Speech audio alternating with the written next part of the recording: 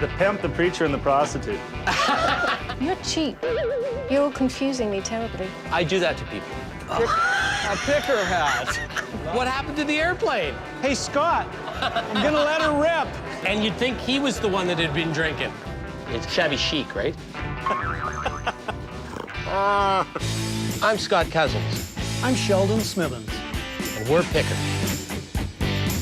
We travel all over Canada, coast to coast, from the West Rocky Mountains to the Eastern Shores and all the back roads in between, looking for hidden gems in people's basements, attics, and bars. Sometimes we take a gamble, trust in our gut to make a buck. Just like the people we meet, every story is different. It's not junk to us.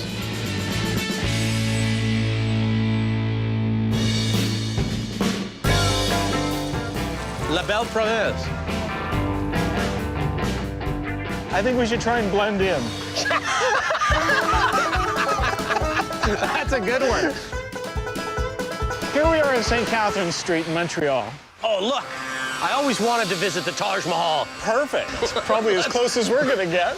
I gotta buy the crappiest souvenir I can find in Montreal for my father-in-law. Really tacky, but it's gotta be Montreal tacky. You see, this is almost perfect. Tacky's one of That's my- tacky, but it's Canada tacky. It's not Montreal tacky. One of my specialties, tacky. It's gotta be really bad. It has to grab you with its ugliness. All right, I think you might be the sole judge of ugliness. Hey, Scott. A picker hat. I think you should have that. Classy.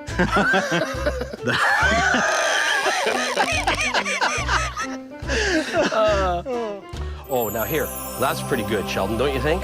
Olympic Stadium. I could do it. It's hard to get any better than that. Don't forget to get a map. Oh, yeah, I'm gonna get a good one for Yeah. you because you are navigating as usual. Better throw one of these into. Let's see, back into the rain. Let's go. Quebec is just beautiful at this time of year. Yeah. Yeah. We're heading to Hudson, Quebec, a little west of Montreal, an English-speaking area. We're going to see Rob. I think Rob's grandmother was an antiques dealer. Oh, that's interesting. Yeah. Yeah, I'm looking forward to seeing Rob's stuff. He's got some modern stuff, some little knickknacks and goulias, Julia's? little things. You just made that up, didn't you? Yeah. Here we are. Oh, you can't. How can you miss it? Look at the car. Yeah. Hi, How you doing? Scott. How are you? Rob, how are you? Welcome to Hudson. So what's the story? Well, I've been collecting stuff for the last 20 years, and I think I'm getting on the verge of becoming a hoarder. When I go out to buy stuff, I feel like I have to buy something. Things I like to collect typically are mid-century modern. I love the design, the shape. So you're looking to sell some stuff? I am. And where is it? We got some stuff in the garage, got some stuff inside, and I've got a bar just down the street. Having the bar helps me justify, oh yeah, I can hang that up in the bar somewhere. Try to justify it. You want to start in the garage? Sure. Yeah. Wow. That's sort of cool. It's got a hole in the other side. Looks like somebody got mad when they got booted out of the tavern. Well, What's this, Rob? a hopper planter. I just liked it. You have a place to put your ice inside. Oh, yeah. Have you ever drank No. that beer? The garage is always the best place to shop because if it's in the garage, it's further from the heart. Got everything from these Burke chairs. What'd you call them? Burke is a company out of Dallas that basically did a imitation of the Saarinen chair.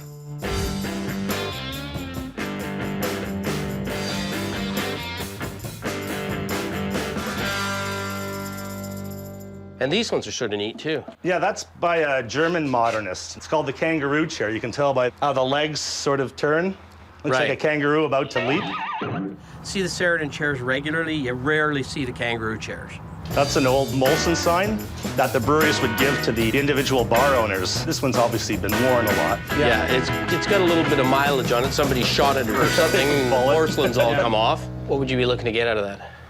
$100. That sign wasn't in perfect condition, but it was a porcelain sign. It was probably from the 20s or 30s. Yeah, I think we can do $100. Yeah. Deal. Excellent. We should double up on that and make 100 easy on a quick flip. Did you know they invented 5-pin bowling in Quebec? The rationale behind my buying isn't always rational. Holy cow. Those are actual cannonballs. I have no idea why I bought those. Oh, man. You know, sometimes I'll just see something, I go, that'll make a great Christmas gift. Cannonballs are kind of unique. Just so happens I know a lady that has a couple of cannons. I'll tell you what, $5 each. Oh, sold. Okay. For $5. Yeah. Deal. Sort of cool. A 60s no-name copy of a Danish design, but it's a decorative piece that a kid would like to have for their house, right? Yeah, I'd go $30 on it. Yeah, I'll go 30 on that. Yeah, deal. Say, Rob, can I ask you about the clock? It's an old American Art Deco neon clock without the neon. What would you want for something like that? It is in the garage, you know. $100. What do you think? 75? Sure, deal. I thought he was fair on his prices. He was leaving a little on the table for us, and he did so willingly. I noticed a painting over here that's really goofy. The pimp, the preacher, and the prostitute. Who painted it? Kent Thompson, local Hudson resident. It's not exactly a group of 7, is it? It's a group of 3. It's a group of 3. What would it take to put it in my house? $100. That's the problem with unknown artists. I don't know if $100 is a good deal or a bad deal. It's part of the game. There's 2 ways you try and get somebody to come down on their price. It's goofy. Yeah. It's oil on board, it looks like. Yeah. One is you talk about how good it is. You know what? I like it. Great character, great color in the piece. It's a pity to see it in the garage, but you just can't afford it. I could justify it at $50. They usually feel good about the fact that you like it and come down a little bit. I'll tell you what. I'll go 50. Perfect. I love it. It's the stupidest thing I've bought in a long time. The second way to get somebody to come down on their price, they got a few nicks on them, but you just beat it up a little bit because it's got some problem. Usable. Yeah. Right? You wouldn't collect them so much as use them. Yeah. What would you be looking at, just out of curiosity? Those would be about $150 each. I mean, they've all got little nicks on here, Yeah. right? Because they've been used. Yeah, they've all just got the little scrapes. Can I make money off them? That is the question. It's going to affect how much we offer. It's going to affect how much we sell it for.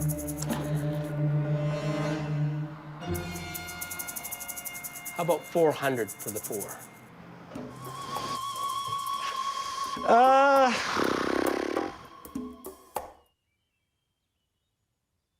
Okay. Perfect. Deal. Well, I've emptied out your garage a little. I got some more stuff inside. Let's go. All right. I love the way you've decorated. Well, thank you. I like the table. You see these in teak all the time, but this kind of design, it was an absolute killer piece. I'm guessing because it's sitting in your house filled with stuff, it's probably pretty dear to you. You'd have to want it more than I do. And how much do you want it? How much do you want it? I'm just curious what you would want for it. Around $1,500. See, which isn't bad if you're buying it for a piece of furniture for yourself. Yeah. But for us to buy it to resell it, too big a risk. Yeah. I'd love to have it in my house, though. Anything else? Yeah, come downstairs. I got some more stuff down here. So you got a Jacobson chair. Yes, that is Arne Jacobson's egg chair. Or Jacobson, however you want to call them. Classic design, made from the 50s right through to today. It's just one of those pieces that, you know, you always want to have if you collect modern stuff.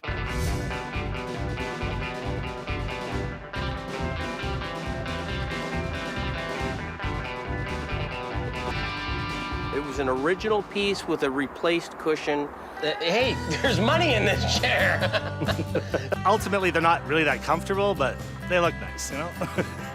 What would you want for that, just out of curiosity? Well, $2,500. I mean, I don't think that that's a bad price, except that the leather's so rough. I'm not convinced I'd even get that back to Calgary before the leather just went kish. No, it's a great piece, but I don't think there's any money to be made on it for us at that price. I'm not really discouraged because I love the stuff. I love just looking at it. I love seeing it. But if we don't find anything that we can make a bit of money on, it's time to head to another room. The things in the house were, well, he's decorated his home with. He's a little more attached to them. This is a Danish hanging bar. Now, I don't know if I have the key. How about tape to the back? That would have been a good Where it idea. should be. There we go.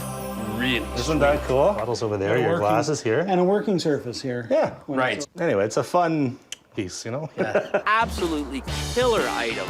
There's a lineup of people that are looking for something like that. So what would you want for something like this? Let's see. You're making such good use of it. I haven't found the right spot for it, so. 200 bucks? Not for See, I was thinking $100. That's and then 100 bucks? I might price it at 150, 180. How about 150? 1.25. Final offer. Deal. Let's get to the bar, okay? Have not picked out of a bar for a long time. If nothing else, we can get a beer. Oh, there it is, Chateau de la. What a great old building. So this is the bar. It's built in 1898. This bar is historic. It's one of the oldest continuously run bars in Canada. The railroad came through Hudson about 1890, and the hotel followed. Fantastic. Yeah. Let's go picking. All right. Yeah, Rob took us to his mini theater, and it was a real neat little thing. So this is. Oh, I basically took 4 of the love hotel it. rooms and turned it into a little mini theater. he done up that little theater in a very Art Deco theme. We rent it out for children's parties and. Premieres. Yeah. Had some great theater seats, really cool decorations. Let's get picking. Okay, you want to go upstairs and see the You bet. the rest of the stuff? Well, You just bet. before we go, Okay. your phone. Ah, Looks like it's a Northern Electric or something like that. I think it is. Probably 1930s, maybe 40s. It's two-colored, but I don't think it started life out two-colored. I think it was probably purple at one Okay. time. It wasn't a factory paint job, but it was a really good paint job. What would you sell it for? 50? $40 and we got a deal. Deal. Perfect. Let's go pick it. All right. And if that's what he's got in his theater, I can hardly wait to get upstairs and see what he's got in his storage room. And sure enough, it's packed. It's full of goodies. Hey, you got the blue nose. I do have the blue nose. But now we're in a big new space. What do you think, Scott? Do we need a hood ornament? Important that we keep the ball rolling and crack another deal. An old parking sign here. Oh, I love it. Montreal taxi stand. Yeah, you can't park there, you just take the sign. Yeah. I've owned those before. They're always a novelty item. It's cool. It's old. It is. Something somebody would want to put in their bar, decorate a store with it. Is that something we need back in the It all prairies? depends on the price. 150? See, I think we could do 100. I on was it. just about to say we could Because do we'd 100. probably sell it for 150, 175. Okay. Deal. Excellent. Sort of a neat planter, eh? Shabby chic, right? It's a shabby chic sort of piece. Exactly right. One of the areas that Sheldon and I disagree on sometimes is the whole shabby chic thing. You don't like it, right? I rarely find shabby as very chic. But you don't think that because of the color that somebody's going to want that? But it sells. And that was a nice green piece. It had been painted. See, I think that's a useful thing. It had a bunch of levels. Somebody could use that in their house. What's the price on the plants then? I could let you have that for 80 bucks. Tell you what, my partner hates it, but I'll step out and go 50. 60? Not gonna argue for 10 bucks. You've been fair. 60. Deal. Okay. 60. Deal. If Scott's happy with that as a screaming deal, then I'm screaming happy too. Hey, I just spotted something. You got some water skis here. Yes. Probably from the 1950s. These come from Magog, Quebec.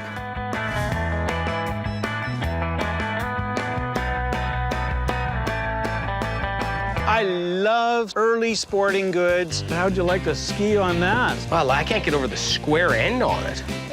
Look at that. Not much of a rudder on that baby. Nice condition, real good visual item. They're great. What would you need for them? 40 bucks. Done. Done? Yep. No negotiation. No negotiation. You know your water skis, Sheldon. Desirable and Canadian. And if Sheldon wears a Speedo and rides those babies, he can have them for nothing. I'll hold you up on that one. I saw a horse over here, a couple of them, actually. Yes. I just wanted to see if I could get a sense of age. It's got some red paint on it, it looks like. It's missing its horsehair that would have had horsehair up there and horsehair in the tail. Yeah. But it's still sort of fun, eh? Yeah, kind of crude. Probably homemade by somebody for their kid. Yeah, exactly. What would you want for something like that? 175. And what about the other horse? I saw the bits of a rocking horse. He would have had leather ears on him at one time. It was a glider, not a rocker. A really desirable, saleable item. Now, what would you be looking at for this one? Well, this is a rural Quebec piece. Do you know what I like about this, though, is it's all original paint. Nobody's dicked with them. Exactly. That's what I like. I'd need 250 on that. And what if we took two of them? 300? Yeah, we can do Deal? 300. Done. Gentlemen? Thank you. Perfect. These are really cool. Screaming deal. I'm thinking we should go down to the bar and celebrate. Some Let's good go. picking. Rob was a good guy to work with. He had interesting things. Always a smile on his face. Oh, I thought it was great, especially when you're dealing with people who have similar interests as you do. Let's load her in. Let's load her in. We made a friend, and you know what? He's gonna find us some more stuff. For once, Sheldon, I agree with you on water skis. These are cool.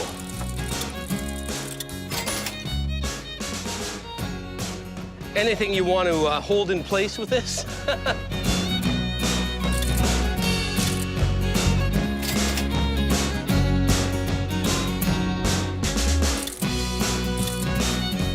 Just when we thought our picking was over that day, I just happen to know a guy not too far away from here all right, that might have a house full of Star Wars stuff. I wouldn't mind seeing that. So I told him I would send you guys by there. Perfect. Well, that's been a pleasure. Gentlemen, that was a lot of fun, Rob. that was a hell of a lot of fun. That's great news. We're excited. We don't have to travel too far. Rob turned out to be such a great guy. And now he sent us on to John, which is unbelievable. When you can get from one pick to another pick a block and a half away. Rob told me that John had some Star Wars stuff. I'm the Star Wars guy in Montreal. A little leery. In Star Wars, I'll be watching you, the master, do his thing. And I think he's just up here. Stuff everywhere. Hey, you must be John. How you doing? Good. I'm Sheldon. Nice we to meet met you. John, Who's hiding back there? Oh, I'm Rita. his mother Rita, and John's daughter Ruby as well. What's the puppy's name? Coco. That's cool. Coco. Coco. Come here, Coco. You're He's a an good- attack dog. So what's the story here? Just moved in 10 days ago. Still unpacking. Garbage is free. Everything else, well, you know, we come do some picking. Is it here or is it in the house as well? Some here, some in the basement. How is it you have so much antique stuff? About 7 or 8 years ago, maybe more, I decided I was going to open an antique shop, and didn't work out too well. We've But I heard had that a lot story of fun. before. I had a good time. And your shovel with the broken handle? You can have that, yes. Nice one, used for maple syrup or something like that.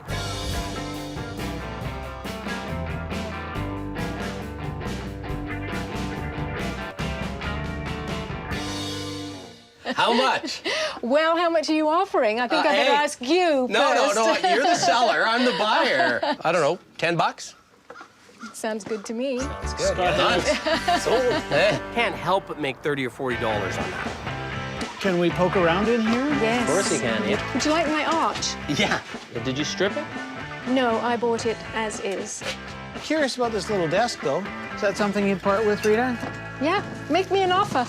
I think to me that's worth 60 bucks. I was thinking sort of 125. Well, that's a retail price. No deal there. Can I ask you about the trunks? Something's fallen.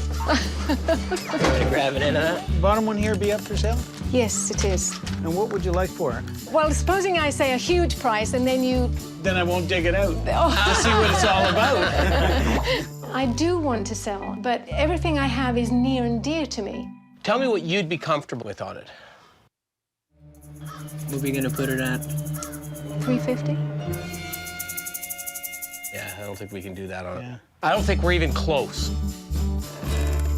Well, it's an old sort of city washstand. Interesting because it's sort of gouged out the decoration just with a chisel by hand, right? This one's too big for that thing, but it would sit right just like that, right? They're not necessarily in style now, but that was a nice small one. Could go in just about any corner. Put it this way, I'm thinking we might be able to sell that for 80. So I'm thinking sort of 40. And I'm not sure if it's because of the way I approached her. You're cheap. Well, you tell me what would make you happy, and we'll just say yes or no, right? Did I not just do that? No, you didn't Oh, give I me a didn't price give you on a this price one. for that one. You're confusing me terribly. I do that to people. Yes. You're looking at my shirt. No, it's the blue eyes. Can I use that to my advantage? What do you are? 75. I like it enough, I'd go 60 on it. Okay. Hey! Oh, Rita! Hey! We did it. See, that's the hardest part, Rita. Now I'm going to give you everything, right? Now, exactly. Forget it. Forget it. Oh, I see one other thing. I bought it at a flea market when I was a kid. When you were a kid? When I was a kid, yeah. Wow. Yeah. Well, that's got to have some sentimental value, right? Not anymore. I'm not drinking anymore, so my kids and stuff. Now, you know better than me what these sell for, because out west we don't have Dow, right? You don't? Yeah, I used to just be in Montreal, right? Quebec local beer. Right.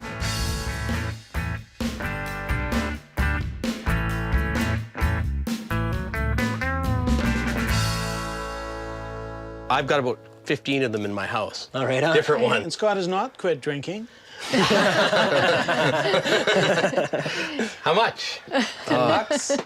That's perfect. 10's perfect for me. Sweet. Wow, good deal. See, as easy as that, Rita. John is much more of a business person. Yeah, you say yes, you shake hands, And we're done. He knows he can buy again. I wish he had the authority to sell the furniture. Let's get inside. Oh, all right. I can tell you just moved in. I want to look at some Star Wars then. Oh. R2-D2. Oh yeah, he's tough. Yeah, he's a good one. I think Star Wars hit a lot of people that grew up in the 70s pretty hard. You see, these can be really expensive. They can, yeah, I know. The jowl with the plastic cape's the one you want, isn't it? Yeah, it's about 18,000 bucks. Unbelievable. It is. I have a giant passion since the 70s for Star Wars toys. Star Wars is really the first mass-marketed toy. That's when people started buying figures and keeping them in mint condition. That's the third one, right? Yeah, especially I find a lot of the ladies like the Ewoks or something. I don't know why. I never thought they all were the guys cheese never balls. like the Ewoks. Yeah. Most of the stuff he had was pretty ordinary stuff. Oh yeah, there he is. There's Luke. Corvette Summer. It's a real winner, eh? I get pretty ridiculed from my friends, but But he did have a couple of really good dolls. Oh, you got a bunch of Boba Fett's in here. I got 2 Boba Fetts in there. Oh, this is 12-inch Star Wars figure. That's right. From the first movie. Yep, Hardest one to buy. Chewbacca's are a dime a dozen. that's right. But Boba Fett is tough, particularly with his rocket launcher, and more importantly, with his scalps. The Wookiee scalps, exactly. That's the key. That's right.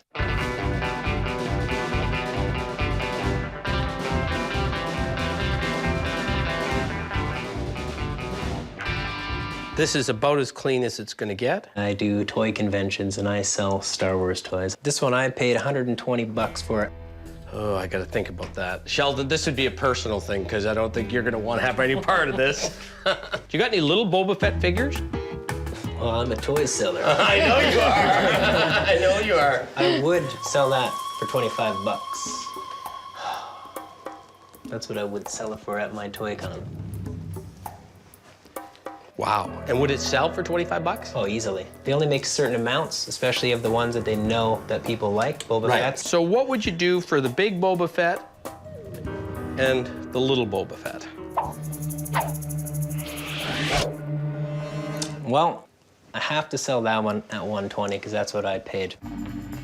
But if you wanted them both, I'd give them for like 130 bucks. That's 10 bucks, which compares to your store. 5 bucks left leaves you room for You know what? $5 profit. Okay, we'll do a deal like that.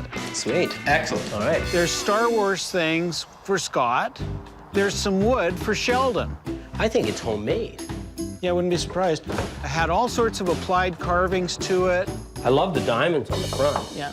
Looks like the top has been a new top. She'd taken the old top off it. Because the other top was absolutely chopped to pieces. My guess is if she'd left the old one on, it would have been a better piece of furniture. Gosh, it looks like it was a different color in a prior life. Did you strip it, Rita? No, I had it stripped. I hate it when people take the paint off things. Leave it alone, okay? Leave it alone. And they finally stripped it down to this awful red and green. Awful red and green? Well, I know that that's the color, but it wasn't the color that I wanted, so... You know, I'm getting along okay with Rita. What would you need out of that? A lot. Somehow or other, she's dealing with me. Well, how about if I say 1,000? Ooh, you got some silence there. That was pretty good. No, you see, I think if it had the original top and it was still green and red, I think I'd pay 1,000 for it. I don't think we could make any money on that. How about $9.99? If we waltzed a little bit, because I was going to say 350, 400. Scott, Oh, no, I wouldn't Scott's be looking at interested me. in that. But is there some ground in the middle there, or are we wasting our time? Maybe 950. Yeah, I think that doesn't leave any room for profit. Well, let's leave that for a moment. Okay. Carry on. The keeper? I hadn't really thought about selling that because I sit it usually on top of an armoire and it looks kind of nice. I'm sure it does. Yeah. That's why we like it. I mean, if you're interested in selling it, If you really like it for 150, you can have it. All right, Rita. Wow. See how easy that was? Yeah. that's better than the normal one. Yeah. Britain's motorcycle. There was also a box of lead Cowboys and Indians and soldiers. I do motorcycle swap meets. Okay. So you take that and sell it to somebody that's got motorcycles and they like collectibles, right? Now this is an excellent one. It's headless- tailless, it's legless. The headless, legless horseman. But there was about 15 or 20 of them that were good. Maybe I'll pull a line that my mom's using. You can make an offer for the box.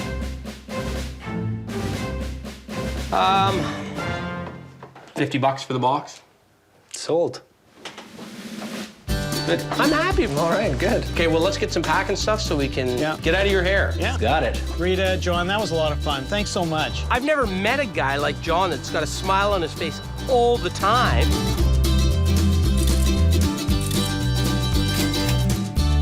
I like their hats. I think they're pretty cool with the hats. Yeah, it was great. Glad you Ruby, came. it was great meeting you.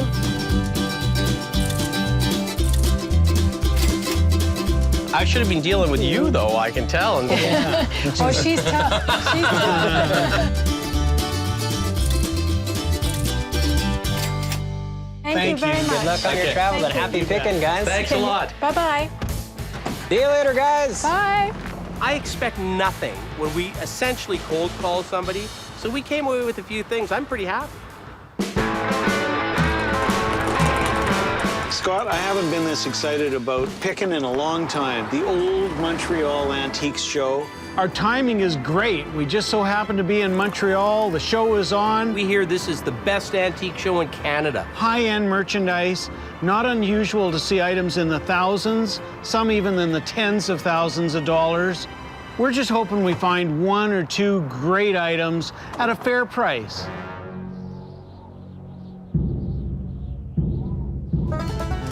We're a little bit like fish out of water.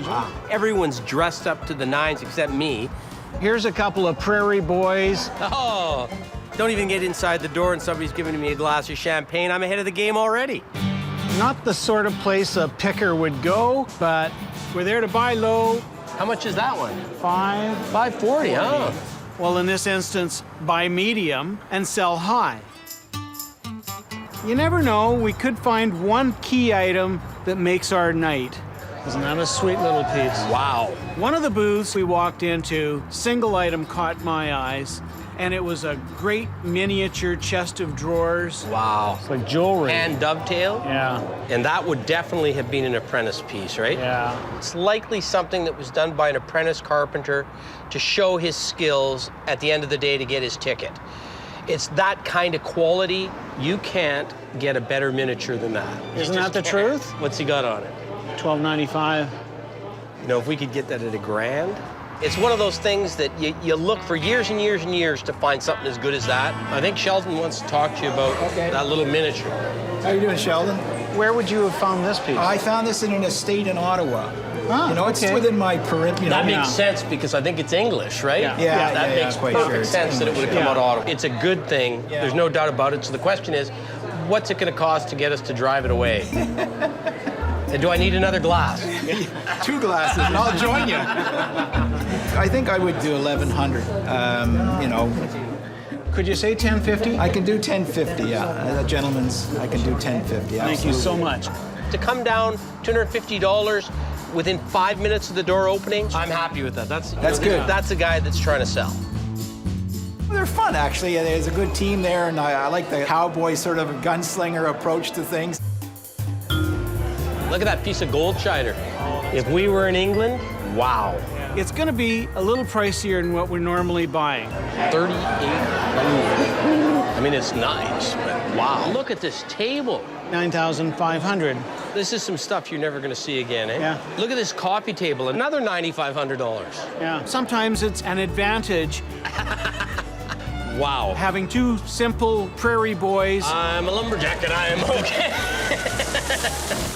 attack 1 Quebec dealer. Oh, man. Who owns this booth? One of the booths had some great folk art. That is the Canoe Cup. All sorts of Quebec items. Boy, it doesn't get much more Canadian than that.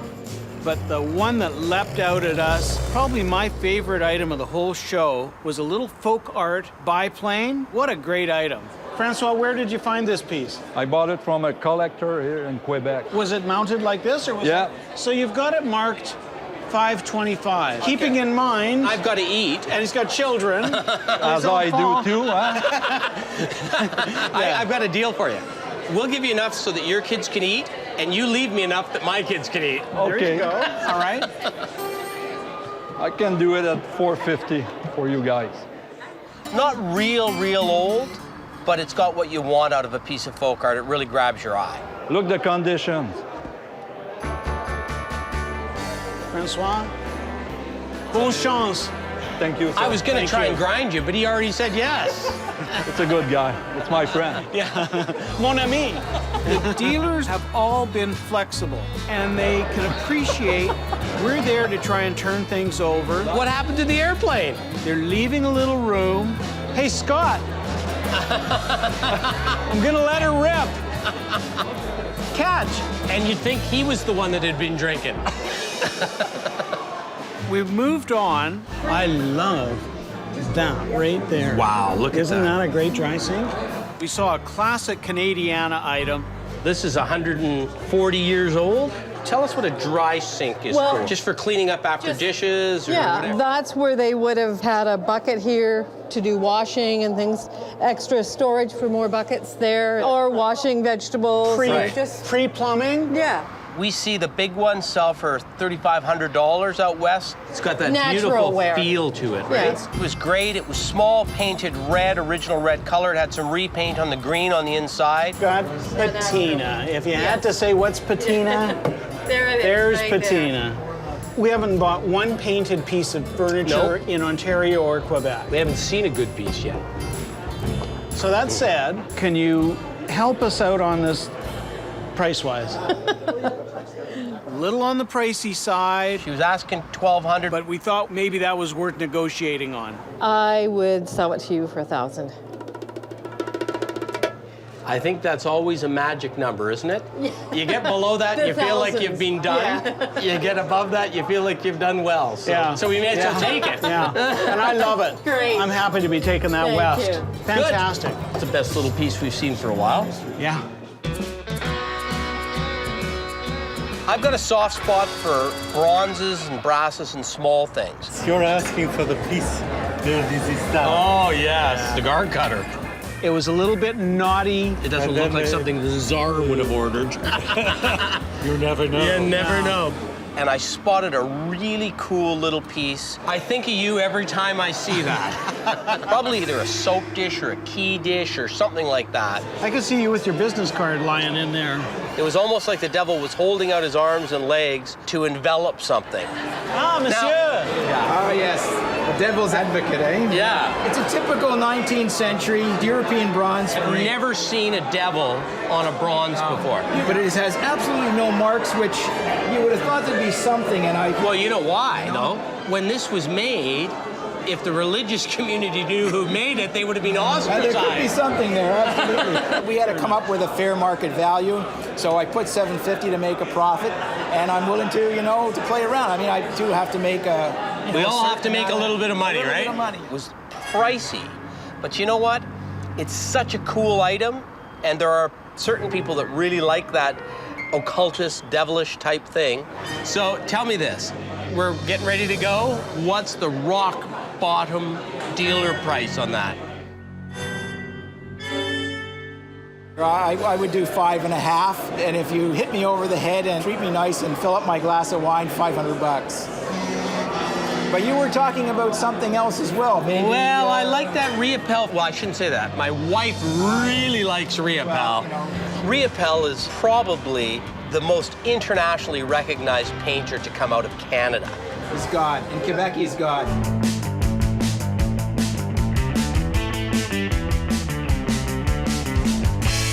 That was a print from an exhibition. There would have been hundreds of these made Yes, for the but he may exhibition. he may not have signed them all, though. That's what's different. Yeah. That's the only thing to me that makes it different. Yeah, absolutely. Yeah, I thought that the $495 price point was reasonable, and if you wanted to do a deal for a few things, then I can rob Peter to pay Paul. I mean, well, let's go back to the front and see what we can do.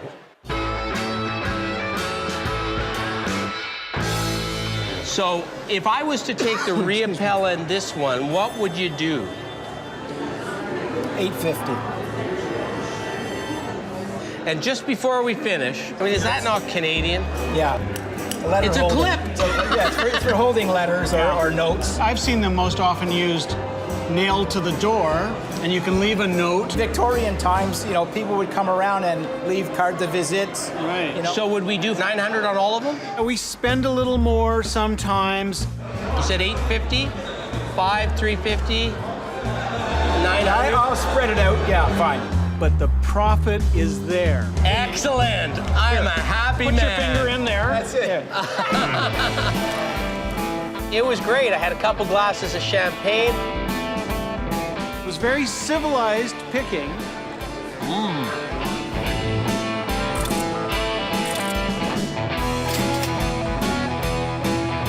Merci. Thank you.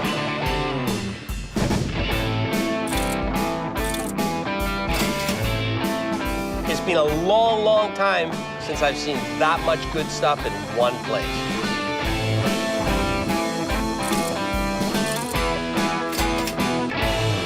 Yeah, exactly. I'd go back to the old Montreal show. That was a lot of fun.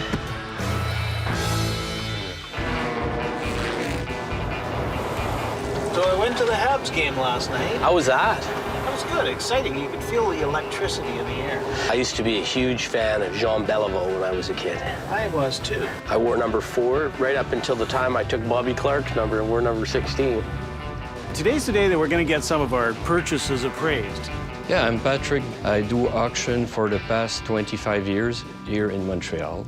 An auctioneer's appraisal is probably the closest you're going to get to a true market value because they're not just holding on to them, they're selling them.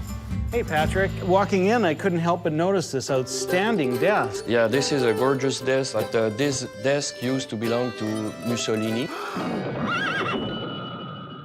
I almost feel guilty putting a little rocking horse on top of Mussolini's desk, but... I don't feel guilty at all. Yeah, don't either. I was really interested to hear what Patrick had to say about that little naive rocker. Give you a hand. Thank you. It's very primitive because that's not something that I've ever dealt with. It's a nice horse, and you see that he had a good life. Probably from 1900, 1910. Still can see a little bit of the red paint on it. Yeah. We paid $100 for that rocker. Hard to figure out the demand for that kind of an item. Auction is very surprising, Yeah. but you always have to start with a minimum price. Right. I would start it in my auction around $300. That would be the rock bottom price. Yeah, that's not a bad thing. And I would expect to have at least $500. Bingo! That was a pretty good number for me. The second horse I saw, it's a very good condition. It's almost mint, so it might be Eaton Canada toy. Yeah, you can just see a little kid at the turn of the century doing that. Give it a little bit of a run there, Phil. Yeah. And the saddle is very nice. Saddle is good, isn't it? It's the first time I see one complete like this. Yeah, we were very pleased to get this. And what about the other horse? We paid $200 for the glider horse. The lowest reasonable price we could start it would be around $500. Oh, good. Excellent. That makes me feel good. Yeah. The highest price we should get for the horse would be around $1,200. So I hope you make money with it. That would be a good day. Ching! Bingo! Looks like we've got a potential of nearly $2,000 for the pair. That's a pretty good return. Really appreciate it. But nice to meet you. And good luck in your quest. The ongoing, the never-ending journey. You know, it was a great thing meeting Patrick. Happy with the things he told us. Very effervescent people. They're full of energy.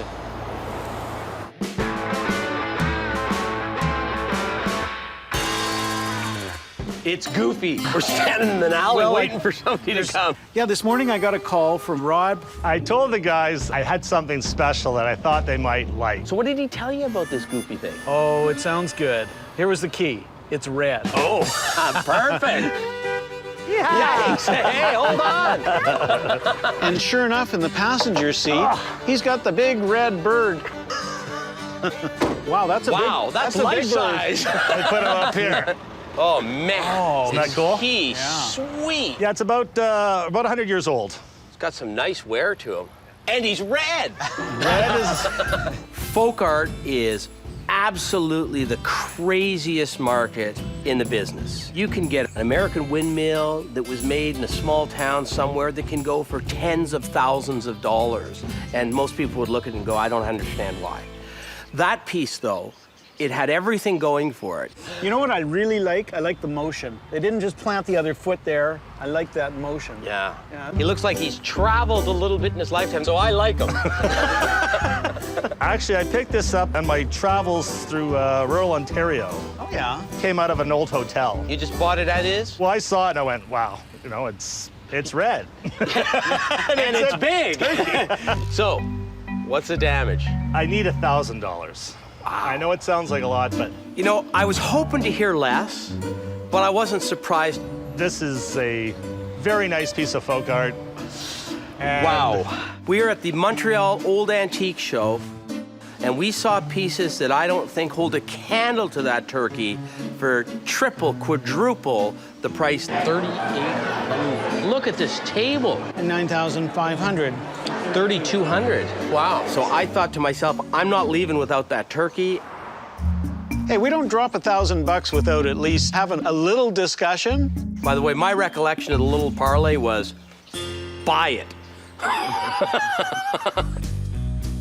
Deal? Hey, I love that turkey. We could pick this country for the next 10 years and not see as good a piece of folk art as that. I'm gonna let him ride in the front with me. I think we can get $2,500 for it, but the sort of upper limit on a piece like that might be $4,000 or $5,000. Who knows?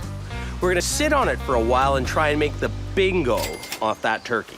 Are you feeling strong? Oh, man, he's a heavy guy, eh? I'm happy about that, bud. Yeah. If somebody enjoys it as much as I did, then yeah, I'm happy.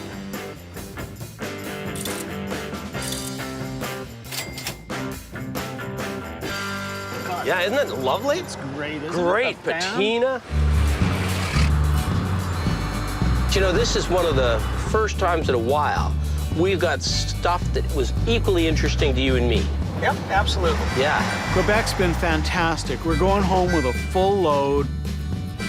I got to sample a few Quebec beers, and you always know it's a good pick when you don't know if you got enough money to pay for everything you bought or enough room in the van to take it home. Wait. I didn't know you could speak French. She didn't run away screaming. Can be between 10,000 to 100,000. Wow. You say yes or no, you don't deal. Okay. I loved your basement, man. Great. Yeah. I thought you said you love me. That's it, but that's okay. Wow, there's stuff everywhere. Holy. You are hurting me, man. You almost had me crying there for a minute. But I'm worried.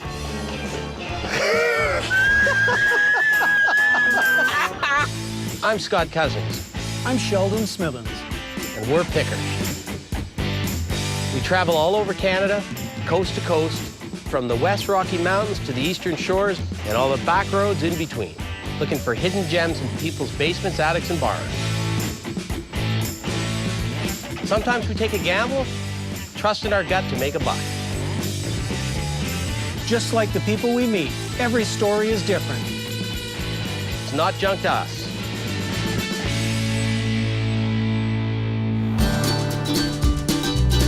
I went to the Habs game last night. I used to be a huge fan of Jean Beliveau when I was a kid. What was your nickname when you played hockey? Goldilocks, because I had long hair like this. Somebody tagged you? It was more important for me to have girlfriends than it was to have short hair.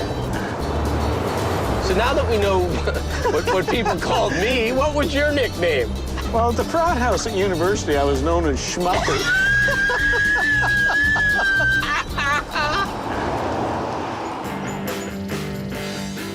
We're in the eastern townships of Quebec, east and south of Montreal. On our way to Scottstown. There it is, 26K. We're off the beaten path, and that's a good thing for a pick. It's an old, established area, lots of old farms. We're going to see Miriam and Mark. She's been collecting apparently for 15 years, but I know she wants to sell. Here we go. Okay, yeah, that looks like it. This is it right here. Yeah. Hello. How are you? Scott, how are you? Hi. Hi, Mark. Okay, I'm Sheldon. Okay. I redo all my studies in Montreal as historian. I like the New France period, 200 years ago. I like the style, the furniture, the way of living, everything. So why are you selling? We become old. I have a son of 26 years, and he don't care about antiques at all. There's a certain segment of today's young people that just don't care about this old stuff. So that's good for us because it means that there's not a family member laying in the weeds putting a claim to all the good pieces. Yeah, we have a very old loom. Wow. Do you ever From the 17th century from Quebec, in the township area. It's very museum piece. Yeah. So how did you come about it? I was visiting a farmer, and I was in a barn, and it was all in pieces. And he says he's going to burn it next week. Oh, no. To burn it? Yeah. I Firewood? say I take all the parts and I take it. What would something like this sell for? An evaluator told me it can be between 10,000 to 100,000. Wow. There's no price about it. What would you ever compare it to? There'd be so few. We'll never see another one, so we may as well find out what it would cost to buy this one. The minimum I would sell is 5,000. No doubt it's worth every penny. And more. Yeah. But to a museum, not to a couple of pickers. Right. Is this an old primitive shingle maker for Yeah, wood exactly. shingles? It's an old one from 1900. Right. Also from the area. I It's love really original and is in good condition. How did you get this? Also by farmers. Farmers. And you see the mark of the hammer or any tool was used to do Oh, it, yeah. to cut it. It's make it very original.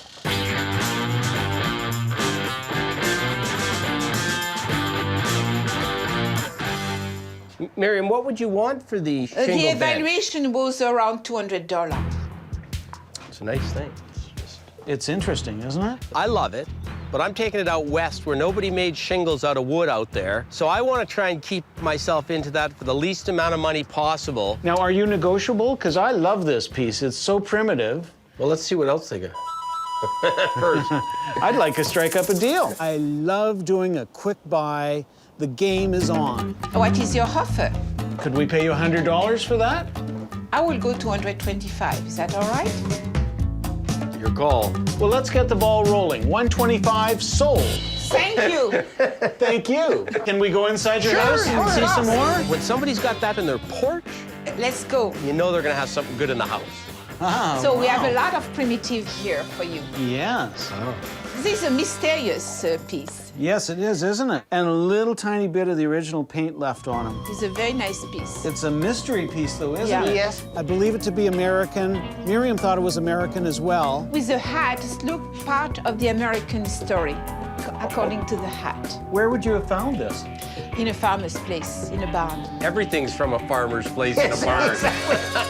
Which way is the barn? Where do we go? Miriam writes for a farm magazine, and she would travel the countryside from farm to farm. She'd ask if they had things they wanted to dispose of in the barns, and that's how she got most of the pieces. Are you interested? I think I am. What do you say, Miriam? For the price? Yes. $300. To me, that's a retail, maybe even beyond. He's a little bit dear for resale. If I actually knew what it was, then I might be able to figure out, do I have a market for that or don't I? It could be a decorative piece also somewhere. Well, I'll make you an offer. I'd say $100. I think about it. Okay. I'll let this stout gentleman rest here. Yeah. Maybe it gets packaged with another item. Maybe we come back to it and buy it at 100. Maybe there's some room to maneuver. Now, this... Oh, that is a big piece. Big piece. The It's cigar a little malt. piece. It was to make cigars. So you put the plant inside. You'd wrap it in the Yeah, leaves, yeah, obviously, yeah, right? yeah. In good condition, excellent condition. Really? Nothing's chipped or broken really No, off of it at it's, all. You could still make cigars. Yes. Or maybe something a little more nefarious than yeah. that. and what are you asking for that? That is a big piece. And of course, big piece for her means big money.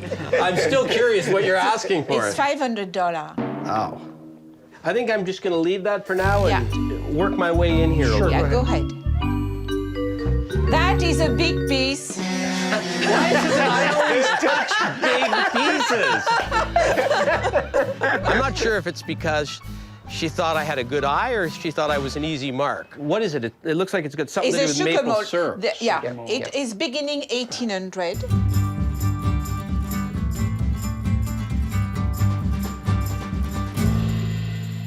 How come it's got a price on it? That's what I want to know. Do you have like this open as a shop No, or something? no, in the past, but we don't. We are How no long more. ago? 3-4 years ago. Okay. The bad thing is, it was an antique store and she knows what she's doing. The good thing is, we can really bargain with her because she's in the biz. And when you're in the biz, fair game. Let's see how good your memory is. How much is it? It was evaluated at 9,000. Wow. Well, that is a big piece.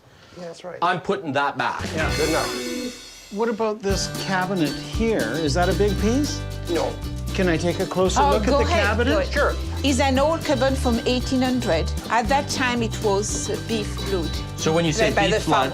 blood, that's what they mixed up with something to paint? Yeah.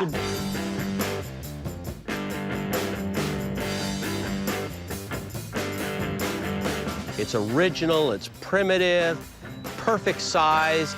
Anyone would love to have that in their house. I found it in a farm. It was in pieces. We have to rebuild it completely. This is a homemade piece, I think. Yeah, exactly. 70, It's 80? early. 1850, 1870? It's an early, yes. Yeah. You know what I like, Scott? I like the fact that it's truly been sitting on the floor. Oh, everything's rotted right off of it. Yeah. The back is all right. The back is But good. can I take a peek at the back? Of course. It's warm in here. Da-dun, da-dun, da-dun. That's right, for sure. It looks just what I'm looking for. It looks right. It's planked, it's primitive. Nobody's messed around with it other than maybe just No. pieced it back together. Yeah, exactly. Are you interested? It's so primitive, It's very I love primitive, it. yeah. Exactly. I would say it's, sincerely, it's $400. That was a good price. But I knew because she's in the biz, I could try and negotiate with her. I'd be happier at too. She didn't run away screaming when I did that. 300? 250. 250 sold. Sold. Excellent. Mark, he's a little more enthusiastic about selling these things than Miriam is. Miriam, perhaps you want to make us some coffee. We're going to deal here with Mark. No. Now, just before we leave this space, what can you tell me about this? That is an old farmer's cupboard. Armoires. Armoire, yes. Now we got the red one out of the way and we realized that, hey, she's not too bad on that type of thing. So I thought I'd take a run at her on the green piece. No skeletons in the closet? No, a lot of books. Antique Wow. books. If we buy that baby, it's going to take a while to empty it. No, it's go quick, don't worry. That was used in their kitchen. It's like a jam cupboard, except an extra big one. Exactly. How much do you want for it? Oh, she gulped. No. Mark, get back here. Okay. No. I'm here. No. Is this a big piece or an ordinary piece? But it's a big piece. I would say 8's what I'd be prepared to pay for that. That's what You we mean need. 800? 800. That's what we need to pay to sell it, because we're probably going to price it at 14, sell it for 12. 900? How about 850? Fair. Done. How easy that was. I'm noticing that Mark he's piping in. Mark, Scott. I keep forgetting to Oh, talk. he's I should right. be talking to you. Mark is your best friend. That's right. Yeah, Mark and Miriam are so different, but they're so much fun together. She's Parisian French. He's sort of a guy from the neighborhood. Miriam is the negotiator. Yes, because I'm a tough person. Exactly. Let's see what you got in this room here. Right here. Wow, there's things everywhere, Scott. There are. That is a very old desk also. Fine desk. Oh, yeah. Oh, that's just a classic. I know Scott really loves nature, naturalistic things, and I thought, well, here's a beaver with a corn cob. I didn't know beavers ate corn. Now, where's his tail? It's a muskrat. It isn't a beaver. No, it's not a beaver. It's a dog of the prairie. Yeah, it's a big groundhog. It's a teeth on it. prairie dog. It's the Texas prairie dog. It is really bad, but it's big. And if you can't make it good, make it big. I cannot sell under $50. I can say I've never seen him before. not that often. Never before. I'd be okay if we said we won't see him again. Yeah, I would be too, but you know what? We might have to have him for a mascot. Oh, no. So, are you serious? Like 50's the rock bottom? Yeah. He's a special. 40 bucks. It's like he's Okay, deal. That was easy. You killed me! I was gonna go no deal. She got me in a moment of weakness. He's worth about $2, right? But the look on Sheldon's face was worth every cent of that 40 bucks. He's riding in your seat, buddy. And I'm hitchhiking. You don't like Skippy? I like Skippy. I just didn't have him in mind for our mascot. I see a whole bunch of little ducks all over the place. Yes, antiques one in wood. These were good old working decoys, and the quantity makes them very desirable. What is your bargain price on a flight of ducks? 400 altogether. That's a good deal. No, but don't look this. $395 Yeah. per duck. My heart can't take much more of this. Ducks are not the hottest thing going these days, right? But I think we could do 300 for a flight of ducks. Deal. See, there was a good. Miriam, I like the way you just made a decision. What'd you find, Scott? Well, it's an old photo album of some sort, and I think it's got cards in it. Yeah, the cards are from 1900. So what would a book like this be worth to you? See, What will you offer me? well, for me to buy that book, I'd have to buy it no more than $100. Scott offered you 100. We left this little Porteous fellow sitting here. I'd offer you 100 for him, so that's $200. I would say I'm going to negotiate. Not No. that one. No, please. I was surprised Mark actually stepped in and said, whoa! Normally he was stepping in and going, yeah! Are you telling me you don't want to sell this? Because actually, I think it's more valuable. It's a good piece. I think it's a good piece too. It's a very good piece. But if it's 300 retail, we got to buy it for less to sell it, right? 250 for the two-piece. Are we going to create a marital disturbance? No, here? don't. No. Okay, go ahead. 250. Done. When you're married, the woman's a boss, so I'll let her I think, no, I am the Yes. one who negotiates generally. And there's a cabinet in the kitchen? Yeah. Go ahead. Miriam had mentioned another primitive piece in the kitchen. Ah, the blue room. There's the cupboard you're talking about. That is an old cupboard from the farmers too. Original colors. It was blue, which is good. It was big, which is not good. Looks like it's been rehinged a couple times. We have to ask The price. the price. But I'd like to ask Mark. You don't want to stop. No. He's mine. I don't My think name is a boss. Speak a He's lot. the boss. You're a wise man, Mark. They keep it good. Yes. Now, what can you offer me? I would say $500 would be the most I'd ever spend for a piece like this. $500 a deal. You sure? Wow. Where you for all the stuff? A, I was shocked at how big an offer Sheldon made on it. And B, I was shocked that she took it. And you can't bug me about Skippy anymore, buddy. I'd say we're done, and we probably have one piece of furniture on the roof. What a day, what a pick.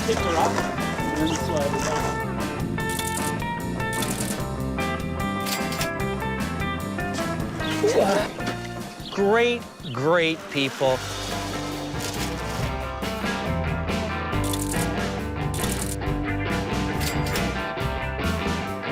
I can hold it. Nope, we're good, we're good. Don't get a hernia.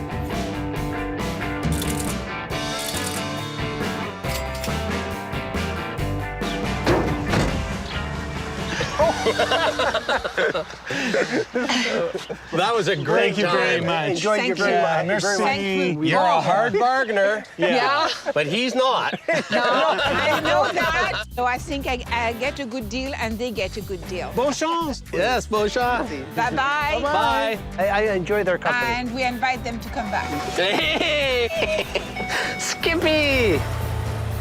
Well, that was a lot of fun. What a great couple. They were a great couple. Yeah. They had some fun things. Yeah. She was really fun to negotiate with. Oh, yeah. You know, you never knew she was bluffing you, right? Because when I said 40 on Skippy, she said I couldn't sell them for less than 50. I said 40, and she had her hand out, done, quick.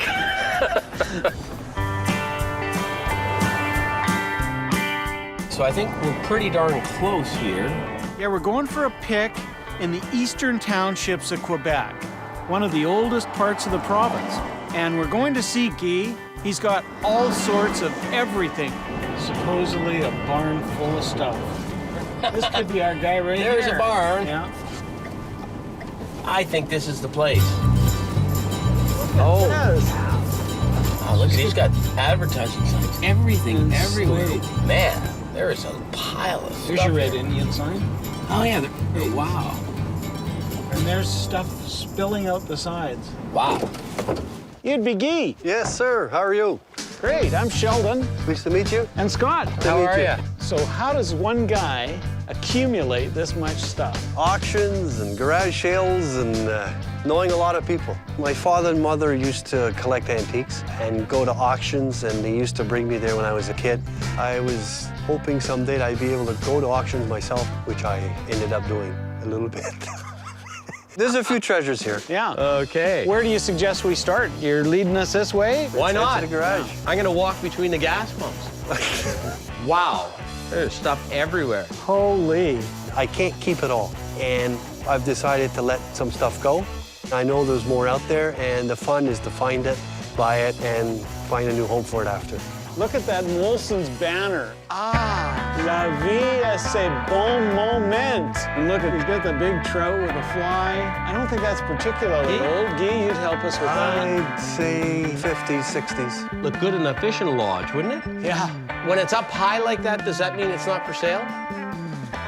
No, sometimes it's for sale. It looks like it's fairly complete. Yes. But I can see it's got a little bit of a ripple. It's had a Yeah, little bit exactly. of moisture. What would you want for that? $200, I guess. Oh, yeah, it's got a chunk right out of it here. It's had some water damage on this end of it. I still liked it, but I wasn't going to think about making an offer on it unless we couldn't find anything else to buy. Wow. I can get you out of bed with that in the morning. Yeah, that'd be good. Except it's me getting you out of bed. Guy had a fire alarm box. It's an old one.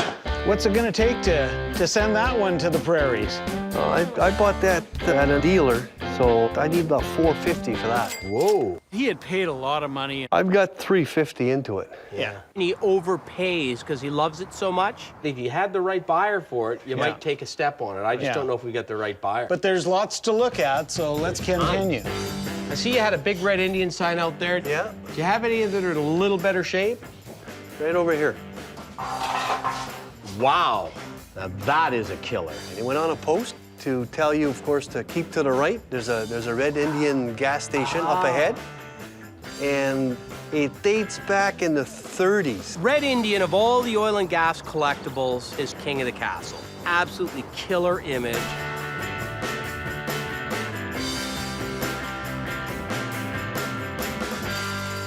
I'm guessing you've been offered a lot of zeros for that. Yeah, it's not for sale. Guy wants good dollars for his stuff. I'd like to look at that. So I'm now switching gears and I'm saying, okay, now I'm gonna go after the rare and the mint. Up on the shelf, I spotted an Anarco tin and a Mazda lights display case, automobile lamps.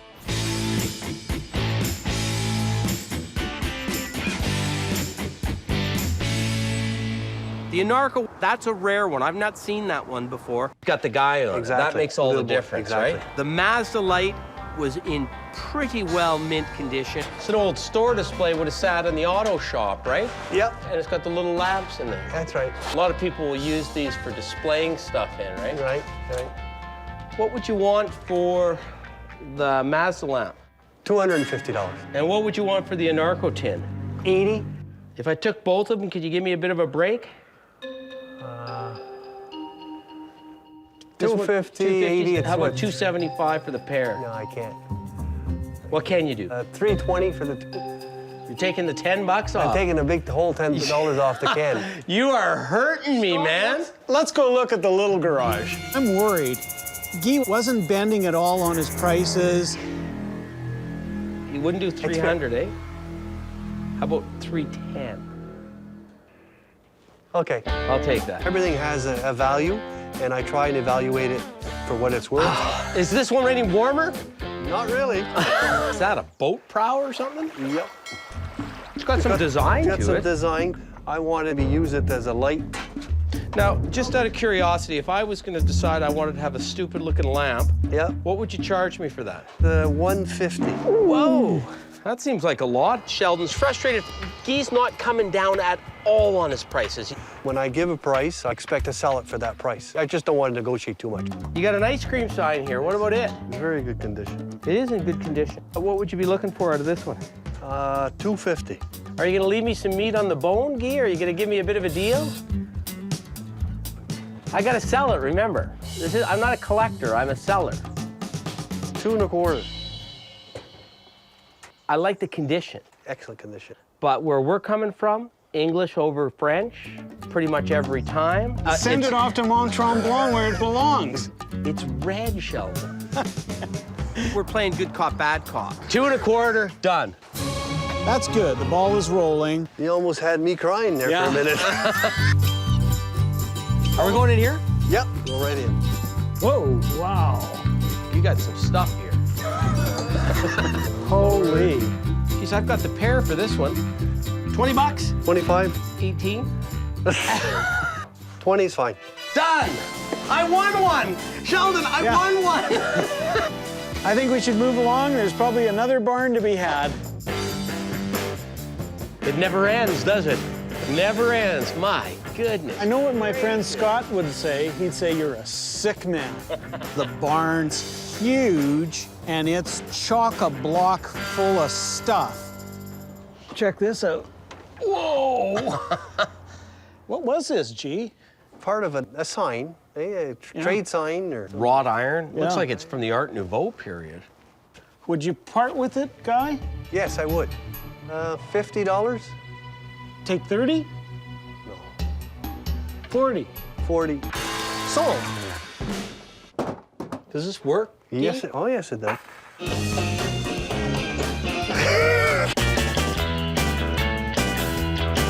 It helped that he understood that I liked what he liked. Isn't that nostalgia at its finest? What would you want for this wonderful piece of 1970s decor? I'd go $100. I'd pay that much for somebody to take it away, but that's okay. Deal on it, Scott. I haven't seen this one before, so I'm going to offer you 50 bucks on it. The best I can do is 75. Well, you know, that's the best bubble one I've seen, so I'm going to take your 75. Much to my partner's chagrin. Negotiating was a lot of fun. Do I have to shake on it?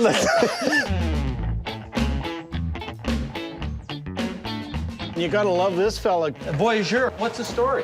That's a Labatt 50 advertising. It was used at the entrance coming in a hotel. You know, come on in and have a 50. So what would your price be on something like that, Guy? I can go $275.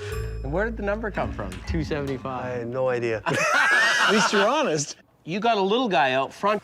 What would you do if we packaged the two of them together? I can go $350. For the pair? For the pair. It's your call. Any room to move? 300? 300 for the pair? 3 1/4. 3 1/4, done. See, look at him, Shell. He's a little rough, but, you know, he's still a cool little guy. Anything advertising is good and popular. Anybody that collects liquor memorabilia, beer memorabilia, is gonna wanna have that piece. Is there any story behind the beaver? My friend loves beavers. Sheldon's never met a beaver he doesn't like. You buy every beaver we see. What would you want for him? $40? I was kind of thinking 20. How about we split the difference? I go, 30? 30 it is, done. That's fair. Thank you. He's turned. That's good. The ball is rolling. Looks like it's 1940s Miami Beach. $10. That's exactly what I was gonna say. We got a deal. How's 50? 50's fine. Done. Thank you. Can we do 100? Perfect. Thank you. What would you need for a float? 40? $40? I was thinking 20. Do you know what it is? It's the top of a barber pole. It's not a buoy? Store advertising, I think. I don't know. We'll get back to it. Oh, wow. I immediately saw the Butterick store display. Sheldon, come look at this. Killer piece, all wood, great advertising. Here's Butterick himself as well.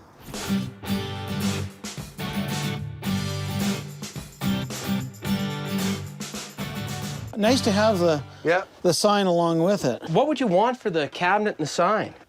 $200 for the sign and $500 for the cabinet. It's nice.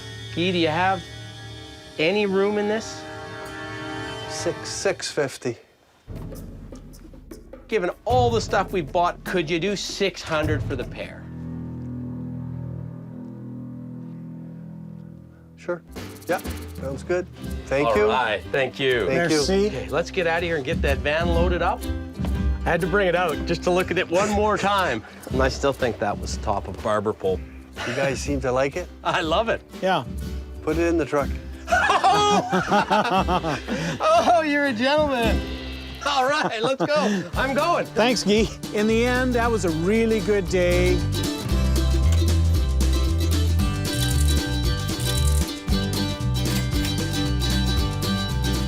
We could have spent a lot more time and a lot more money there.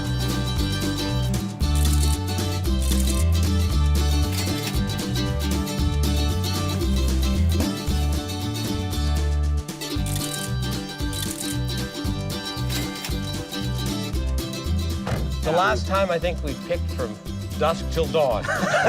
Hey, thanks, Guy. Thank you. Next time we bring the semi, we load her up. You could go back here every year and you'll see a lot of new stuff. Thank Bonne you. chance, mon ami. Yes, sir. Yeah. Bonne chance. Take care. Bye-bye. Real happy with today. He was a good guy.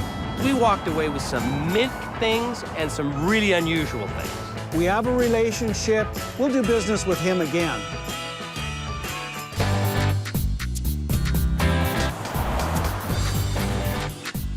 So what can you tell me about Sherbrooke? Oh, we're right here in the heart of the eastern townships of Quebec.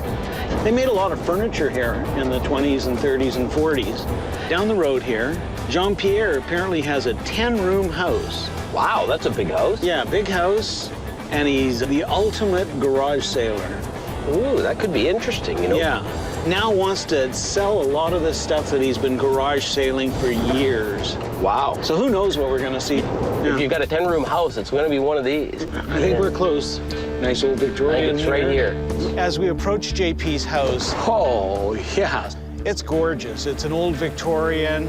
This should be exciting. I'm always excited to get into a guy's place that's been doing it for a long, long time, lives in an old house. I'm looking forward to it. I love the deck, too.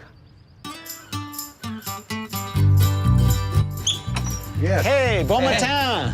You must be Jean-Pierre. Yeah. Yes? You're interested in antiques. Well, I'm passionate on antiques. I know we're in for a good day, because this guy's a picker. You can see it in the way he looks, the way he dresses. That's what I'm in. The house is old and everything inside is old. We'd love to see what you got. Okay, come in. Yeah. As we walked in, there was stuff everywhere, and it looked good. When I see antiques in the newspaper, I run to be the first there and try to hunt these antique things and get them. There's a ton of stuff I want to buy, and hopefully the prices are right.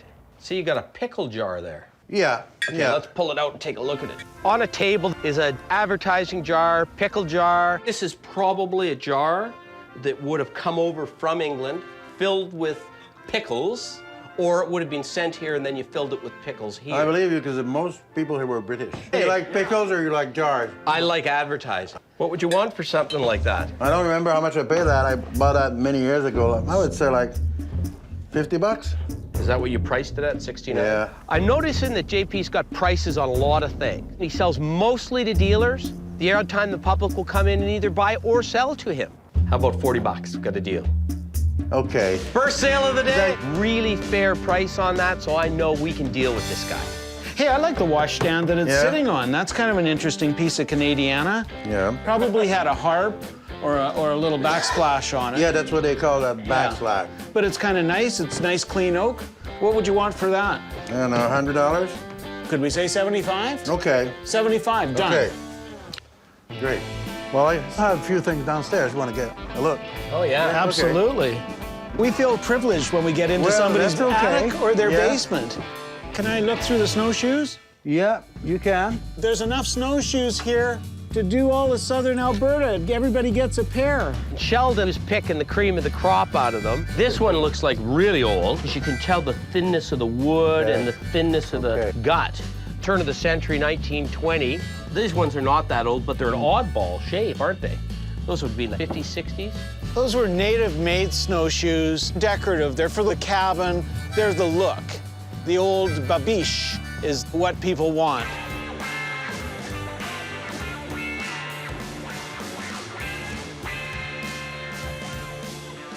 Looks like we got 3 pairs and an orphan.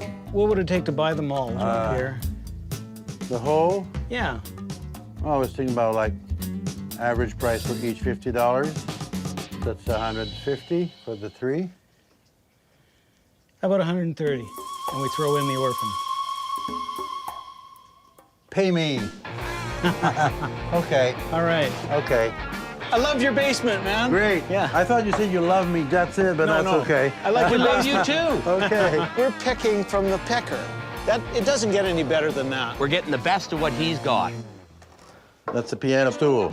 Revolving top, so you can go up and down.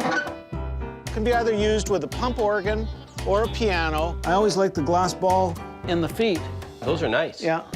The unusual part is this one has a back, and that's much more rare. What would you want for something like that? Oh, big piece, I big got the piece. whistle. Usually I restore them. Yeah. And then I get a better price. When they're restored, I get like $175. How much do you sell them for in the rough? $100. Your call, bud. $100? Yeah. Done. Okay. This looks like a piece, what we would call trench art, even though it's not necessarily made in the trenches, but that whole genre of items that they made out of shells or military pieces has come to be called trench art. It's quite cool because he's married a lamp base with eagles on it, married it to a shell. In the First World War, generally it was done in the trenches, so people only had very crude implements and they would be very folky and crude looking. Later on, they call it trench art, but this was made in a factory. When I say a factory, though, I mean like on a base, an army base or something. Okay. He would have had an old shell, and he would have probably been somebody that was in the machining business before the war, and he just made something that was cool. One of the reasons I got a soft spot for trench art is because I have at home from my great-grandmother's estate a piece of trench art that her husband carved in the trenches in France and sent home to her. Oh, yeah. Now, what would you sell that for? My price I thought was $125, but, you know, This one is dealable. I think a good price for us to pay for it, to let us make a little bit of money, is 75 bucks.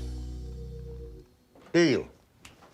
Excellent. This time, I say deal. Yeah. I like that one. Scott and Sheldon, they're like me, passionate guys. I said, that's the guy I can show things, and they will appreciate that. What do you think? We take a look on the other side here? If you want, yeah. Let's go. Hey, look at this room. Wow, that's a wild chair, isn't it? It's both attractive and creepy at the same time.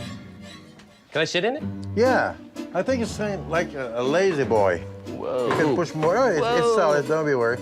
If you want to get it lower. Just a second. Oh, man, Sheldon, you go pick. I'm sleeping. There's a curved glass china cabinet right behind you. Don't recline too hard. I really like the cabinet. Yeah, this looks to be in pretty good condition. Replacement handle. And a little bit of the original finish is starting to lift. The main thing is 3 panels of curved glass. You have a price in mind? What do you think, Scott? I think we could maybe do 400, 450 tops. Don't break the glass. That's the price of the glass. Yeah, I know. We can't get any glass in there. 450. Okay. All right. Another deal. Thank you. I take it that the rest of the stuff in here is sort of your good stuff. Yeah. Okay. Let's head to another room. Okay. This is supposed to be the kitchen. You can notice that because there's a fridge and the stove, but otherwise... This is my kind of kitchen. I love this This is a guy's kitchen. Okay. You got some old stuff in here, Jean-Pierre. That thing is approaching 150 years old. It is ancient. Look at the stenciling on that. I love the wheels. Look at the finger joints, Scott. Yeah, finger jointed. This piece looks like it's hand forged on the end, Sheldon. Oh, yeah. Done by a wheelwright. The wheels were amazing on it. Oak wheels, hand forged steel all around.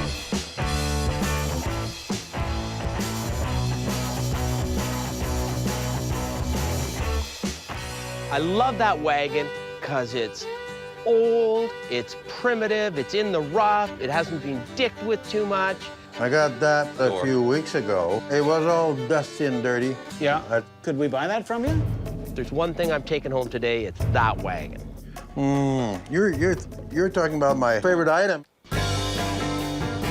I would hope to get it normally for $250 or so. The price I pay for that, and it would be I like it around $500, you know. If we step up and offer you $4, would that do it? You know, it's not always the price, it's the item. Well, I guess so. It's okay. I'm shaking quick on that one. Yeah. Hey, you know what? That made my day, because we're driving back to the prairies with just a special piece from Quebec. The guys are great. They know about things, they know I know it, they deal, and I'm a dealer. I like that. Oh, Scott. He takes us upstairs in this room that is just filled floor to ceiling with stuff. Wow. This is my, private. Oh, are we in the inner sanctum? Nobody usually comes here, but you know, things are here for a long, long time. Yeah. Say, Jean-Pierre, would you part with some golf clubs? All hickory shafted clubs. 1, 2, 3, 4, 5, like $15 each. I was thinking more of 50. These 5 right here. You never think over what I think Hasn't happened yet. Pickers. Yeah, that's where you pickers. Oh, it's okay. Oh, thank you very much. Well, that would have been a great toy when it was new. It's a rocket ship, and those are popular. There are guys who collect only space collectibles. American made, but this is a Mark's toy, really rough condition. So what would you want for something like that? You don't want to sell it, do you? Okay, I'll make you a price, and this time you say yes or no, you don't deal. Okay. $50. How about if I don't negotiate on that, but you give me a really good deal on the Hamilton? Does that mean you're gonna negotiate on that? Absolutely. Okay, I'll start at 100. 45. I'm at 75. How about $60? 65. I said 50 on this. Yeah. How much did you say? 60. And I give you your 50 for that. Right. Done? Perfect. Yeah. Thanks. You do have a couple lamps here that I like. Yeah, they're probably from the 50s. Yeah, maybe even a little earlier than that, but maybe could be from the 40s. I'm not sure. Those two you're touching, those are pears. It's a matched pair, which is very important when you're buying lamps, because somebody can put them beside a mantelpiece or in a corner. Would you sell me this pair here? They're the better ones. Most of them had 3 rings. These had 4 rings. It also had 4 rings on the bottom and 4 rings on the top. Well, I'll tell you, that's the last piece I'm gonna sell in this room. 150? How about 100 1/4? Right. Let's go clean out the van and see how much room we got. Okay. I'm thinking, how are we going to get all this stuff into our truck?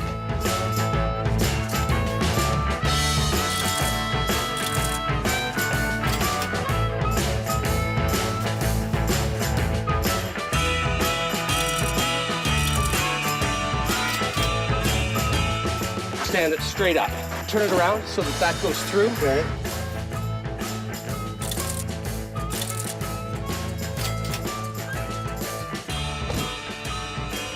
So everything went in. There's no room left in the van. Yeah, okay. All right, so long, partner. Okay, bye-bye. Yeah, Bye. Keep picking. Great guy, great prices. I'm coming back. Love that wagon. We made a friend today, and we made some money. It doesn't get any better than that for us. We're going to see an appraiser we know in Montreal, Patrick. We're going to take him a couple of lamps that we picked up. Well, Montreal is one of those incredible bastions of modern design and furniture. There's more modern here than there is in our market. I'd be interested to see what he thinks in terms of the market in Montreal. He's an auctioneer, he knows his trade, he knows the market. Here we go. This is the place. Hopefully, these are getting heavy. They're very nice. They're in good condition. They're almost new. The guy had a bunch of them, but they were all a little busted or missing pieces, or they didn't match up. We grabbed the 2 that were repaired. Most of them are broken because it's aluminum. It's very thin aluminum, so sometimes they're crushed, or some screws are missing. But these ones look very nice. They're in good condition. You made a good deal. Have you sold anything like this before? Yeah, usually I sell them. I never sold them in pair. In fact, those lamps are Art Deco period lamps from about 1920, 1925. Is the market for modern strong? They are still in style. How about 100 1/4? I think that a pair like this should sell in the auction between $400 and $600 for the pair. I think we did well on those. Hey, thank you, Patrick. Right, it was my pleasure. Yeah, that was great. But I got one more thing. I want you to look at a really high-end item. Good, a surprise. Okay? I apologize for my partner. Now look. Yeah. Wow. No, have you ever seen one of those before? Yeah, but alive. We got a little friendly bet going. So the bet is how much money did we lose on Skippy? $40. It's like it's Okay, deal. So what do you think I could sell Skippy for at your He auction? shows up in the middle of the auction and... I would say around $12. I didn't lose. Thank you very much. I didn't lose as much as I thought. I thought I was going to be down to $2. If you keep it as a mascot, it's He's worth more to me. $100. Oh, come on. You were most kind. Thank you very much. Thanks a lot. Thanks again. Nice trip back. Okay. Bye. All right. Poor Skippy. That was good news. Yeah, I was quite happy that Patrick was as enthusiastic about those lamps as I am. The only thing I thought he was off base on was the skipster. If I'm not selling him, we're gonna get a recliner for him so he can ride with us. Yeah, we stop and go to a restaurant, we ask for a table for 3. Exactly. He's part of the team. He's part of the team. Why don't I go this way? You go that way. Don't touch that! That's what you look like first thing in the morning. Walk this Walk way. this way, yeah. So is that your idea of foreplay? Oh! That reminds me of my youth right there. Scott loves Just a a garage. second. Well, there's some stuff I want, but Give me a decent offer, for God's sakes. I'm Scott Cousins, I'm Sheldon Smithens. and we're pickers. We travel all over Canada, coast to coast, from the West Rocky Mountains to the Eastern Shores and all the back roads in between, looking for hidden gems in people's basements, attics, and bars. Sometimes we take a gamble, trust in our gut to make a buck. Just like the people we meet Every story is different. It's not junk to us.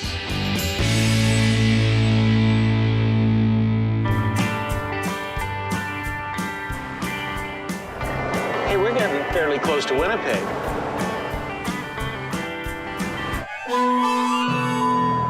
Uh-oh, oil light. It came on pretty quick, so. I can't believe this. You can tell I've done this in my former life.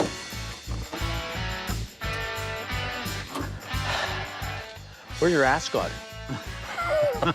Here, just hold this for a sec. I'm gonna shove it back in. Here we are.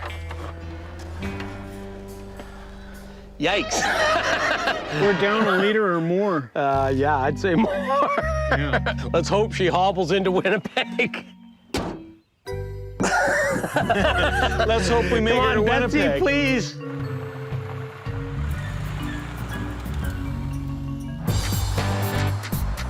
We made it. Whoa, that was a close call. Winnipeg's always been a good place to pick. Whenever I've come out here, I've always bought something. And I think it's because of the demographics. 100 years ago, Winnipeg was quite affluent. It was the Chicago of the North. Exactly. We're going to the flea market today.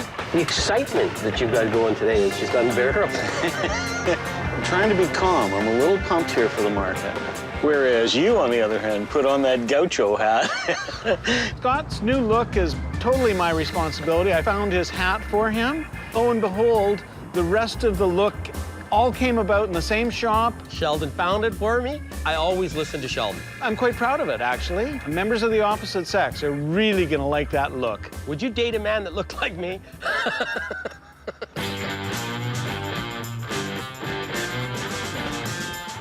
You walk into this flea market and it slaps you in the face. Oh, man. There's stuff everywhere. Look at this place, Scott. I love flea markets. I do, I love it. It is a buffet for the eye. It's fabulous. Why don't I go this way? You go that way. When Sheldon and I go to a flea market like this, we try to cover as much ground as we can, as quickly as we can. Well, most of the time, you're not going to get a screaming deal, but every now and then, there's a diamond in the rough. There we go. That's a beauty. What about your antler lamp? They sell for about $7 online. There's a lot of booze to cover. A lot of stuff here. Sheldon, what do you think of Fat Elvis? What do you want for this? $25. You know how some things are so bad they're good? This is so bad it's bad. I'm driving around with a guy that looks goofy, and now he wants to start buying goofy stuff. I don't think I can do 25 on Fat Elvis. Somebody's got to bring us down to earth. Stay, Fat Elvis. We got to pick some merchandise here, so. Any chance of seeing the Rolly? This one here? Yeah. Yeah. The 1972 Rolex pie pan, original bracelet, riveted.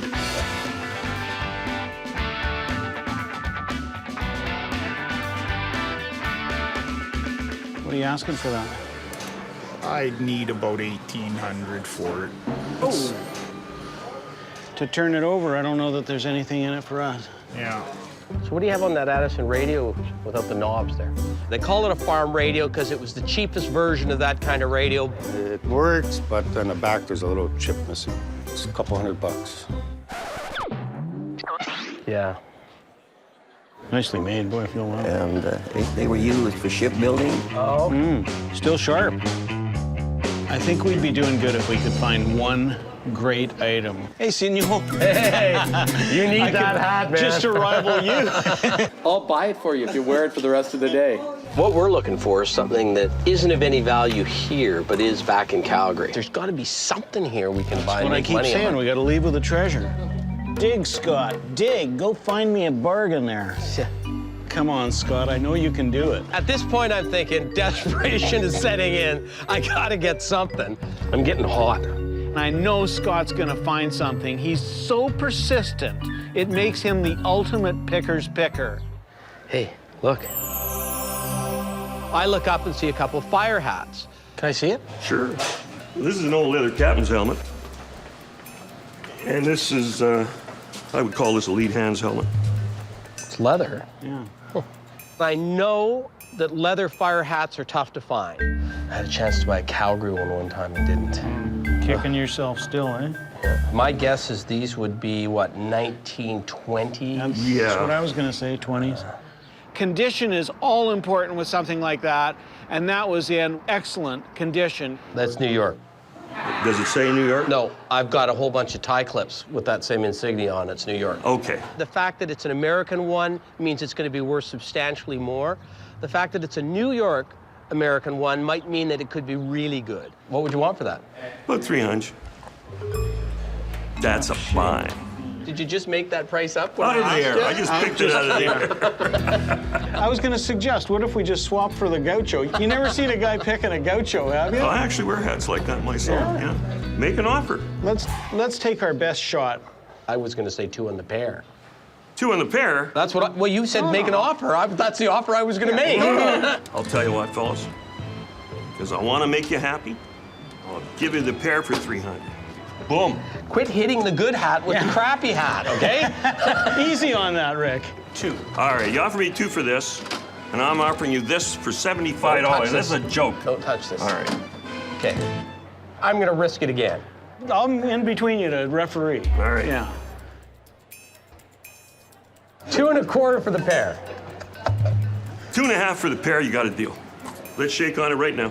Very good. Don't touch that! Pleasure doing business with you. Of course it is. Yeah. We've done all the damage we could ever possibly do there. We walked out there, I think, with one exceptional item. Well, the best item in the place by far. All right, we're out of here. A few blocks up this way and turn right. We're going to see the ultimate Frankenstein collection. I thought you'd get a kick out of this, and we're not too far away. Jeff's a serious collector. Stick with me, buddy, because I might even find you some Dracula stuff. I'd like to see that. Yeah. When I was a kid, I stayed up late and watched a Dracula movie. Holy smokes, that scared me for years. Used to go to bed with a Bible after that. There's Frankenstein right there. This has got to be the place, eh?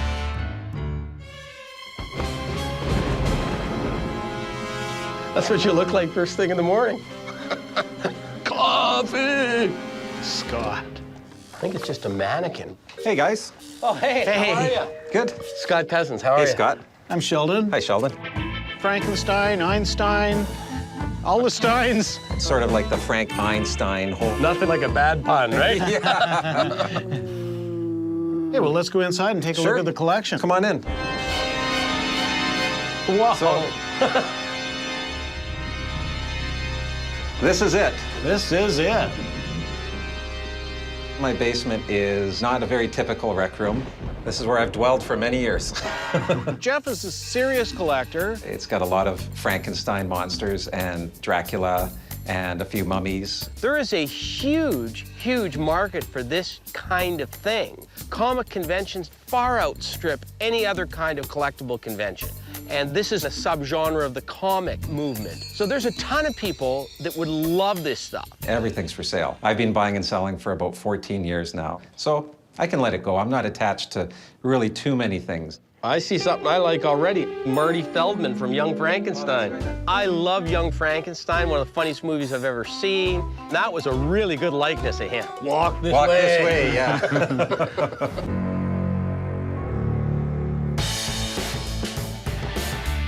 That's the goofiest look I've ever seen on a Frankenstein.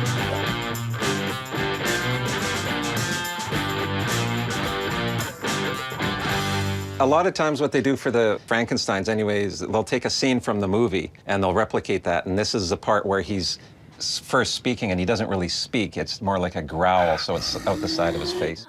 So what's this one from? This was made in very small numbers and it's wax. Wax is a real tough thing to do. It's really creepy. The interesting thing about the modern genre of horror collectibles... These hands are worth a lot of money. Seriously? Yeah. Really?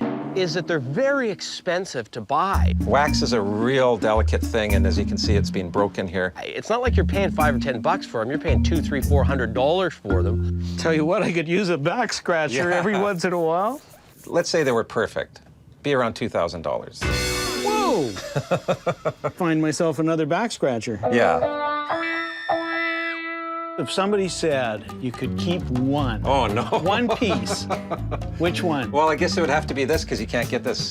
This one was made in 1961, and it's very sought after by the collectors. That's on the album cover of Boris Karloff and Friends. When I first started collecting, I thought I have to get that mask, but I didn't know I would end up getting the actual mask off the cover. So I'll never sell that one.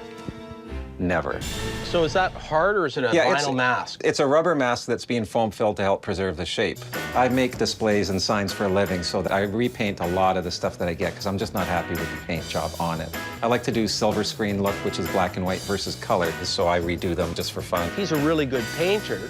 So he had a little bit of himself invested in that whole collection. And what's the vintage of the collection? Well, the earliest one is this, 1961, to more recently this one here, which was produced in 2008. It's modern stuff that's of interest to collectors today.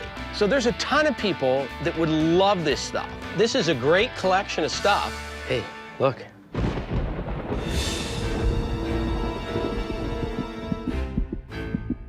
This is the guy that scared the crap out of me when I was a kid. That's a scary one. He had a life-size Nosferatu. Historically, it's very significant in the horror genre. The character was first created in a 1920s movie called Nosferatu, a German expressionist film, absolute cult classic, almost the father of horror movies. And there's a particular level of horror collectors that love just him.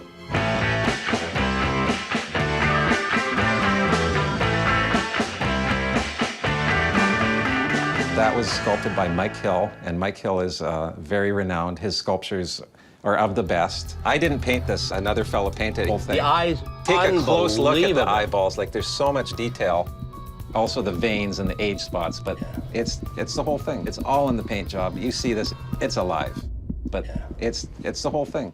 I have a friend that's told me to keep an eye out for anything Nosferatu. He's interested, so it makes me interested. So what would you pay for something like that? The head, I paid $500 for it, and the body was $200. Painted or unpainted? Painted, just like that. A master painter had done that, so it's going to be the best of the best in terms of that particular item. But I didn't want one of the better things in the basement to be the first deal. So then I just moved on to other things and knew I'd come back to it. He is creepy. That's right. This showcase is just mixed, you know, it's like a mixed bag of nuts. Pee-wee looks so out of place there. I agree. Pee-wee Herman was a very popular kids' TV show host. I thought Pee-wee was going to take off. So I've got a few Pee-wee Herman items. Until he got caught in a very unfortunate situation in a movie theater. He's creepy, though. Pee-wee is creepy for different reasons. Interestingly, though, among adults, his collectability went up after that. And you got a recast Big Frankie, right? Yeah, 64 was the original one.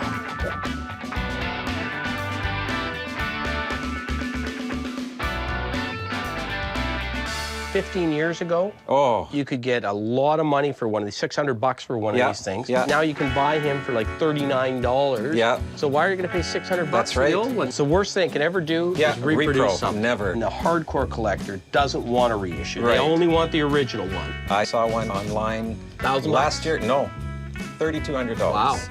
Because it's still in the box. There's a big market for kits that are untouched.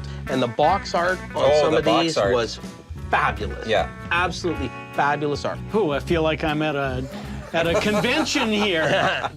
What does your wife think, Jeff? Well, my wife's pretty scared because she has to walk from the garage door all the way through here, right past and under Nosferatu, and she's a little shorter, so it's looking right at her. So is that your idea of foreplay? It's not working anyway, if it is.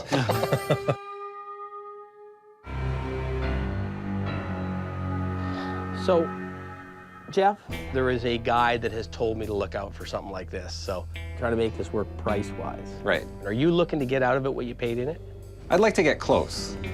He's paid a retail price for it because he's a collector. The head, I paid $500 for it, and the body was $200. One of the strategies is you try and ground your position. So if I make the first offer and it's way low, can we do 500? I'm gonna bring him closer to my number than him bringing me closer to his number. That's kind of low. Is there anything else that you see in here that you're interested in? I presume the stuff over here is for sale? Yeah. There's a few things that I got my eye on.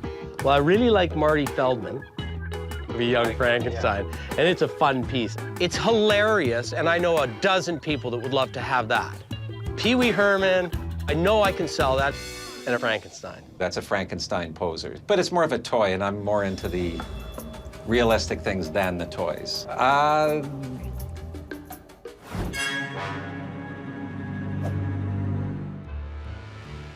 What if we did $775 on everything? One more offer. Okay. With everything. $750, Nosferatu, Marty Feldman, Pee Wee Herman, and a really bad Frankenstein.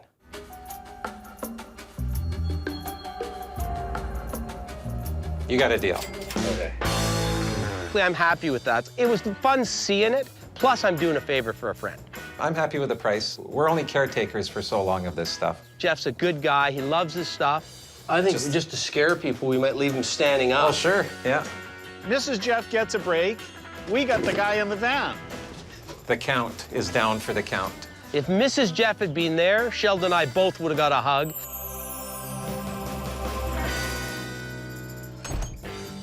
He is an ugly SOB, isn't he?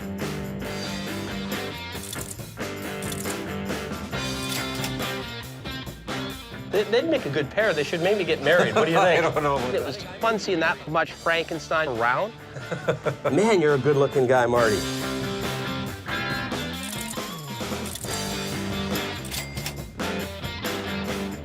It was a pleasure spending the day, and just don't get stopped by the RCMP, though. They'll see the count in the back, and that won't be good.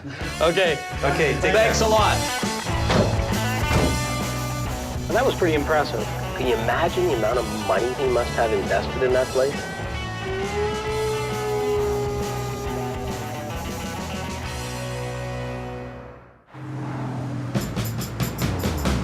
So this should be a good pick. Yeah, you're right about that. We're going to see Morley. He's a serious collector, and he's been doing this for a long time. So Morley's got some Inuit carvings. And it sounds like he wants to get rid of some of it, or his wife wants him to get rid of some of it.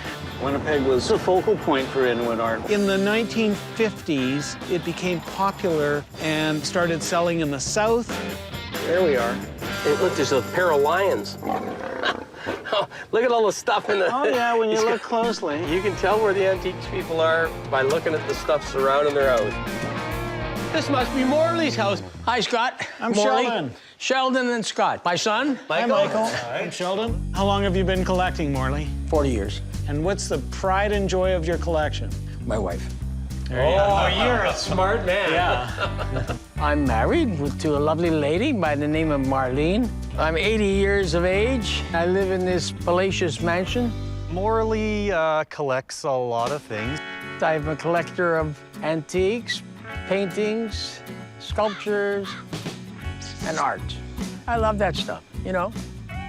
We want him to sell because he has too much stuff. We need to make space on the house. I see something up there that I want to ask you about. That is either a Darth Vader figure or a Buck Rogers figure. I'm always looking for pop culture action figures. Can I go up there and look? Yeah. Let's see what I can do. And I could see up at the top shelf the legs and arms of what I knew immediately was a 12-inch doll. Scott doesn't miss much. Nope. Battlestar Galactica. That must be yours. Absolutely not. No? Never seen it before. Mine. You bought this? Yes. Why did you buy this? Because I liked it. I liked it. This is 70s. Gun's broken off, unfortunately, on this guy. So if you want it, you make me an offer minus the gun, that's all. Yeah, immediately I could see. Morley's a funny guy, quick with a joke. Yeah, I'll give you twice as much if you get me the gun. Good luck. When I buy something, I have to hide it. My wife says to me, "Where did you get that?" I said, "Oh, I've had this for a long time. Just moved it around." It's like a little shell game. Yeah, you know, so that's the story. Can I just put him here on the roof of the car for now? Absolutely, absolutely. Okay. Well, why don't we go in the house, see what we've got? Go ahead, do it, after you. and whatever you like. Wow. Yeah. Walked into the living room and there's art everywhere. As you can see from the house, it's all over the walls and all over the place. But I think they're running out of space for all of his stuff. That looks like a Tony Allison there. It is. Morley? I knew that we're gonna have some trouble because most people don't even know who Tony Allison is. A very good Manitoba artist. Now, just out of curiosity, would that be something you would sell? Yes. And if so, what would you sell it for? I don't know, about $800-900. Or he quotes me full bore retail price for it, right there. I quite like this painting. Who's That's that by? Josh Kakagamic. He's very good, but Yeah. I cannot get any more. I can't.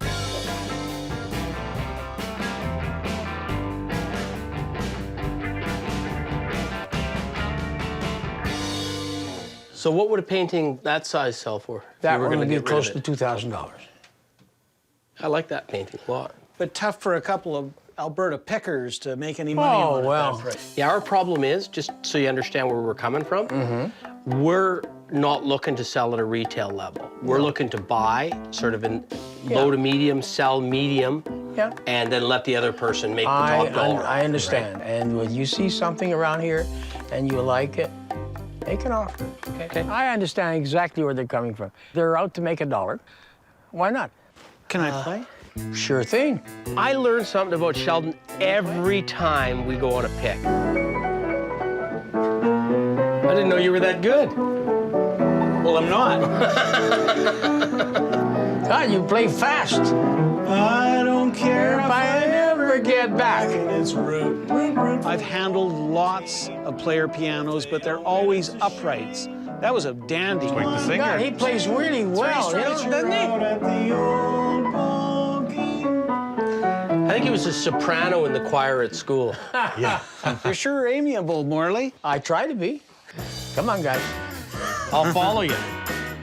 Wow. I love to see Inuit art. Just take a walk, take a good look. It's a lot of them. It's a sort of an interesting but crude Yeah. piece, right? Uh-huh. He definitely collects carvings, that's Yeah. for sure. The problem is when you got a guy that collects Inuit art, I got about 80 pieces. he's usually paid a lot of money for it. What's this one here, Morley? That's unusual. A lady lying on her side. Yeah. I guess she's thinking. I don't know. The best of the best is worth astronomical amounts of money. And that goofy one that looks like it's an eagle.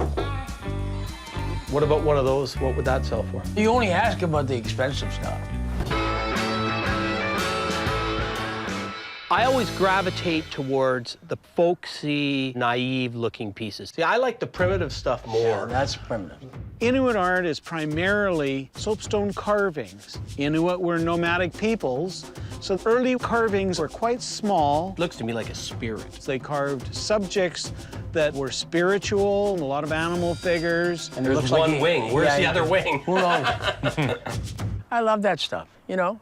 Do you have a sense as to what your price is in mind? Of course. You go by whether the piece is nice or busy or whatever. Well, because in this market, right, Yeah. what you paid for it is about the most irrelevant characteristic. That's it could right. be worth 10 times as much or half as much. That's right. It just depends what the market says. But for example, what would that sell for? That'd be close to $500-600. And I'm not far off. You're not far off what you'd have to pay in a shop to get it, that's for you're sure. paying a shop more. My instincts are telling me Morley really doesn't want to part with this stuff. What would something like that sell for if you were going to get rid of it? About $800 or $900. And his way of hanging on to it is to quote us prices that just are not going to work for us. Why are all the ones I like more money? Well, you only ask about the expensive stuff. That's my problem. I have expensive taste. That's whalebone? Yes, it is, isn't it? It's petrified whalebone, dug up from the ice. It's a nice piece. Some holes in the side of it. That had everything you want in a whalebone carving. It was big, it was well carved. It was a good walrus.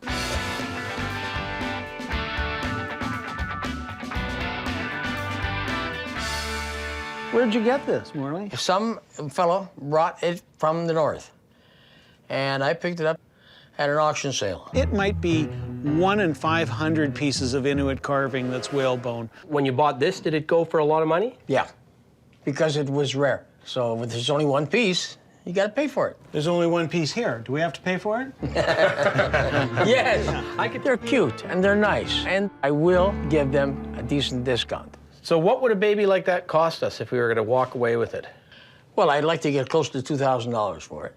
Wow, I'd like to. But I think that's closer to a retail price. What do they call that? Champagne tastes on a beer budget? Yeah. When he says $2,000, even though I love the piece and would love to have it, can't even make an offer. Well, why don't we leave the carvings for now? What else can you show us? You have any toys? Well, downstairs. Well, let's check them out. Oh, you got inventory here, Oh, Morley. yes, I do. This is where it's all at. I do. Show me some toys. What do you want the toys? You big guy. Here. Can I touch this? Yeah. Morley is clearly getting a lot of enjoyment out of the pieces he owns. I just bought it just about 4 weeks ago.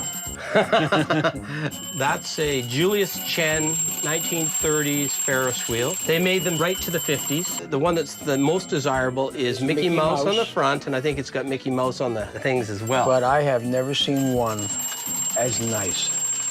He loves it, you can tell. I enjoy. Your airplane ashtray, what would you want for that? Can't sell it. He's attached. This is the oldest piece right here, an 1885 puck. What would you want for that? Why? You want to buy it? Maybe, if the price is right. Not for sale. Okay. All right, fair enough. Yeah, we have tried to convince him to sell. Hey, that's a great piece, isn't it? Isn't it? Yeah. It was a lovely little meerschaum pipe. As you smoke them, they darken. Meerschaum is a form of clay. It's soft to the touch, but hardens like rock hard. So what would you want for that? 300. But unfortunately, he wants too much for all the things that he's got. Do you have any more colored radios like this? No, because I didn't bother with them. They're too cheap. How cheap? $20 and all that kind of stuff. Well, it's not a great radio. No. But I'll give you 20 bucks for it. I don't want to sell it for $20. He's a crazy SOB, that Morley. If you give me 50, I'll give it to you. But you just told me it was a cheap radio. But you asked me why I didn't collect it. As the time goes on, they get rare. Yeah, as you can see, it didn't go so well for selling, but we tried. We'd been dealing with Morley, or at least trying to, for quite some time now. Where'd you buy that, Morley? At a arms show. And hadn't pulled the trigger on a single item. Now, you got a little buffalo down here. Yeah. Yeah, it looks like a little bronze buffalo. I'm thinking, well, maybe that might get us going. So what would you want for that? About $50. Yeah, I don't think we could sell it for more than 50. Yeah, that's kind of where we're at selling it. Every time I made an acquisition, try 40. It was the thrill of the chase. Try 20? No, that gave me adrenaline to keep going. My wife keeps reminding me that you die on me, I'll kill you, because our home is full. Anything you want before we go? Well, there's some stuff I want, but the prices are not exactly... Well, what are you concerned with? Well, I love that whalebone sculpture. Well, okay, give me a decent offer, for God's sakes. But we're so far apart, that's the problem. Scott is intent on that whalebone piece. Morley is not so intent on selling it. All right, what's your highest offer? Come on. Give him your best shot, Scott. That's a beautiful piece. Okay, you're not going to be insulted if I... No, just don't be so stingy. Well, I'm going to be stingy because I know what they sell for. Sheldon knows what they sell for. God. I happen to like this one. Yeah, okay. So I'd offer you 300 bucks for it. Oh, that's nice. But he said he wouldn't be insulted if I offered him. And I normally wouldn't pay that much, except I know I'm not going to get it out of you unless I offer you at least that much. Okay, how about 4.5? I loved it. I wanted to take that away. I'll tell you what. Cut to the chase. Yes? Throw in the buffalo and the carving for 400.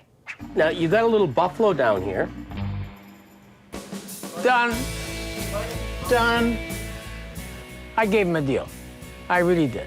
It's going to go to a good home. That's all I can promise you. That's great. Thank you. Okay, I decided it's time. That's all. Okay. Hey, is there still some stuff outside, guys? Let's go. I asked Michael if he had any of the stuff he had when he was a kid, and the light bulb went on in his head, and he took me out to his shed. What do we have? Oh! I can see them from here. That reminds me of my youth right there. I mean, blacklight posters can sell for as much as $3,000 and $4,000. So these are got a date from the 70s. Definitely. I won those posters at an exhibition here in Winnipeg. Blacklight posters were sold in the 60s and 70s. They were 39 cents, 69 cents, 99 cents. I had a room full of them when I was a kid, but they're really collectible nowadays. What would you want for those? Well, how about $20 each? Whoa! Have you been looking on the internet or something? Absolutely have. These are better, though, than the ones you find at garage sales usually. 40 bucks for the 4?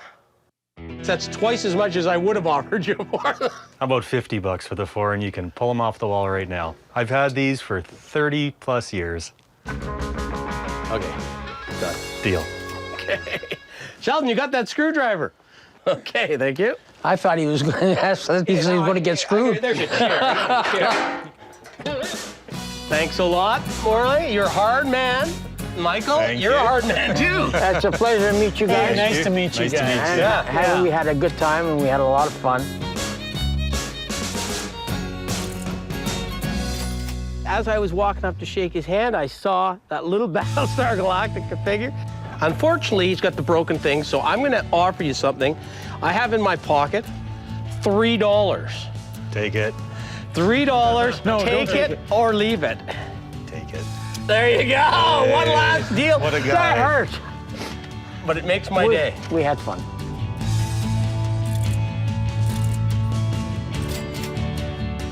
You know, you made my wife happy, and that's great. I thank you very much. Okay, nice to thanks meet a lot. you. Thanks for listening, guys. Bye, guys. Bye-bye.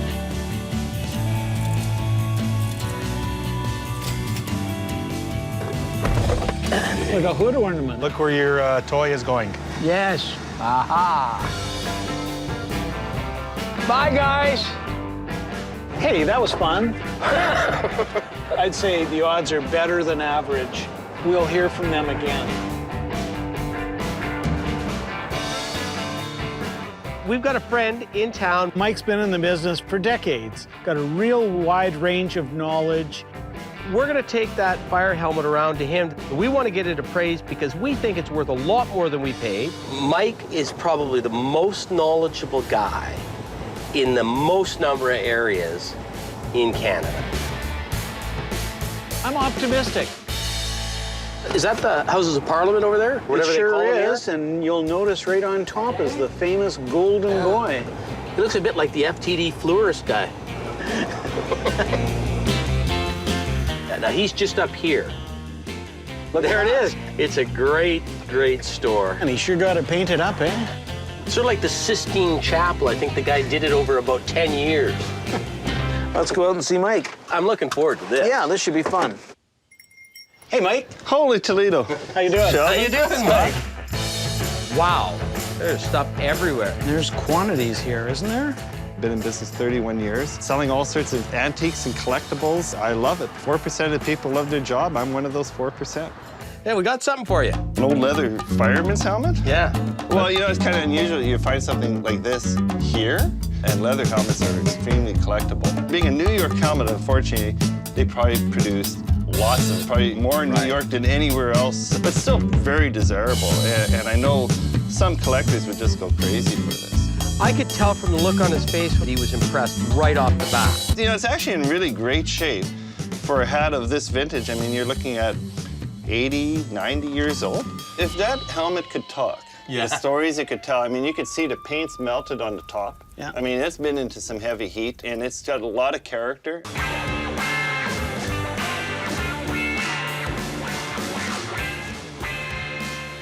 The helmet was one of those sort of things, I wish I had found it instead of them.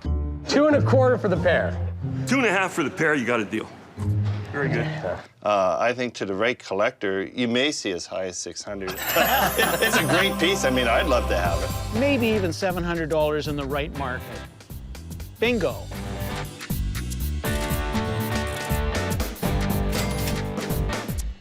Now, can we pick anything here? Anything in the store is for sale. If you leave empty-handed, I'll be surprised.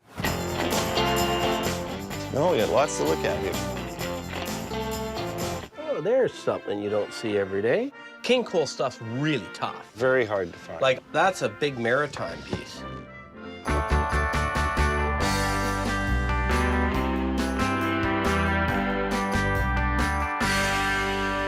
I bought that years ago, and I brought it home, you know, like a dog with a bone, and I showed it to my wife, and she goes, well, that's nice, but it's not going in our kitchen. What would your blown-out price on that be? I paid $100 for it about 5-6 years ago, so $125.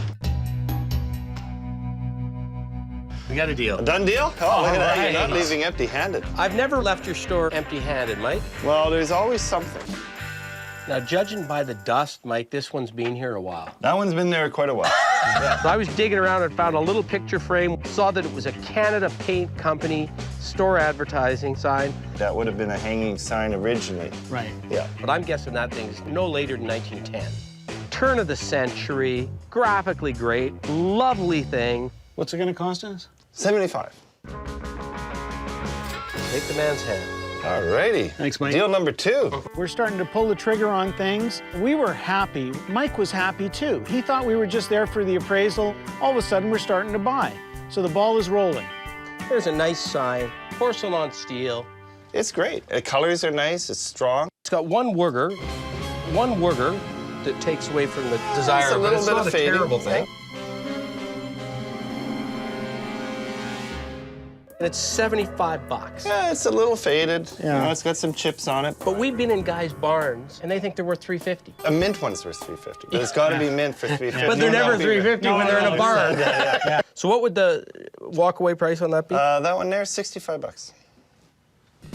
Okay. Another deal? Another deal. Holy spit, this is getting good. Yeah. I try to price the things so that it's fair to everybody, to dealers, to make a few bucks if I can. Yeah, like him. What would you need for him, Mike? I don't even know what it is. Looks like a German Shepherd or something. He's a boot scraper. Good steel stone boot scraper. Great. Yeah. $25 just to get rid of it. Done. Oh, another handshake. Hey, you gotta love this. Mike, I love your juke. That just screams 60s Sputnik to me. Since 1961, it's one of the last ones with the visible records. And the dome is just spectacular. Yeah. It's one of the big four. You got Wurlitzer, Seaberg, Rockola, and you got AMI. Really cool space-age design, very desirable today. And what does a juke like that go for? That one there is $5,200. 52. That's retail plus the 20% because Mike really likes it. It sat in our basement for about a dozen years. It's a little out of our price range. I gotta ask you about this. It's my wife loves cats. Yeah. It's a nice little Royal Dachshund cat. She has a white cat just like that one that our oldest knocked over and broke the tail on. Got the original decals on it, everything. Yeah, exactly. Very sort of late 60s, you'd think. What would you need for him? $25. I'll buy it for $25. Everybody's buying. Oh, you go. My wife will be happy. You're a hero. I'll more than make my money back on that. Well, I don't invite everybody out here. Fine, Scott right? loves Just the a second. garage. Yeah. Wow, lots of stuff in here. A few things. Oh, man. Mike puts the stuff in the garage that he really hasn't found a spot for in the store, so there's a chance that he's going to give us a better price on that than something that's in the store. That's a nice horn. Yeah, good old Morning Glory, you know, Edison gramophone horn. If you have the machine and no horn, it's a nominal item. With that horn, you've got one of the better, more desirable vintage gramophones and the look to go with it. $50 if you needed one. Another handshake. See, it was worth coming to the garage after. Already, yeah. A little bit of a mess, but then a garage should be a little bit of a mess, right? Never seen this before. You know, they're glass radios shaped like liquor bottles.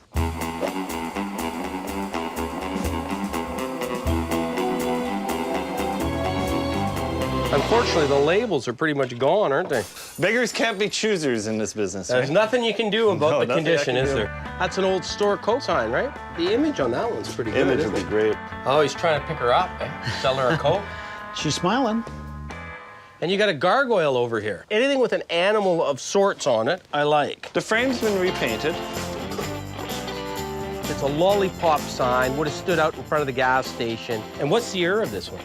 That one there would probably date right around the 40s. The fact that there's not a bullet hole in this is shocking to me. No, there's no touch-ups on it. There's one little nick at the base on the other side. Right there. It's a beautiful sign. Somebody threw a rock at it. Probably. It's a great company, super desirable. I hate to ask the price. It's in the garage, though. Yeah, because there's no room in the store. That one's $1,500. Yeah. $1,500, is that pretty much retail on it? Maybe I could do 10% on, so like $1,350 would take it away. The reason why it's valued at $1,350, it's a fresh piece. It's never been put in the store. It's fresh. So you got a Philco. Yeah, Philco Predicta. You see how the tube twists on it? Yeah. This is 59 to 61, I think, is when they Somewhere did it. around there.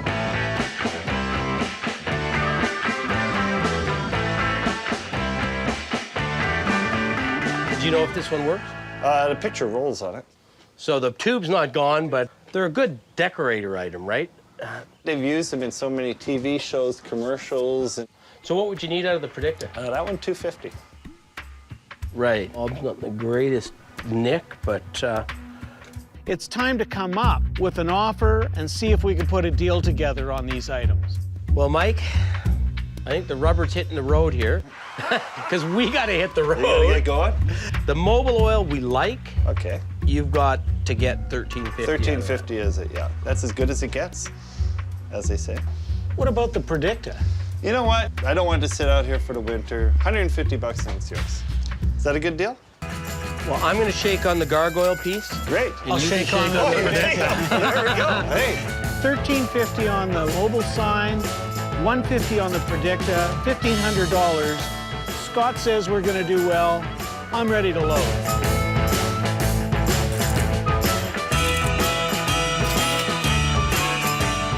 That's yourself. It's yours now.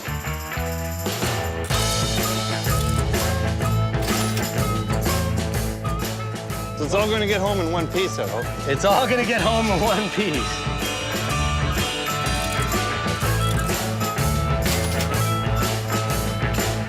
Well, hey, it's a pleasure. I'm glad you guys came by. Hey, Mike. Great seeing you again. I really appreciate it. I made a few bucks, and I think I'll take my wife out to dinner tonight. Exactly. So tell Barb that we bought her dinner. Yeah. Okay. Come back to Alberta. We miss you. Well, maybe in the spring this time. Okay. All right. See you, guys. Mike. All right.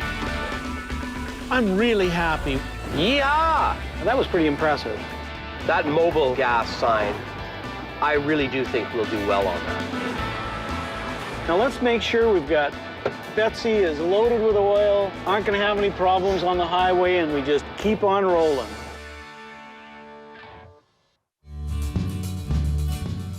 We're leaving Manitoba with some good quality pieces.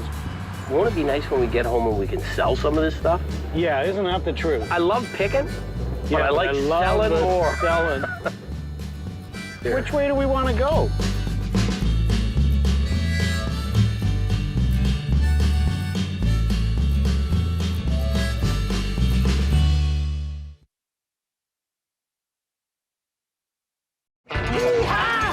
Here's my gun. See if you can hit me. Wow. How about 1,000 apiece? I've never paid that much for a pair of shaps in my life. Guess what, boys? Come on in. We're gonna have a sale, see if we can move some merchandise. We're gonna shake on that button. Already. Thanks. I'm Scott Cousins, I'm Sheldon Smithens. and we're pickers. We travel all over Canada, coast to coast, from the West Rocky Mountains to the Eastern Shores and all the back roads in between, looking for hidden gems in people's basements, attics, and bars. Sometimes we take a gamble, trust in our gut to make a buck. Just like the people we meet, every story is different. It's not junk to us.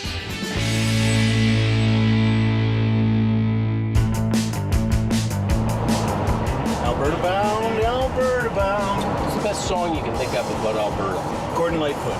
I'm good, glad to be Alberta bound. That would be my second choice. Four Strong Winds would be my first. And particularly Neil Young's version. More so than Tyson. Yeah, oh yeah. How does Neil Young do it? Think I'm going to Alberta.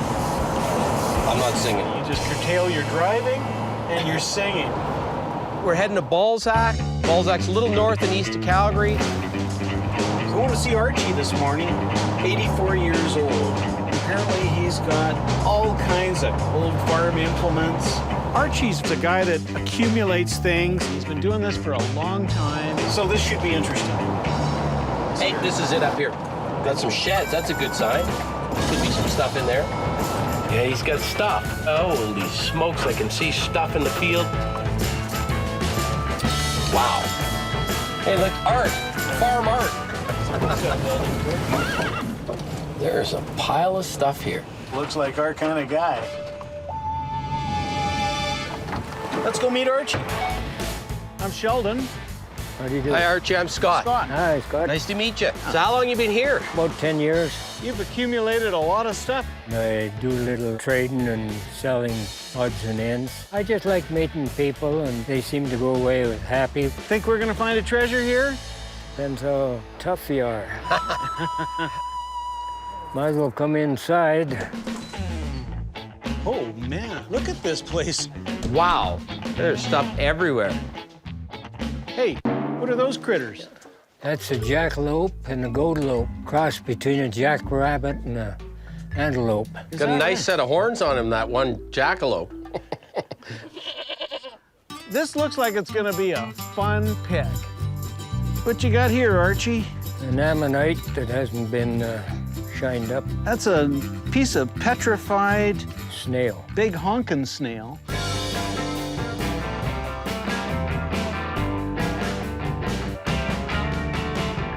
It's got a little color to it. It can be broken up and made into pieces of jewelry.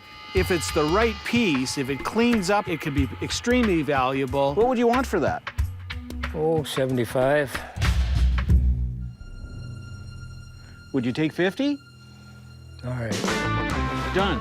I'm willing to bet $50 that maybe there's some potential there. I'm always searching because there's always going to be a diamond in the rough. Archie, you got a little ukulele here. Yep. Ukuleles can bring really good money if you got the right one. The ones you're looking for are made in Hawaii. They're made out of koa wood, which is a wood you can't harvest anymore. This one's got some age to it. And what do you want for that? 25. How about 20? 2.5, it's yours. Yeah, you gave him a deal. What about me? Okay, shake the man's hand, Sheldon. Alrighty. I noticed you're doing a little work with some willow here. Yep, diamond willow. I'd never seen anybody do the female form out of diamond willow. I love the way you've used the knots. Like there's her belly button. Yeah. Just very appropriately. Should be one for her eye, maybe. Oh, yeah, yeah. Huh, very much like Inuit carving. They look at a piece of stone and say they're going to carve away the extra. They can see that bird in there and they carve away what isn't a bird. You've done the same with her. You're quite artistic, Archie. Hey, what do you got over there? That's my tool horse. He nods his head and poops golf balls. Hey, I like the way that you've worked the mane. What do? Do you sit up on top and ride it? You gotta be a brave man to do that. I've never seen a horse I didn't want to get on the back of. Watch yourself, partner. There we are. Whoa. That's more like it. Couldn't reach the pedals on it to make it go. Got it to drop a golf ball anyway. You get a lot of time on your hands, Archie. I see you got an old Alberta transportation sign. I don't even know if it's legal to have this.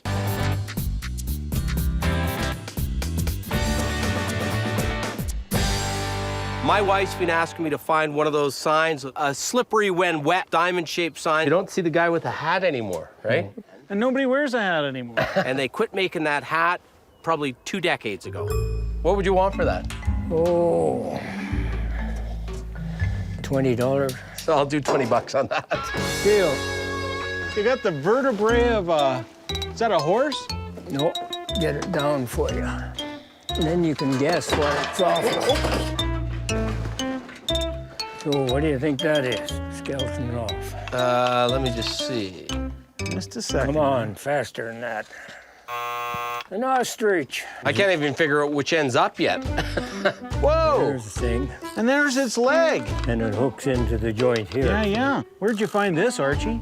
It was on a farm I bought from an ostrich razor. Tell you what, that's a formidable leg. Yeah, and the toe, no wonder they can do so much damage with it. Yeah. What's the going rate on an ostrich leg these days? I don't know where I'd get another one. Me neither. I'm pretty sure I don't want one. Here, Scott, this is a back scratcher Not for a you. chance, man. Just take a look outside. There's an oldie. Man, I bet you that thing's got to be 100 pounds. The Massey Harris front grill off an old tractor. It would be cool, just screwed right to the wall. Oh, yeah. I'd love to have that thing. What would you want for your tractor grill? Oh, I just got that. I don't know the value of it. How much did you pay? It was on my farm I bought. So how much did you pay for the farm?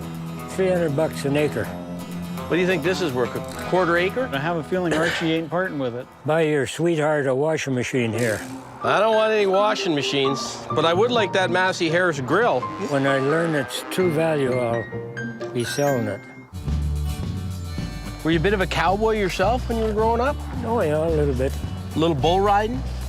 And bareback. Here's my gun. This looks like the pride and joy. Yeah. He's got the Colt 45. I made it for advertising for the housing development I did just north of Balzac. It's a barbecue. And it's got a barbecue? It does a little more than that. I'm afraid. Whoa! You gotta yell fire in the hole before you do that, buddy. A lot of guys like it, and especially kids.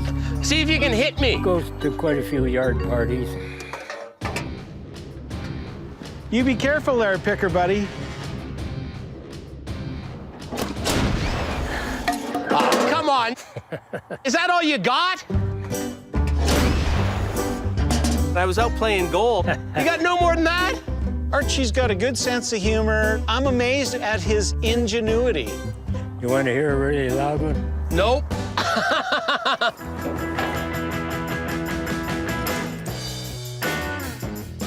I think we've done as much damage as we can do. I'm happy with that.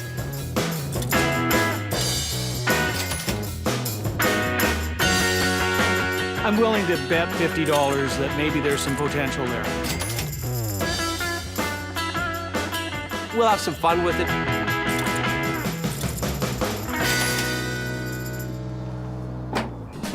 Okay, good meeting you. That was a lot of fun. Yeah, you take care. You take care of yourself. Right. I hope I'm as active as you at 84. I didn't give you the door prize. Is there a door prize? Oh, yeah, there's door prize. Wait till I get them for you. A rock. One each. One each. You get the green one. Yeah. There we go. At least the price was right.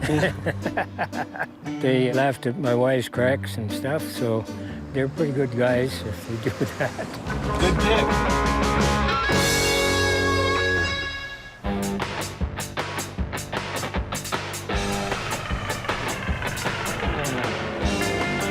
I want to go see our picks. We got a lot of stuff in the warehouse. The stuff that we really haven't had a chance to take a good look at yet.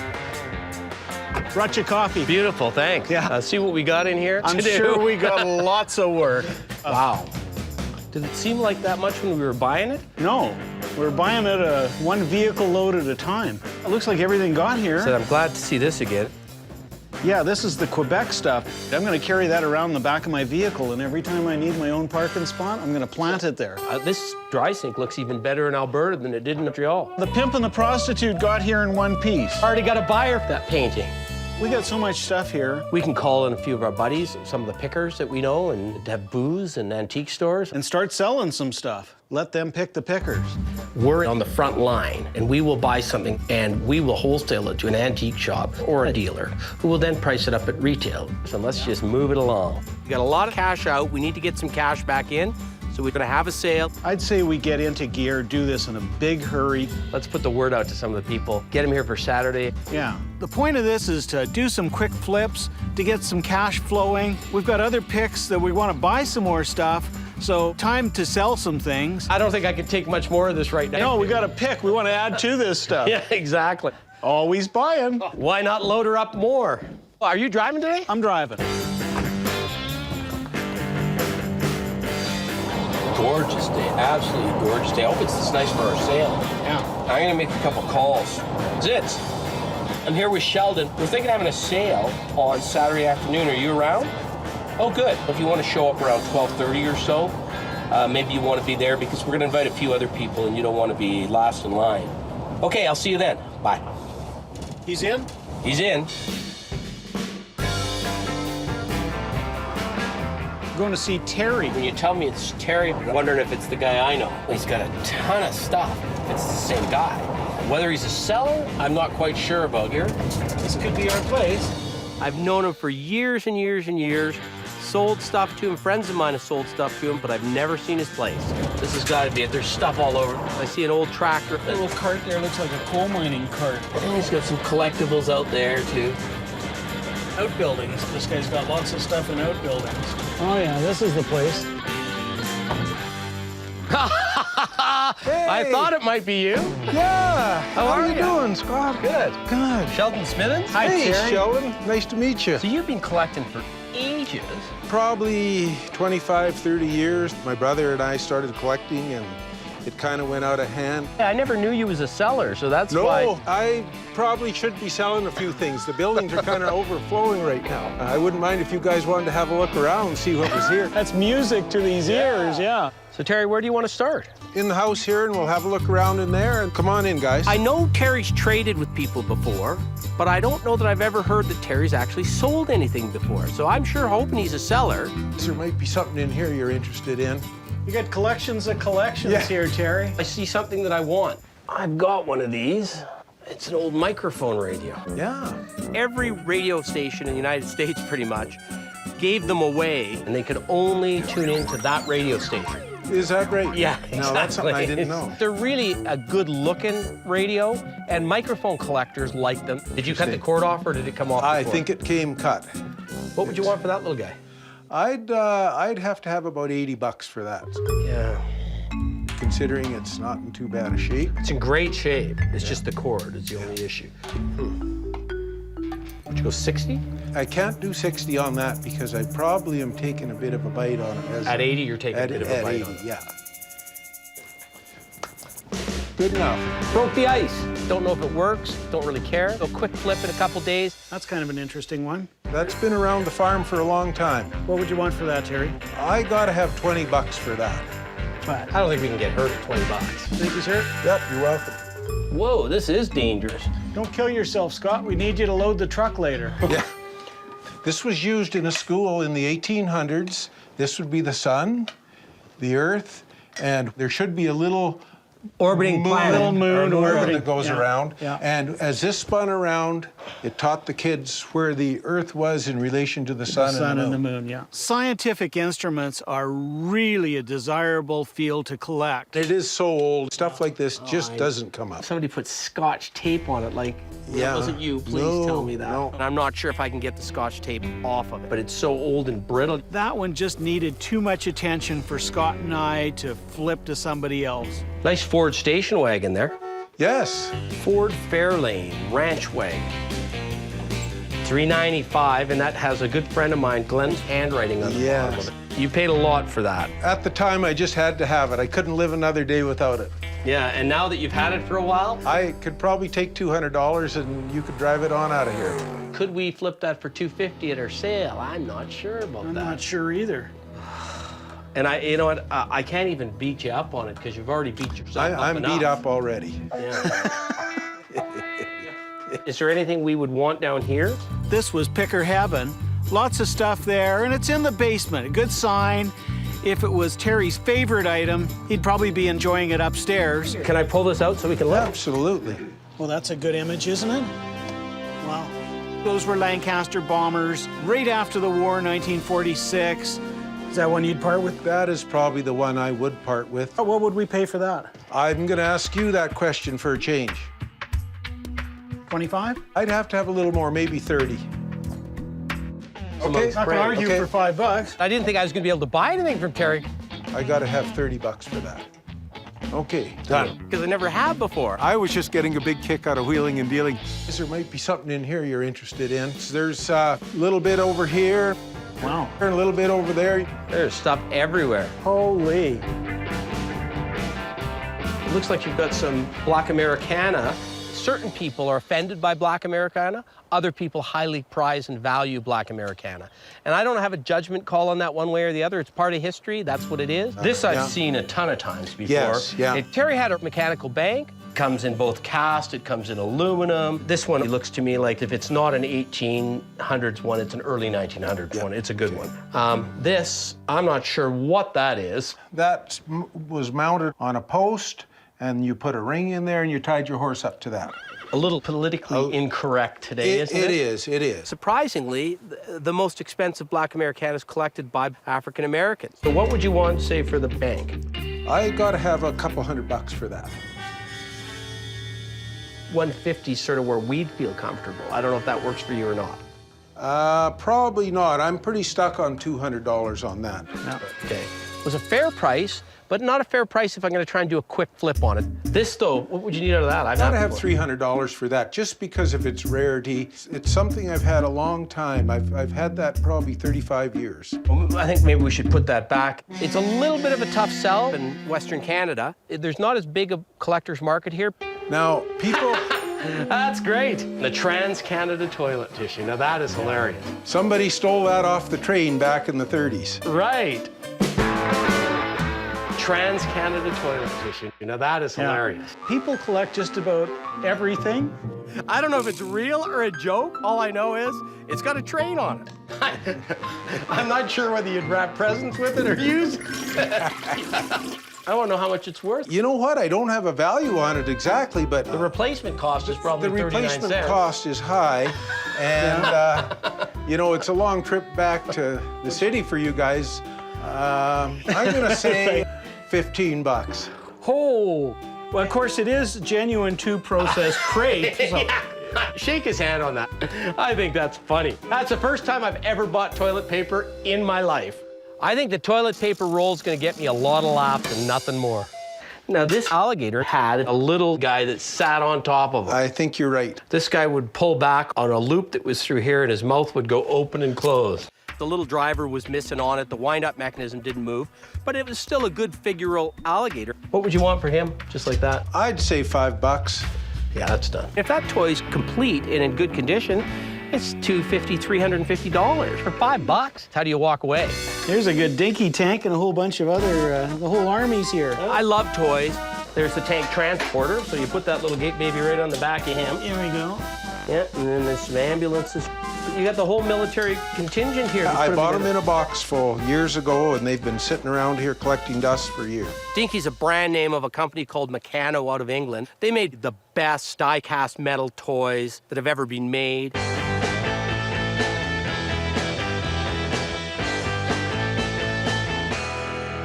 Some people, when they're collecting dinkies, they don't know is the difference is the windows.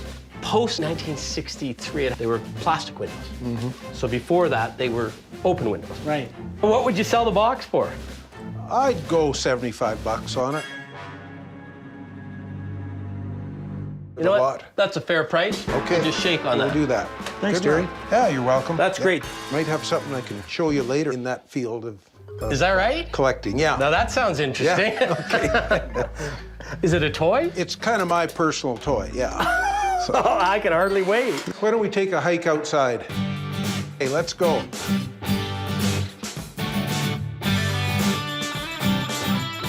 We throw odds and ends in here. There's quite a bit of stuff in here. So far, we kind of like your odds and ends. Well, go on in and have a look. Whoa, you got some stuff here. Stuff was piled up high on either side and right down the center. Scott and I were doing a little bit of speed picking. Look at this spinning wheel. This is the goofiest thing I've seen in a long time. Bicycle wheel, spinning wheel. That is ridiculous. That came from an old farm down in Saskatchewan. Somebody probably had a wooden bicycle that got wrecked, and not being the wasteful type in the dirty 30s, they made a spinning wheel out of it. What do you want for that, Terry? Well, I was thinking I should get about $100 for it, considering it is a real wooden bicycle wheel that's probably worth that. I was hoping you'd say 50. Well, I was hoping you might come back at 75. Well, and how about this? Could we say 75 and then maybe package something else in with it? Well, we could maybe sweeten it up, yeah. What would you sweeten it up with here? You know what? I would throw that old redhead 5-gallon. I figured you were going to say that. Yeah, why not? That's a nice Canadian one. You throw that in and 75, we got a deal. Okay. Walk up through there and one piece turn at a to your time. left. What's the point of this stuff here?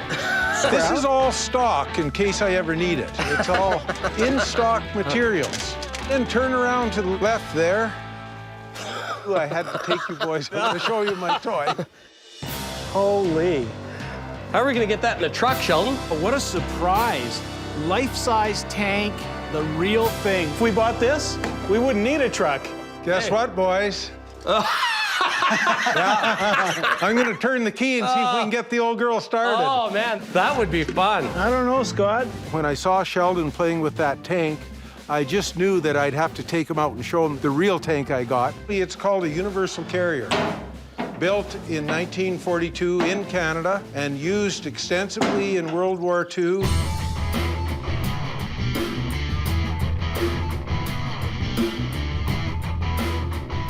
Would this piece have gone to Europe? I don't know. I picked it up here from an old war vet. Hey, well, let's fire it up. Okay, let's do it. You gotta tell me right or left. Straight back.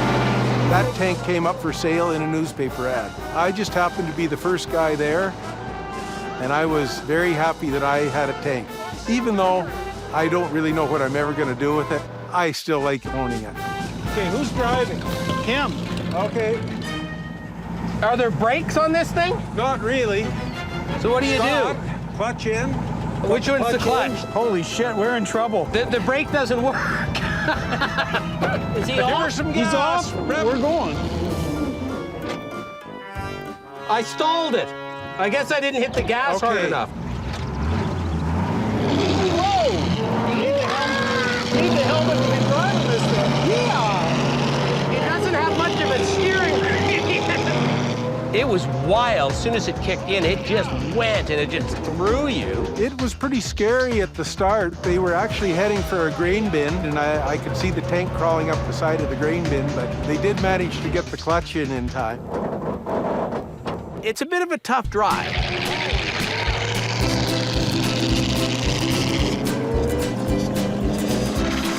You don't have to stop for anything because it just crunches everything in its path. Good for the prairies if you want to go in a straight line and not look back.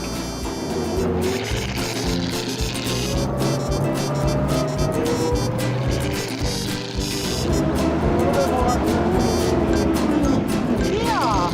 That's the new Pickermobile. Wow. I have heard of Armstrong steering before. I feel like I've been working out on barbells all afternoon. That was just incredible. Oh, hey, well, that was good. Yeah, I'm glad you enjoyed it, guys. I'm glad it's not for sale because I wouldn't know what to do with it if he sold it to me. Wow, that's a score. We live in hockey towns in Canada, the United States, and Newfoundland.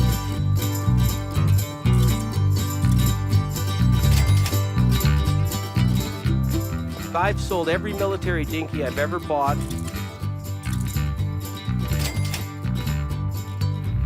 That was a lot of fun. Yeah, I'm glad you guys came out. All in all, I think it was a win-win for both of us. Whew, that was a good day. I never thought we'd ever be able to pick from Terry. We made some calls. We're looking like we're going to have a good sale tomorrow.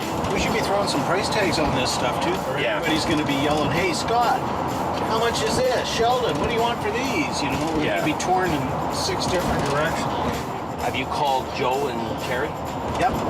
Okay. They'll both be there. No, we're going to have a good little sale there. Stuff will be flying out the door.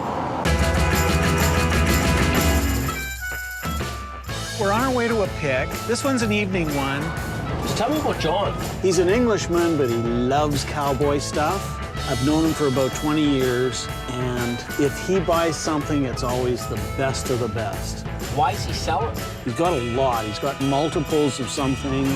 How motivated he is, we're gonna find out. This should be interesting. You know him, you may as well go first. Sure. Sheldon, how are you doing? Hey, this is Scott. Hey, hi, Scott. How you doing, Hi. buddy? Come here, guys. Wow.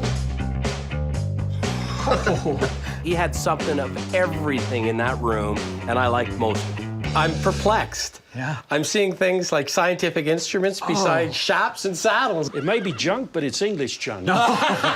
Coming from England and watching Western movies when I was a kid, I kind of grew up liking the cowboy culture. Really like quality.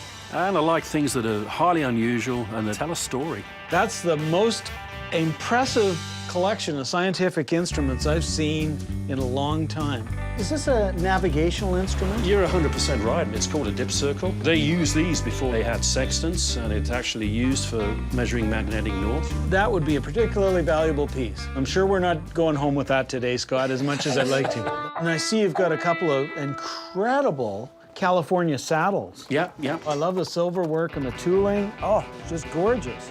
This one here is kind of interesting too, smaller, not the high back. It's a little later in time, yeah. Yeah, I have a feeling that these are probably out of a couple of pickers' price range. How did you know that?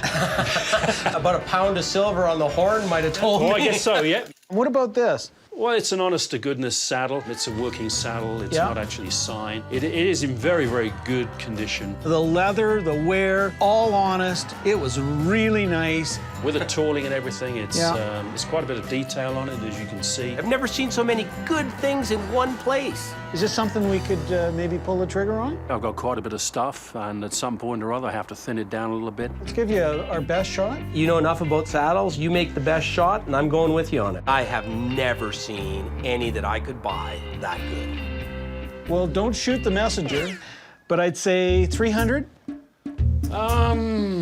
Goodness me. It's in excellent condition. There's a lot of craftsmanship in it. Why don't we make it 350? I don't think we can do more than 300 on that. Yeah, I'm thinking the same. Tell you what, let's say 300, and we'll throw an extra 50 bucks in the next valuable item. Okay? I'll tell you what, guys, if you buy sufficient from me today, we'll make sure that... hey, if this is any indication of what you're going to show us, we'll buy sufficient. $300, that doesn't normally buy you much of a saddle. John played ball on that. Sheldon, look at these chaps. Oh, yeah.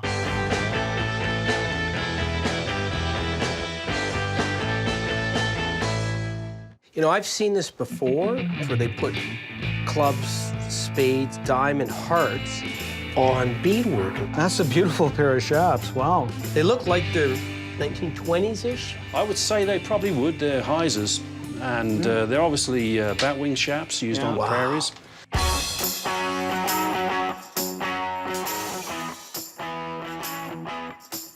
Feel the weight of them. Can I put them on?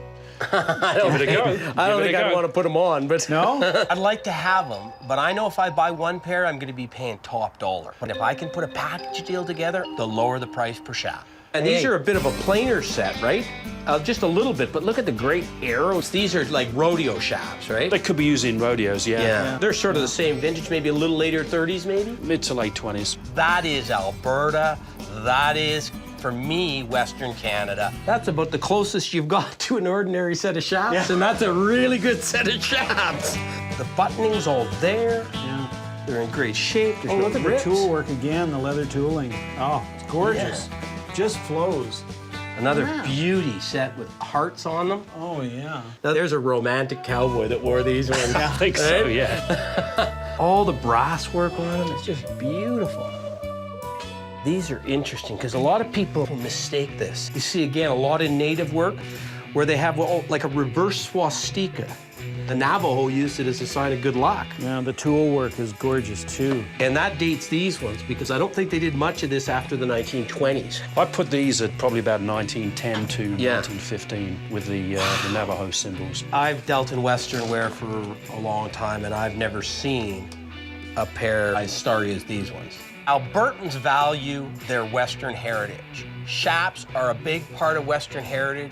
Virtually every pair of those chaps was a rodeo chap, that a rodeo cowboy would have worn on a bull riding or a horse riding. Wow, look at that. You got like almost like a rising sun pair. These are Hollywood chaps, yeah. Wow. These are made for cowboys on the movies. They probably date from about the 20s. Yeah. They're a little bit different from the ordinary working chaps. They're showpieces, aren't they? Absolutely, yeah. They are the best of the best.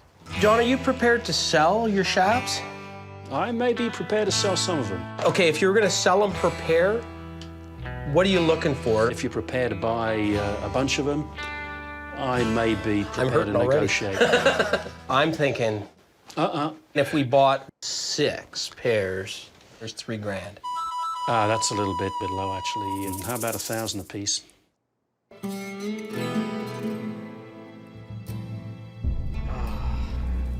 Good Western wear is really hard to find. It's not going to get any easier to find it, so that market's going to continue to go up. I'm not trying to hurt you on them. I know you paid good money for them, but I think I'd go from $500 a pair to $7 a pair, and that's a big move for me. You know what's got its piece of history? And it's Western Canadian. Yeah, it is. $5,000 for the lot.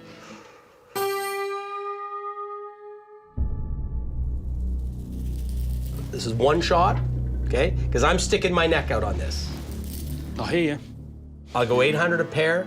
That's 40, 800. I ain't going a cent higher. Okay, sounds good. Shake quick before I change my mind. I think Scott likes quality as well, and I got a feeling he might be wanting to keep a few of the pieces for himself.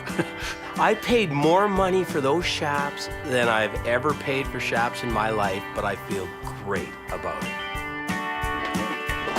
There's a couple pairs that I don't mind if I have to keep them.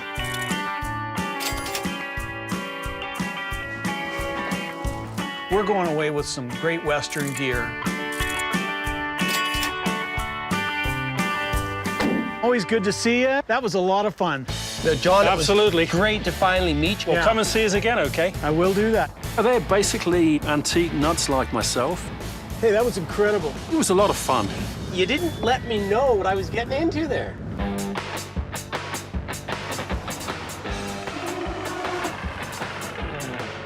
Today's sale day, and we're gonna move some merchandise.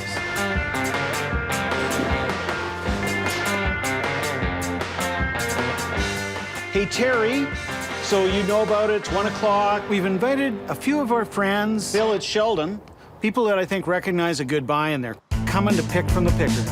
Just wanted to make sure you're coming, because there's a bunch of stuff for you. Where's my book? I think I'm gonna be winging it most of the day. It's showtime. Here we go. We picked. We hope we picked right. Bought stuff inexpensively as we possibly could. Theory here is we're marking this stuff up very little over what we paid for it. We're not trying to make a big buck here. We're trying to do a quick flip, move it along. Hey, good luck in your picking. Come on in. It's the best one you'll ever see. If you want something, you just put a tag beside the price tag, and your color will be your tag. $1.25. It's a great little sign. I've tried to price as best I could each item in my area. My partner, Chatty Cathy, has been talking up a storm but hasn't priced anything. So did he quote you 140? We were over there and he said, this is 140 and there's a whole bunch more. It's organized chaos in there. I'm having a great time talking to people, doing a sell job, giving them some history. This is cool too, a hotel, old hotel one. Molson breweries, getting them excited about it. 50 for it, Sid. Not a whole lot of money. And the other little bench. Sheldon never ceases to amaze me. All right. Oh, you want them all? Done. He sold every sled he bought and at good prices too. I'll do that. Give me, well, I got some blue tags. Go ahead, go look. Got to take my hat off. Think I will. Thanks, Zorro. You know, I'm feeling good because I'm walking into the back room and I'm seeing Sid and Terry and Jerry, and they're putting stickers on everything. And that's what I want to see. Scott? $20? Is that too much? Sid's one of my favorite people in the business. Tell you what, 15. I've probably paid that much for it. I'm shooting out a price. Hey. Good. Hey, Sheldon? Yeah. What do you think of this? I think it's a lethal weapon. It would come in handy. Yeah. We were paying 25 a piece, so 35? 35. 30. I better stick with Scott's price. He said 15. How much lower than 15 did you think I might go? Said he's taking the same thing to Sheldon and asking Sheldon what he wants for it. I gotta go see Scott. Oh, man. And taking the lesser of two. Smart guy. Yeah. I put a sticker on that. It's incredible, isn't it? Terry was interested in the Trick Rider canvas poster. Just so happens Terry's got a store in Nanton, which specializes in Western Native and Pioneer collectibles. We did exactly what we wanted to do when we bought that thing, is we brought it back to where it should be sold. I am so happy you got this. Marked it up a modest amount of money. We paid $950, we got $1,500. It's gonna look great in your shop. I hope so. Yeah, she's gonna put $3,500 in that store and she'll sell it. Thanks, Terry. Yeah, you bet. Win-win. Love it. Hey, Sheldon. She's buying for resale. You spotted the Mason's altar. She's a businesswoman and she's sharp. It's great, isn't it? I don't know if you noticed the painting on all the sides. Masonic symbols. She's just like us. She's looking for the best buy she can because she's turning it over at the best price she can. It would make a great kitchen island. 6 1/4? Perfect. Done. Hey, thanks, Terry. It's the weird and unusual that we're after. You've got some great buys so far. You know, it's great to see some of my old buds I haven't seen for a while that are in the business, that sell at a retail level. What's up, guys? And we're hoping that we got some stuff that's going to help them make a little bit of money. What was the Ford sign price, Scott? Oh, $400 for that. Like, Jerry and Terry had one thing in common. They see the common stuff all the time. They kick that over. They bought all the unusual, interesting, rare things. And they'll price those aggressively, and they'll get the money for them. Oh, God, Jerry's put his tag on a whole bunch of things. I buy and sell antiques for a living. Police style. $25? I can't remember. Sounds good to me. Jerry's been in the business as long as I've been in Calgary. Scott, I was wondering what you wanted for the 2 whiskey posters here. The old Seagram's advertising, 7 1/4 on that one, and probably 100 1/4 on that one. I'll take that one for sure, because I like the artist. He's a Canadian, early Canadian artist. And he's a good picker. Labatt's 50 advertising pieces. They would have stood out in front of the liquor store. They're 4 1/4 for the pair. Perfect. Got a shake on that. Already. Thanks. I like the advertising stuff, primitives, I like folk art. Does that come from Quebec? Quebec, yeah. Oh, you got it too, great. Excellent, Jerry. The rocking horse is a favorite thing that I bought today. It's hand-carved, the joints are put together. It's probably 1890s. That's pretty early for out this way. Jerry was a big buyer. Okay, so let me add this up here. The Dominion sign was $140. Bought a lot of stuff. The ducks, I think, was $450 for all of them. For the flock, yeah. King Cole, what did I say, $140 on that? Well, it was cheaper than that. I paid $125. Did you? Okay. And if the price is right, he buys it. I gave you a really good deal on that Seagram sign. Well, that's good. If the price isn't right, he doesn't buy it. We know that you guys got to make money, right? You got a place where you sell this stuff, and you got to make a buck on it. Well, if I don't make money, I'm coming for you. Yeah. It's that simple. We put on more miles than the Montreal Canadiens in the last several months. We've been out across this big country picking, and we're dragging stuff home that they like. They know they have a market for. 75. Sold. And there's another Pepsi over there. Lush them and Freezer the prostitute. And the price. $150. That's $50 That's a piece. $50 a head. You can't beat that. Did you see the devil? I did. Quite remarkable. I was gasping for air as we paid $500 for it. We sold them for $7. I'm okay with that. That's an example of where it never hurts to buy a great thing. Yeah, some very unusual stuff. Can you tell me the price of your totem pole? You like the totem pole, I Joe? like The totem pole. I have an antique store in BC. We kind of thought it started life in BC, so it could go back to BC. That's right. Yeah. I like this on a totem pole. It's interesting how the artist has used the knots. We paid $450 for it, so I'm gonna quote you what I think is a screaming good deal at $650. How about 6? Here you go. I'm glad it's going to Joe. He was a good buyer today. This is a nice one. We were so happy. We found it in this market in Winnipeg, and it was by far and away the best thing in the whole market. It's very unusual. Yeah, and when you consider it's gone in and out of several fires, water, smoke, it's in remarkably good condition. Very nice. What's Yeah. the price of that? $375. Is that your best price?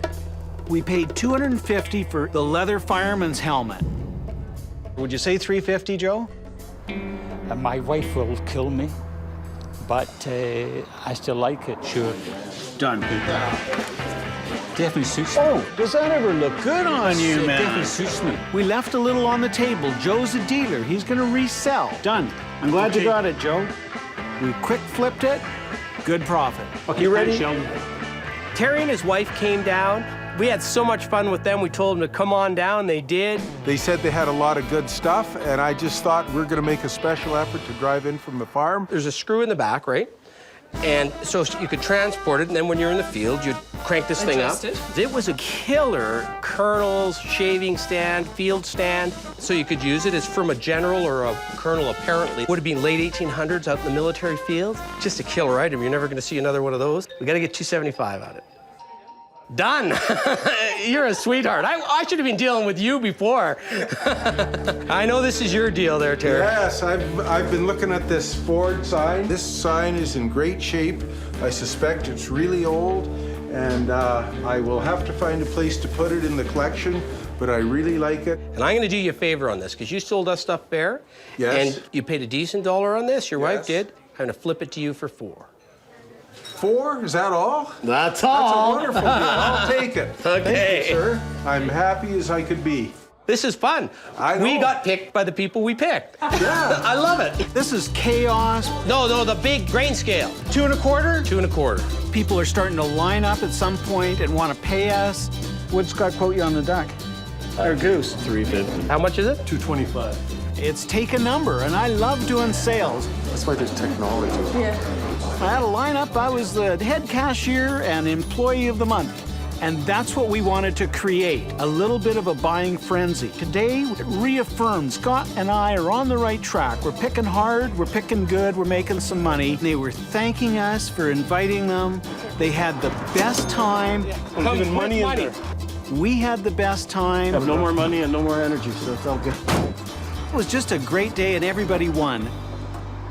Well, that was a hurricane. I haven't had that much action for a long time.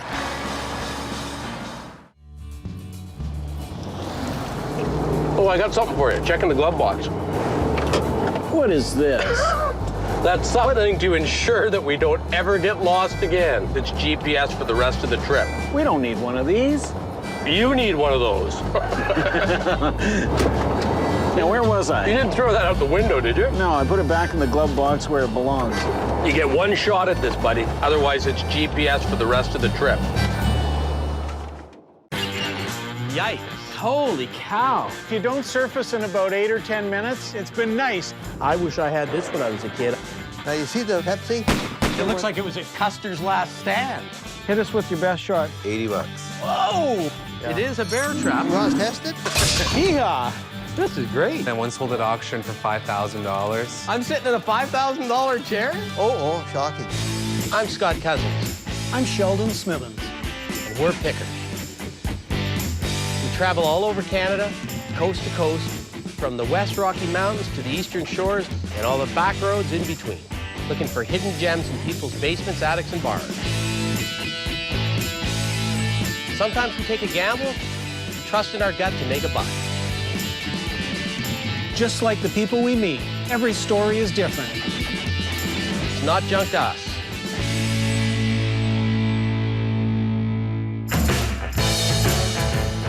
Betsy's not doing real well. She needs some gas. We gotta stop, fuel up.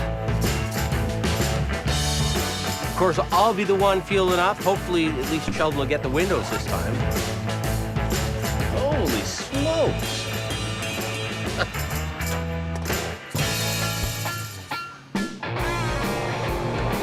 Those two girls at the gas station, I think they liked you. Never met anybody quite like me before. They asked me if my father was single.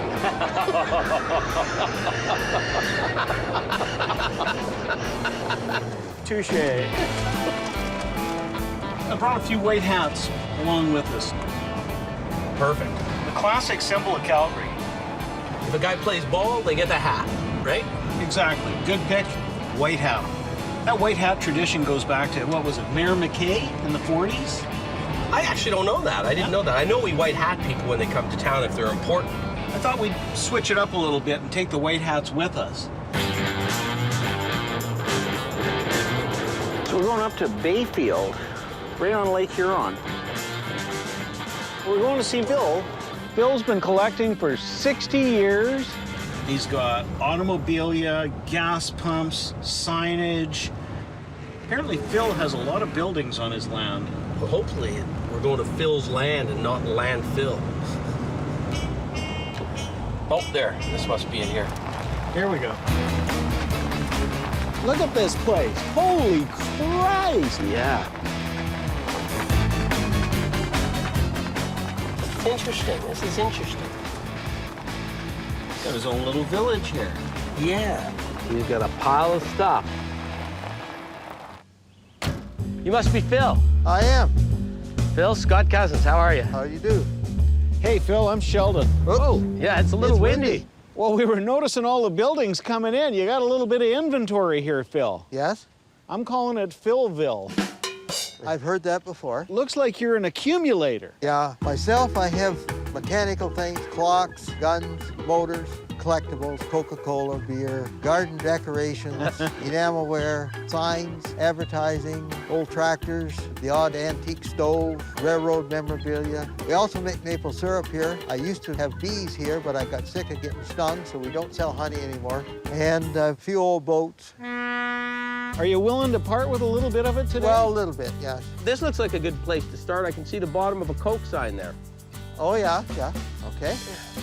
Yeah. It's been beat a little bit. In nice shape, they're like 1,200.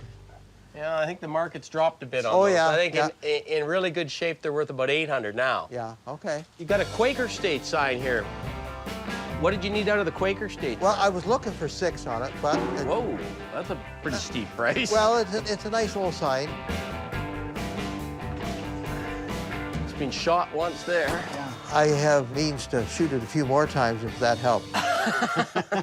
But now it's your turn to make me an offer. At 600, I'm afraid to even make an offer. Oh, no, don't be shy. So I try them on. I couldn't even give you 200 for it.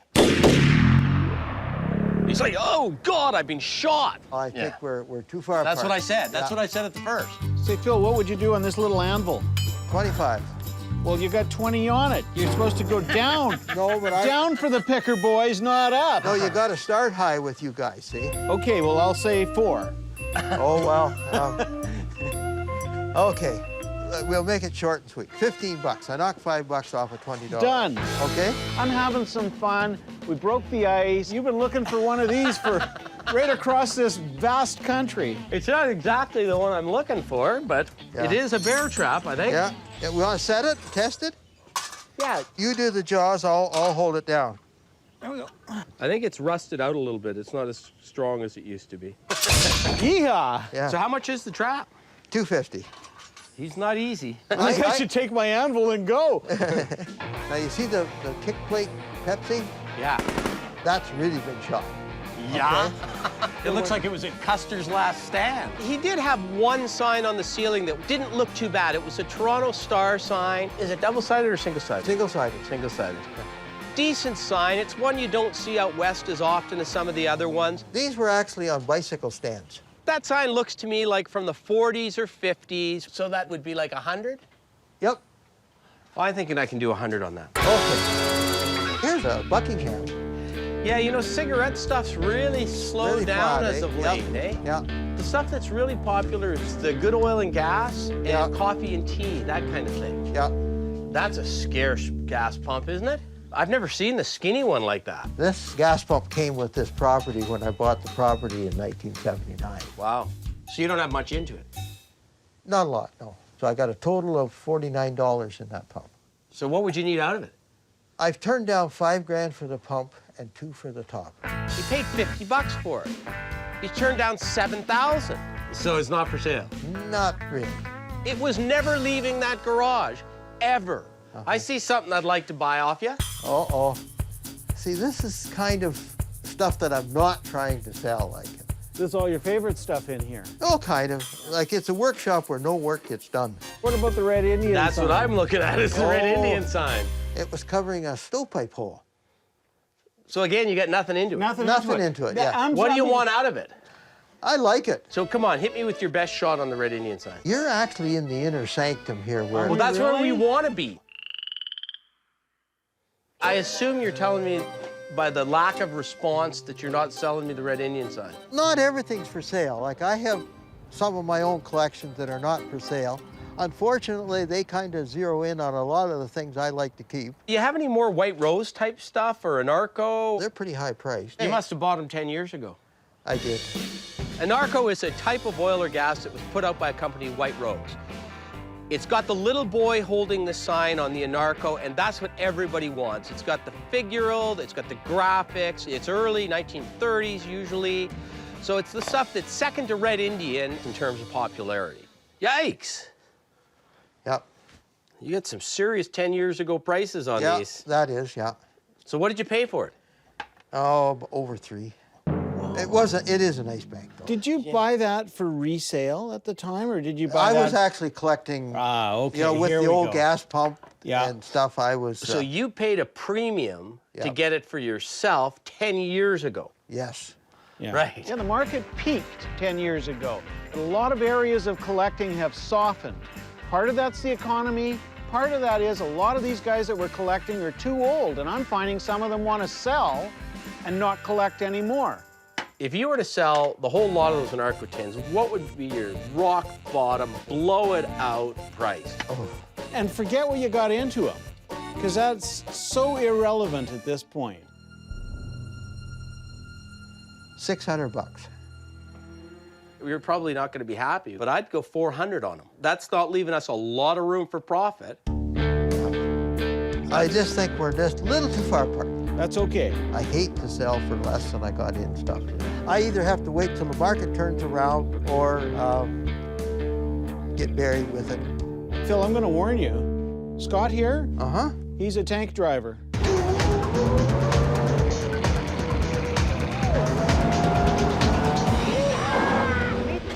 I stalled it. Oh, boy, yeah. That's a World War II toy to save on metal, eh?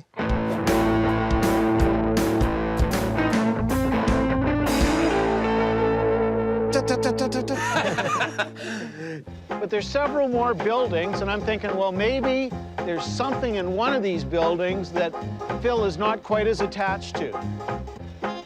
I know it's one of your favorites because it was tucked away back here. Well, yeah. It's in pretty tough shape here. Oh, yeah. Water. Yeah. Hit me with your best shot, Phil. $100. Oh. Oh, shocking. What about this? Well, this is actually a box that a roll of linoleum would come from.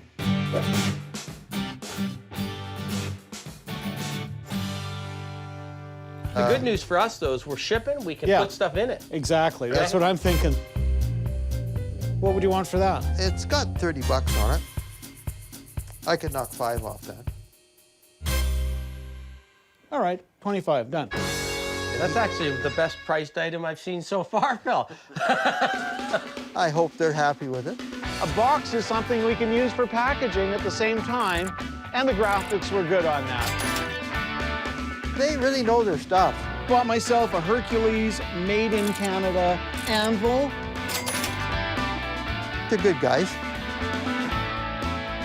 Decent sign, it's nice and bright. Somebody will want that sign. Well, Phil, thanks a lot. You're tough to deal with. I know, but I get practice. You got practice. 60 years of it, apparently.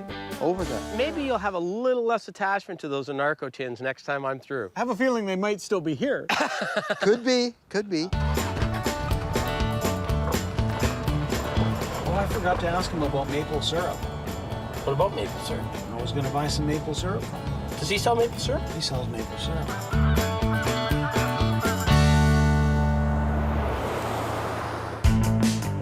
We're in a beautiful part of southern Ontario.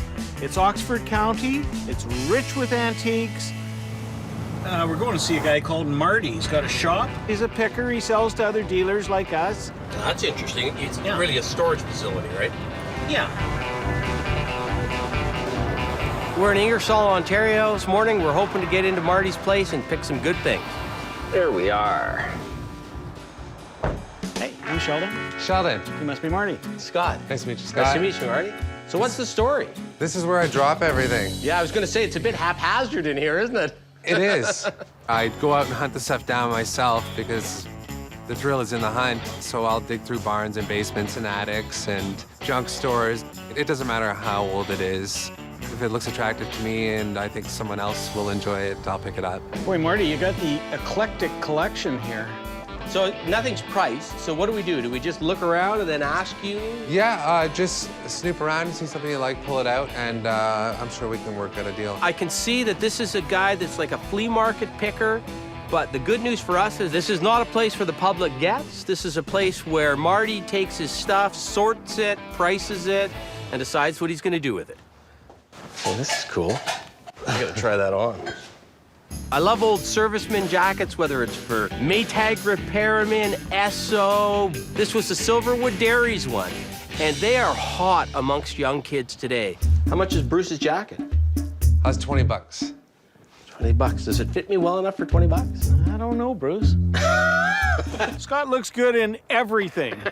I thank you, Sheldon. I feel good about myself now. No, I think I'm gonna have to buy it. 20 bucks. That's good. My mother's been in the business for 30 years, so I've been dragged around to junk shops and flea markets and antique shows my whole life. We need something for the dashboard in the vehicle. Sheldon's got a great eye for a naked lady. She's been huluing a little too much because the spring was a little bit loose. I don't want to risk it. I think it's just the string is stretched. There was a time those hula knotters were gold. Oh. I think you're getting attached to her. Well, no, I'm getting attached to whether or not I can flip it to somebody. I don't want the work associated with making that one look good enough to sell it. She's got a fairly short skirt, doesn't she? Yeah. Scott, skateboards. Oh, cool. Somebody changed the wheels on that one. Yeah. Yeah, they souped that one up.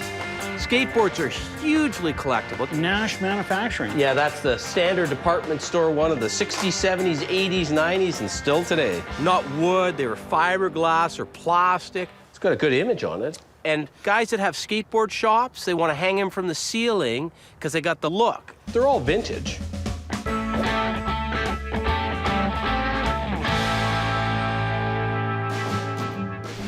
So how much do you want for these? I'll go 30 bucks on the lot. 30. 25 bucks.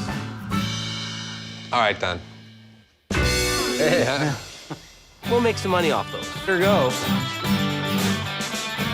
Marty, he's an interesting guy. He likes to buy really low and sell slightly higher. So he's a picker. He sells to other dealers like us. Look at the look in Rocket's face. Yeah. Isn't that classic? Sporting memorabilia is very desirable because guys that have bars want it. Hey, there's Jackie Parker. Guys that just collect sporting stuff want it. Great moments in Canadian sport. Oh, Bobby Hull. Bobby, he's just about to have the big slap shot. And the big curve. The buck's and scared.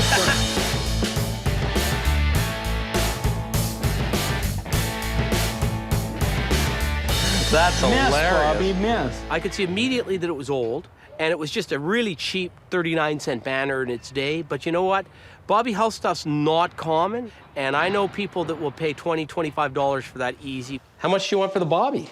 I was thinking 15 on the banner. I'd pay 10 for it. That's all I'd pay. That's fine. Done. Everything's for sale. Everything has a price. As long as I make my money and they make their money, I'm happy. I saw a Dumbo cookie jar, turnabout cookie jar. You could have Dumbo that way. You could turn his head around that way. Proper Walt Disney one. It was marked on the bottom, so it wasn't a knockoff. At least there's no chips. There's no Yeah, and they scratches, often no, get busted right here. Yeah. On the rim when people put them in. Made in the 1940s and early 50s. Right after the movie Dumbo came out. What would you want for Dumbo? You could have them for 15. I love Dumbo. Oh, I can do that. Yeah. All right. Yeah. But I still cry at the sad parts.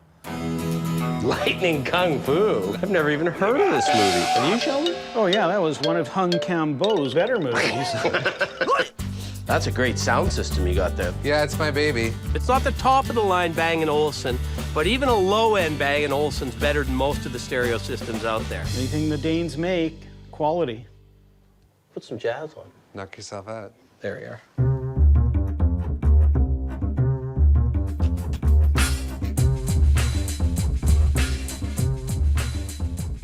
That thing was made in the early 70s, and it still looks good today. Okay, good. What would you need out of that? My best price is $300 on it. It's tempting. Got one guy that likes this stuff. Let me think about that for a minute. But I want to ask you about your fan. That is a cool fan. I think these were really popular in the 50s.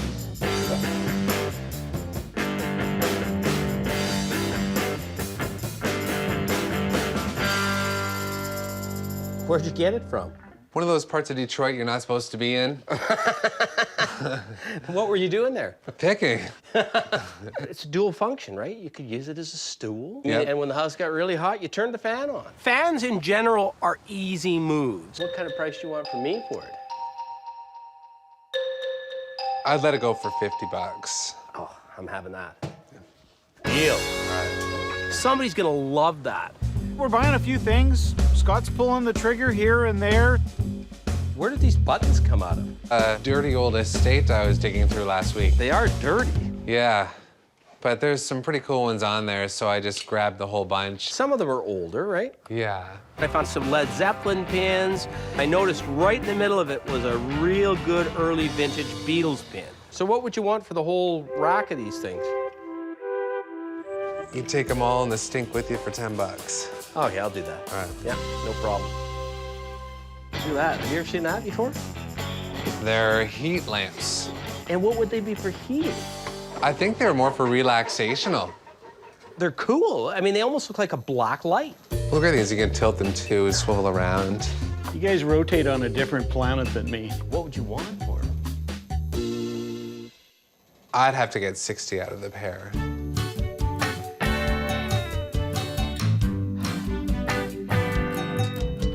I've never seen you stew for $60. I'm thinking to myself, you know, I feel better at 20 a piece, but before I can open my mouth... Thank you, Marty. Done. Here, I made the decision for you, partner. I know you want them. I like to keep the process moving along. Anything upstairs? Yeah, I've got a couple big pieces up there and some projects I haven't gotten around to yet. Wow, a little bit of everything here. Is this a chair? Yes, it's a rocker. That's funny. Yeah. When I first looked at it, I thought it was just something some hack put together. That's actually really good. Man, it was just beautiful to rock in. Like, is this something one-off, or what is it? Well, there was a few hundred produced. So, like, it's a real piece of furniture. It's not just some quirky guy that made it. Well, he's a quirky guy. What's his name? William Lishman. The guy from the movie? The movie Fly Away Home. He teaches the geese to fly, right? Yep, to follow him in his lightweight plane. Yeah. Oh, that guy. Yeah, He's in the guy that Ontario, made- isn't he? North of Toronto, yeah. Right, right. He made this. Yes. He's a well-known artist and sculptor, and he's won national awards. It is a great piece of Canadian history. It made it to Architectural Digest, and then one sold at auction for $5,000. I'm sitting in a $5,000 chair? Again, yeah. You should try it. All right, I'm in. Yeah, this is a really cool chair. What do you have to have for it? $1,000. If you'd have told me that before I sat in it, I would have thought you were crazy. Holy smokes. Done. Now, usually I'm the guy that steps up on modern furniture. We came up with a star piece out of the attic right at the end of the pick. The guy that buys this is going to have to take a test drive. That's the only. Yeah. That's what sells it. Yeah. You never know what you're going to find in the next room you get into. And I think we made a good buy on all the stuff we bought from Marty. I know people that will pay anywhere between $5 and $20 a piece for them. Look at these cool lamps. Somebody's gonna love to have that as a bit of mood lighting.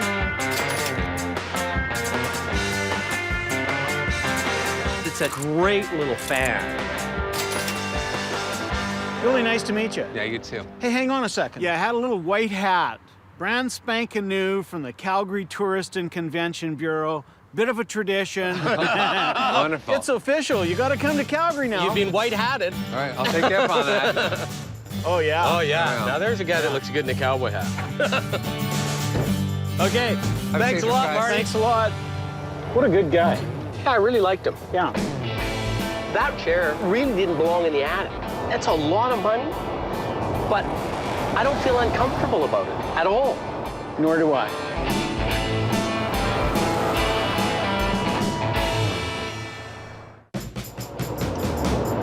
really like this area. This looks like moose country, doesn't it? Yeah.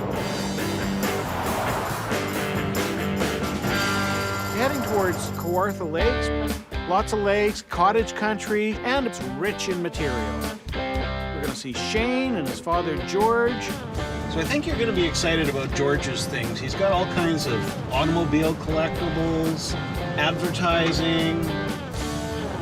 So we should be getting close. Yeah. It's gotta be here. This has gotta be here. Yeah, Nobody's got a White Rose sign like that. Yeah, and the Coke And there's a totem pole on the front. I didn't expect to see a totem pole. Look at that double shell visible gas pump. Beauty. How are you? Scott Cousins, how are you? George. Hi, Shane. I'm Sheldon. Couldn't help but notice the totem pole driving up. Where'd you get that? They come from Indonesia. That's amazing. They make that in Indonesia. Yeah. How long have you been collecting, George? Oh, man.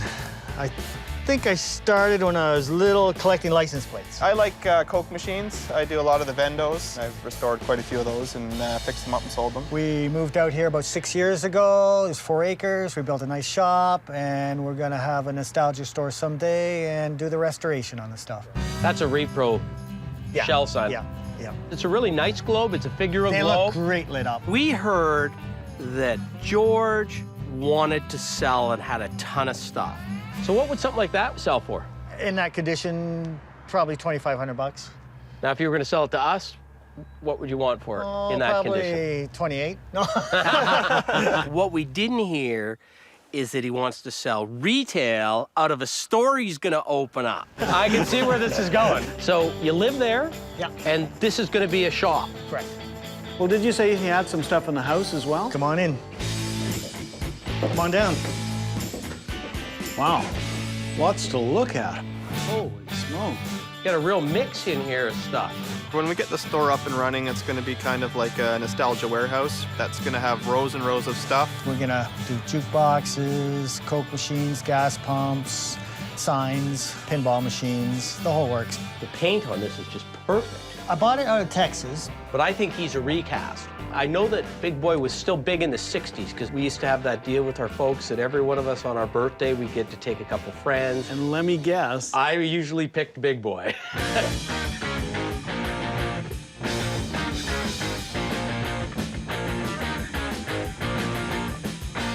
So what do they cost to get them made? By the time I got this shipped up here, if I sold that, it'd be 2,500.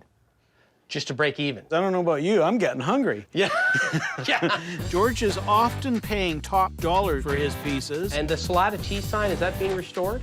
This one I had to repair just a little bit, and I kept all the cracks in it.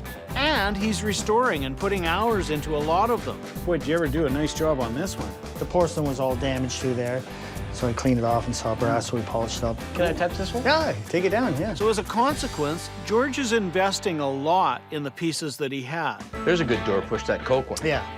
But Scott's persistent. It's the shape that really sets this one off, isn't it? Yeah, very Art Deco in shape, but it's not 20s, it's 40s. I really enjoy restoring the signs. Well, this one's, I restored the ends. Yeah, I was gonna say that one. It was in a fire, and I had to do from there over. You did a great job. That's a nice decorator piece for somebody. It's never gonna be truly collectible because, like you said, it was half gone, right? Yeah. I have trouble selling restored signs. Yeah. People want them original. Like this one is original. What would you want for something like that? Those ones go for about 400. In this condition? Yeah. 400 seems to me to be steep.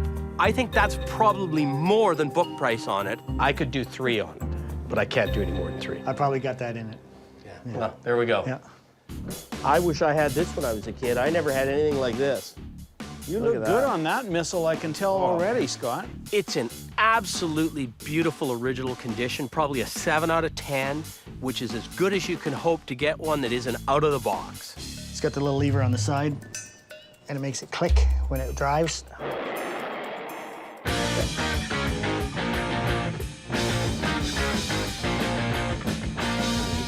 The condition on this is just so nice. That's what 1950s, early 60s? Yeah, maybe? I think so, yeah. There's a million cars out there. Every kid had a little car, but not very many kids had a rocket. The kid that had that pedal car, he was the most popular kid on the block. I'm afraid to ask, but what do you want for it?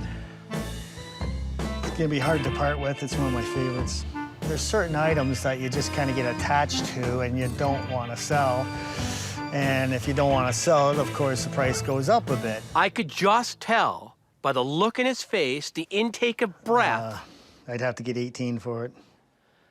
I was afraid I was going to hear that. There's no money in it for us at that, but it is a killer thing. I'm in love with it too much. Well, I grabbed these mostly because they're Canadian. Deal me a hand of blackjack. Scott can pick and play cards. I saw 2 trays there. The one was an old Molson's porcelain enamel beer tray. The other one was a piece of Canadiana. The other one was rare.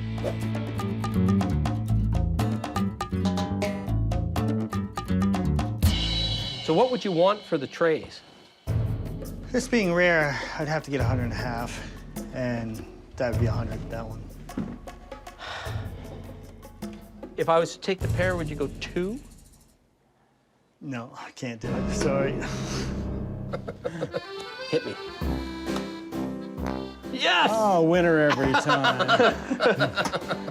Any more stuff? Maybe something you're not quite as attached to? I don't know if I told you about the 4 trailers I have. Very crowded in those things. You're gonna have to put your climbing boots on.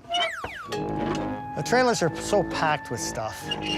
Everything's just piled in there. Holy smokes.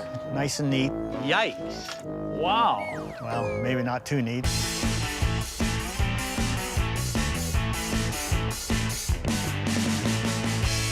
Can I actually sort of wiggle in? Get up there. Holy cow. If you don't surface in about 8 or 10 minutes. Yeah. Yeah, it's been nice. There's some good stuff back here. I just wish I could get to it. Scott's like a Labrador retriever. I send him in, I tell him there's a bird in there. Go deep. Does he bring it back to you, though? Oh, usually, yeah. In the trailers, they're just piled with stuff. And every time I go in there, I go, oh, yeah, I got that. I forget, you know? Have you had a tetanus shot lately, Scott? No, but I got a feeling I'm gonna need one. Oh. What do you see? A rusty 70s pedal car, I think. Now that's a beater. What would you want for a beater? I'd want 100 for it. It's more rust than it is metal, I think. See, Shell, I think we could probably sell that pedal car for 75 to 100 bucks. That's about it, though. Nice checker cab. Yeah, them guys know the good stuff, that's for sure. They tried to get some of my good stuff. What would you want for the checker cab? They're not for sale. Okay. Did you do these Coke stools? They went around one of the bars I built. It's like a $6,000 bar. $6 grand. I might sell some of the stuff off, but I'll keep a lot of the stuff to restore. What the heck is this thing? That's the bottom of a carnival ride. So that must be the bumper off that car. Are you going to restore that at some point or what? It looks like too big of a job. Well, then what would you want for the grill? No, the grill would have to go with the car, because then the car would be worth nothing. Well, it's worth nothing now. So how much would you sell the grill for and throw the car away? No. No? Okay. I don't understand where he's coming from. He won't discount what he loves, and he won't discount what he doesn't. It's got to be a disease to collect this stuff. I did all that climbing and digging. I got no treat. Elbow. Good job. You made it. Yeah. Yikes. Quite often, collectors have a little bit of a problem parting with things. There's lots of stuff in here that we'll be interested in. The only question we've got is, what's the price? Wow, you got a lot of Coke. You got a whole row of Vendo 44s over there. Oh, you saw that, did you? Yeah. The Vendo 44 is probably the most popular of all the Coke machines because it's so small, it can go anywhere in anyone's house. This one looks like it's in reasonably decent original condition. When we restore them, we take the compressors right out and rebuild them. We rebuild the coin mechanisms, do all the body and paint, and when they're ready to go, they're pretty much better than brand new. If you do find one with a rack in it, these racks are gold because they're very hard to find. I used, like, stack my beer sideways all the way up in here. Yeah. I would sell an unrestored 44 that's complete with the rack and compressor and everything for about 2,500 bucks. When we restore them, we usually get about 6 for them. There's just no way. We gotta buy those things at $1,200 to $1,500, flip them for 2, and let the next guy make the extra 500 to 700 bucks on it. I'm more interested in this beat but rare sign. It's rare because it's got the little guy in it. Yeah, and we welded that up because it was so rusty and it's in the midst of being restored. If you were going to sell this, what would you sell it for in that condition? I'd have to finish it to sell it. I don't mind a few bumps and bruises on it. It shows its age, it shows it was used, and it's easier for me to sell with the bumps and bruises than if it's been restored. If you were going to sell it to me today, just the way it is. What would you want for it? I don't know. I don't think it's for sale. Okay, well, that makes it easy. Yeah. This big Coke sign, what's the story on that one? It's missing a piece on top with the hangers, and it's to advertise your own store. As I recall it, this thing would look a bit like that, except it would have the big stripes, and then you'd have your name in it. It's a 1940s, 50s sign. Coca-Cola dealer would have come to you and said, hey, we want you to sell our product. We're going to give you a sign, and we're going to put your name on it. Flip it over. Oh, yeah, I'm trying to visualize what the top of that sign looked like before we think about whether or not we need to own it. The problem is, he's going to dick with that thing. He's going to touch it up and try to make it better, and in my mind, he's going to take all the value away from that sign. And what would you sell that for if you were going to sell it? You'd be up around $800–900. The pickers are exactly like us. They're looking for wholesale prices. They got to make money, so their job is find the deal, make a bit of money, and still sell it for a good price. And that's exactly what we do. Speaking of Coke, you used to see these all the time. You don't see them as much anymore, the Coke Pops. It looks like an original bottle. Yeah, it's original base on it, yeah. Oh, yeah, it's heavier, yeah. Really popular item. It's almost like a cornerstone for a Coca-Cola collector. Everyone that collects Coke wants to have a Coke Cop. So what would you need to get out of the Coke Cop? I was asking 15, but 12 would take it. That's an entry wound. Yeah. That's an exit wound. Just a bit too much with that many bullet holes in it. Fortunately, that was a little lower than they were intending. I can see them offer me a lot less on things because they have to make money on it too. Now that's a beauty. Yeah, that's a nice bike. Nice condition, too. Yeah, it's a girl's bike.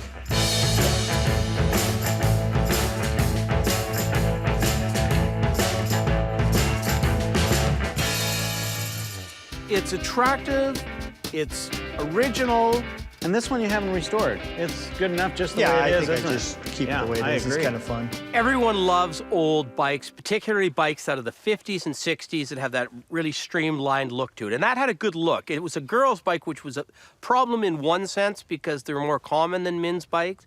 But it was also good because girls actually ride those bikes today, and that's who we're likely going to sell it to. That's a beaut, eh? Does it have the backup brakes? Yeah, it does. It's got the backup. Coaster brakes. It's a bit wobbly, though. I don't think the bike is wobbly. I think that might be you and a few too many suds last night. I think it is. I think it is. That's a nice bike, though. So what do you want for that? I should get $300 for it. You know, it's getting up there where it's questionable how much we could make off it, if anything. That's a great bike. Would you take $250? Yeah, I'd go $250. Yeah. Done. Great, thanks. Thank you. Thank you. I'm glad I sold him something. I think we have a market for that. We'll make a few bucks, pay for the gas.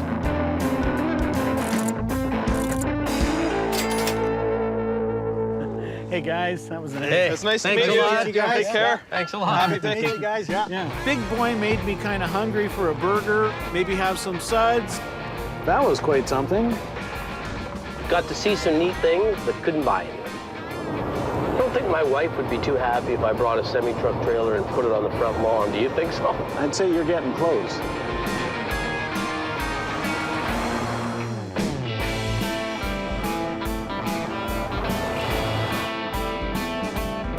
We're going to see Tim.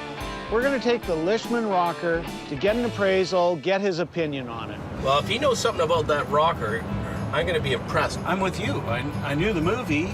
I didn't even know Lishman made rockers. We know there's profit in that chair. How much? Well, that remains to be seen. Oh, there. Here we go. Yeah. I love doing appraisals because you just never know what someone's going to walk in with. We wanted you to take a look at this for us. Have you ever seen one of these? Yeah, the Lishman chair. They're quite unique. We made a few hundred of them back in the 70s, and they're highly collectible because they're a work of art, is what they are. They're really comfortable. Yeah, these are really cool.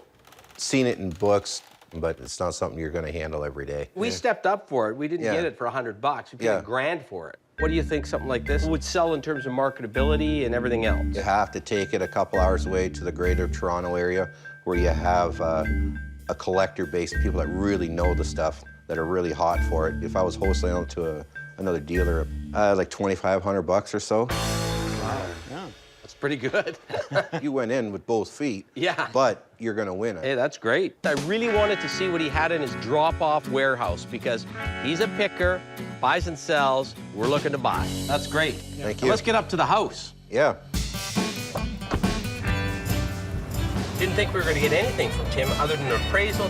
I've already white-hatted him. Do you look good in it? Yeah, he's one of us. Do you look as good as me? I hate to say it, he looked better.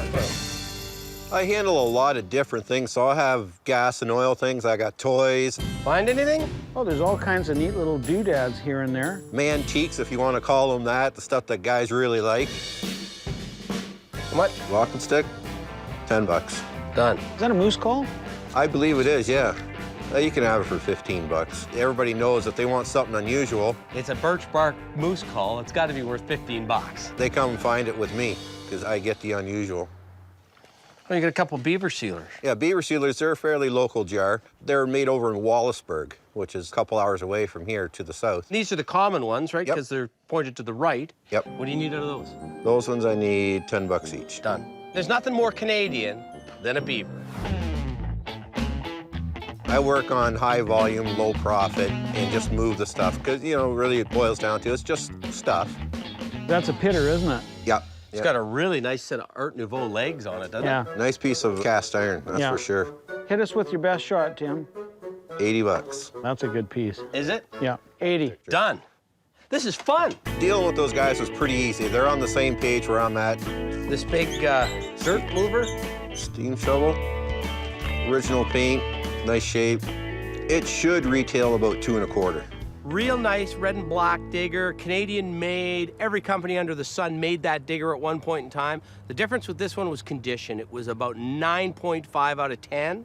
To find toys in original paint is really good. They're getting harder and harder to find, and they bring the premium dollar. I need $100 for it. Let's do it. Yeah. Let the next guy make a few bucks, and then he can come back with his profit and buy more. Is this an American company? Crimco, they were across Canada. I know that for sure because I've seen them out of different places. It was a chocolate milk sign. Very unusual, nice size, good crisp image. Probably, I would say 30s because it's embossed. How much did you say you wanted for that? $40. Is that your best? 30? 30.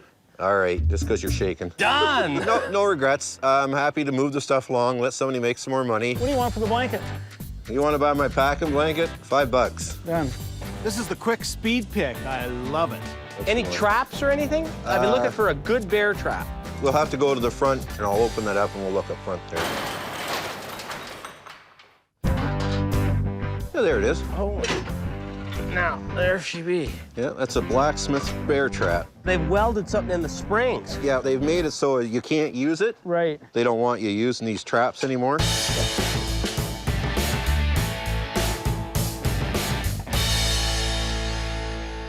Finally, I found a real bear trap. It was an old blacksmith-made bear trap. A lot of people that have cabins, that's just such a big, impressive thing. It's a cool thing. Piece of history. What do these sell for? They're generally about $400 or so. In this condition? In that condition. Because it's pretty rusty, right? Yep. What do you need out of this? I'd like $250, but you can have it for $200. That's what I got invested in it, so. You know, I've been looking for a bear trap all over Canada. Yeah, shake the man's hand. Yeah. 200 it is. This is great. This is some good picking. Best picking we've had so far. Yeah. We could stay here picking all night if we can. Oh, Delco batteries. Yeah, that's a battery stand. Comes all apart. It's a really cool piece. That would have sat in a service station, probably in the 1960s. Great display piece for guys that have oil bottles and cans and all that stuff. Any guy that's tried to put together a service station display or a gas station display will want that piece for his collection. What do you need out of that? I need $100 out of it. And all the pieces are right there for it. Done. Is that a Massey? No, I don't think it's Massey. There are a lot of people that buy tractor seats. They'll weld a piece of metal to the bottom of them and use them as bar stools. Never have any trouble selling a good tractor seat. What did you want for all these seats? There's 6 seats there, I think, altogether. $300 for the 6. Several weeks ago, we were at a pick, and the guy wanted $300 for one seat. Shake the man's hand. Thank you. Thank you. The guys are welcome to come back anytime. That's your new lucky hat, isn't it? Yep. Brand spanking new. We've been doing well, but I think we better get this packed up and get on the road before it's too dark. Watch your fingers. Yeah, so this is a homemader. It's just a wall hanger anyhow at this point, so. It's a pretty seat.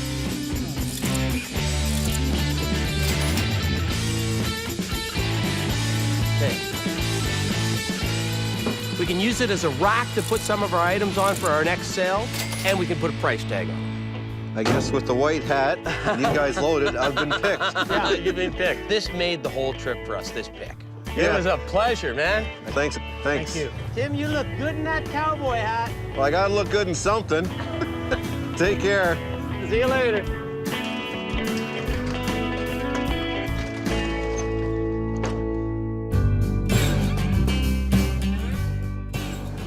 When you give a white hat to a guy, you're giving him an invitation to come to Calgary to visit the city. I agree. The good guys always wear a white hat. At least they do in the movies, anyway. I was gonna bring a black hat for you. I've got a black hat. I know. I think it was Prince Charles they white-hatted about 5 times. He arrived in Calgary one day and they gave him a white hat, and he said, "No, God, not another white hat." He's a bad pick anyway. Yeah. It's got some good stuff. He just won't sell. Oh, look at that. Yes. He has some weird buildings. What's going on here, Scott? I have no idea. What kind of dollars do you want for the whole shooting match? It's up around 23,000. Wow! Got a big old Tom, vicious Tom. Go in like a man. Look at those claws. He could do some damage. I'm Scott Cousins. I'm Sheldon Smithens. And we're pickers. We travel all over Canada, coast to coast, from the West Rocky Mountains to the Eastern Shores and all the back roads in between, looking for hidden gems in people's basements, attics, and barns. Sometimes we take a gamble, trust in our gut to make a buck. Just like the people we meet, every story is different. It's not junk to us.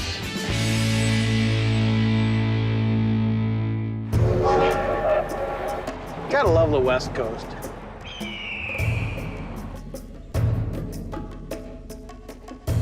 I love these totem poles. They've got such great stories. I love some of these, like the guy riding the whale there. So we're here. We're gonna be hitting Chilliwack, Yeah. I think Abbotsford, Langley, Surrey. So why don't I drive? I'm not overly excited about you driving.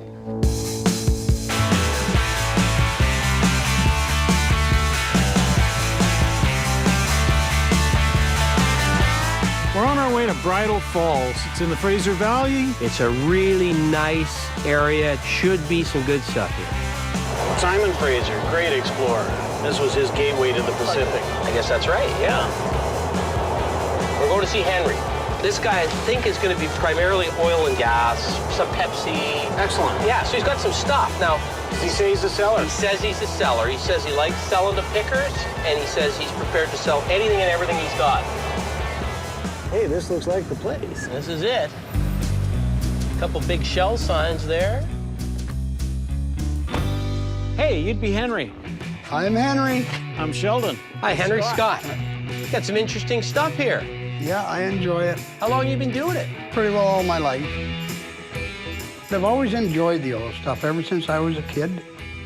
And the hunt's part of it. I like collecting anything that's rare, unusual. Always oil and gas? No. Used to collect kids. I got 9 kids, but I found that it's too expensive.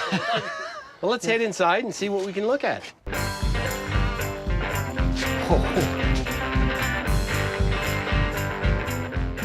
This is great, Henry. My wife's not into antiques like I am, but when I bought that, I asked her, I says, do you want to go necking in it tonight?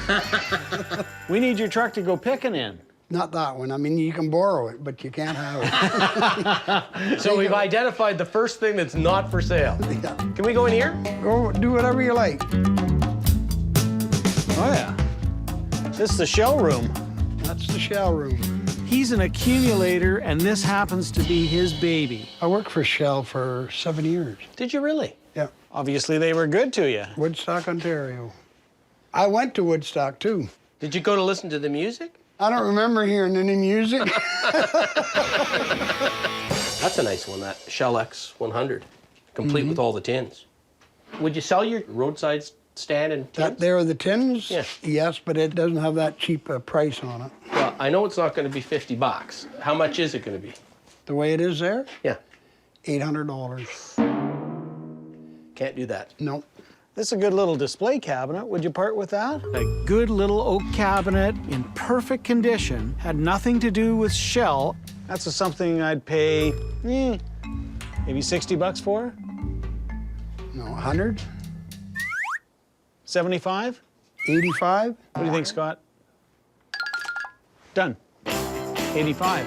Oh, you got a grip like a vice. And he kind of surprised me. He parted with that little display cabinet, and I think there's more to come. I'm sort of happy now because Sheldon's broken the ice, so I'm hoping the rest of the day goes that way. I just want to take a look at this Bonanza lunch kit.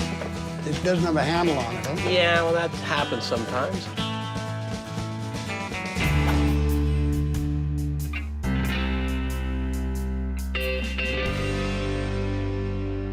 It's a Canadian lunch kit. You know how you can tell the Canadian lunch kit? Silver band. Oh. The Americans lithographed the entire way around. There's a very small handful of collectors in the United States that pay huge money for mint Canadian lunch kits and mint Canadian thermoses. Good Canadian guy, Lauren Green, in it, too. Yeah. Unfortunately, it's a bit of a beater. So for what I would offer you for it in that condition, it's probably better up there. I just want to see if there's anything old. You see, there's a couple old Lesnies in there.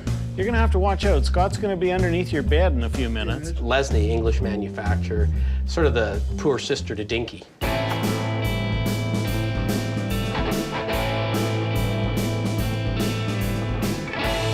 That's a first series Lesnie. Is he? Yeah, you can do steel wheels. Bet you paid $35 for that. How much? Paid $100 for that. What? Holy. I do have some weak moments at times. I've done this myself. You see something, you love it, and you overpay for it. If I'd paid $100 for that, I would tell my wife to put it in my coat pocket and bury it with me, because you're never getting $100 back out of that baby. You don't want too many weak moments. No.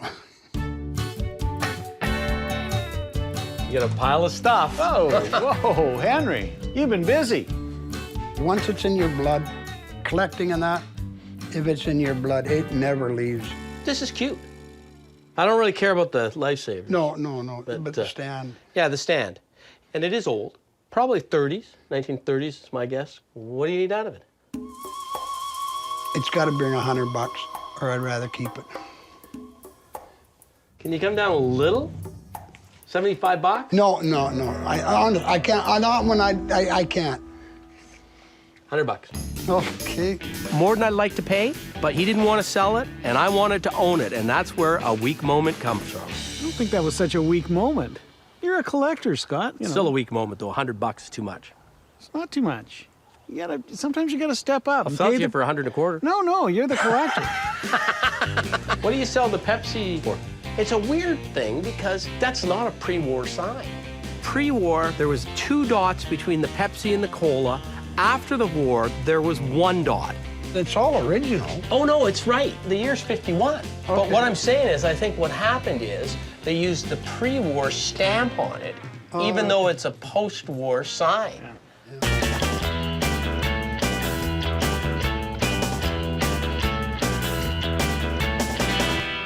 If you were going to sell them in that condition, you get 2 of them, what would you want for them? I bought them at a really good time, and I can't get my money back out of them. So you may as well just keep them. Weak moment day for Henry. I can't buy him. He won't even quote me a price he paid so much for them. and I like Pepsi. It's the underdog of Coke, right? So Pepsi needs support. I like that. Store display, 1960s probably. Yeah. And what would you sell it for as it goes? $100. Yeah, see, I don't think that's an unfair price. There's only one problem. That's the only lighter I want. Right there.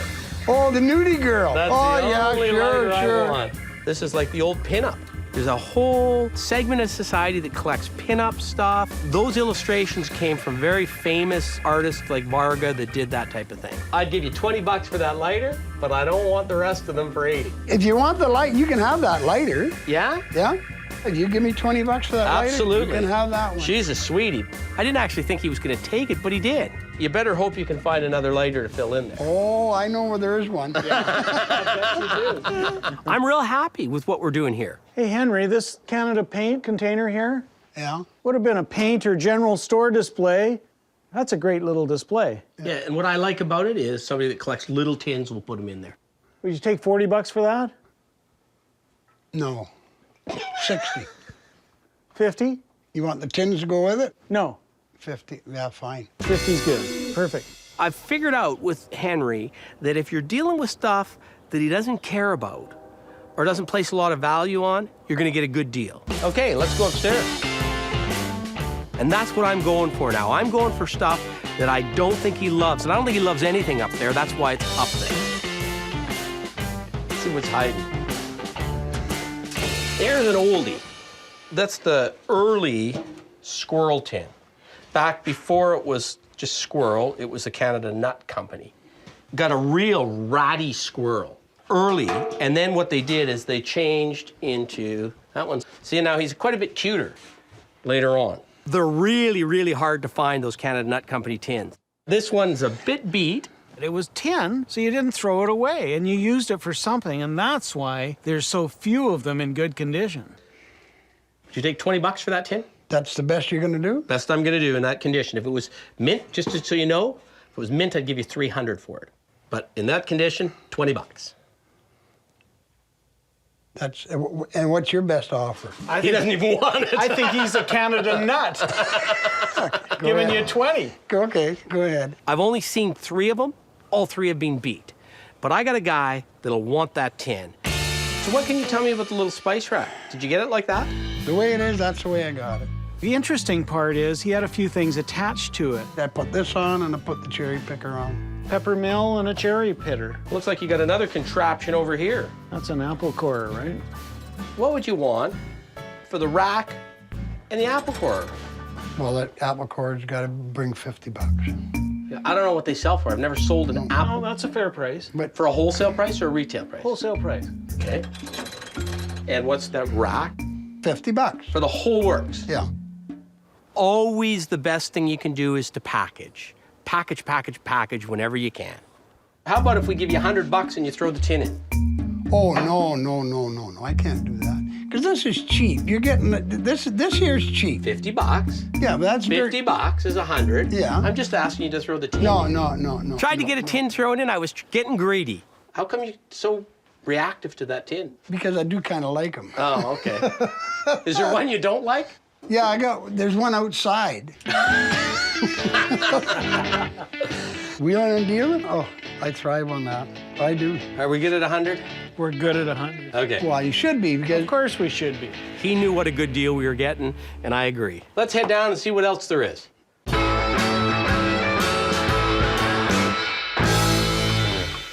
We're still doing deals, and that's a good thing. We keep the ball rolling. We're getting merchandise, and we're getting it at what we feel is a fair price. The pickers are happy, and we're not done yet. One last thing.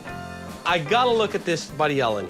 You don't get a chance too often to look at a real nice, original condition Buddy L shell truck. I'm guessing 1940s. It's even got the grill, which is almost always gone. Now, that probably would have been a $10 toy in its day, Whoa. which was a lot of money. That's a good toy. Now, the back's been dicked with. Yeah. And what's your best on that? That's not leaving unless it brings 500 bucks. I still think at $500, there's a little bit of money to be made in it. That bothers me. Yeah, I know. That's a good toy, Shell. We have to be really cautious if we know that something isn't in original condition. Can I put it back there while I think about it for a minute? Yeah, sure can. That's a beauty. Yeah, that is. How much for the little guy? 125. 125. Yeah, yeah. I got that at a weak moment. Oh, don't talk about that one. That's a cutie. It's a Schuko. Yeah. German.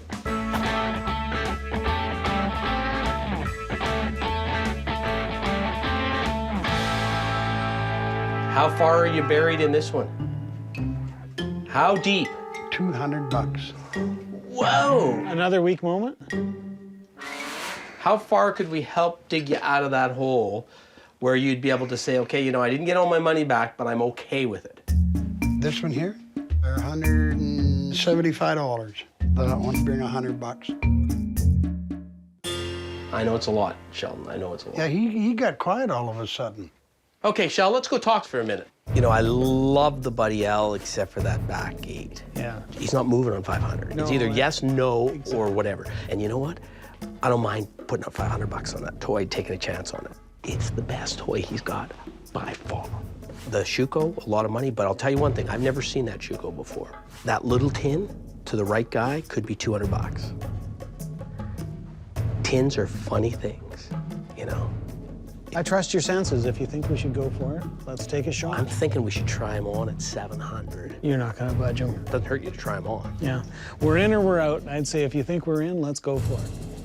Henry. Can I try you on at risk of you being mad at me? You No, won't be offended. I don't get mad. That's fine. That's... Okay. $700. No, that won't fly. I honestly feel I don't want to take less. I'm gonna pay $775. What can I get thrown in the deal? How about those bottles over there that would have sat in a dispenser at the gas station? Yeah, go ahead. Done. Here, let's do the cross shake. There. I heard Henry had a pet, and he asked me if I wanted to see it. Can you tell when he's agitated? Is he agitated right now? Yeah. Got a big old Tom. Vicious Tom. Go in like a man. I'm going What are in you, like a man or a turkey? Like you are. So I thought I'd go in and see how close I could get to it before it pecked my brains out.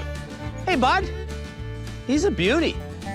You're far more brave than I am. Are you gonna come at me? Look at those claws. You could do some damage with those. Have you ever got this close to him? Oh, yeah. Oh, He yeah. goes up and pets him. He's very friendly. You stay where you are. I'm grabbing one of your feathers. I'm not touching you. Turkey feather for my cowboy hat. There we are.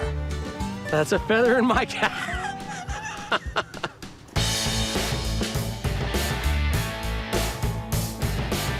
Anytime you can get a good little oak cabinet, I take every one I could find.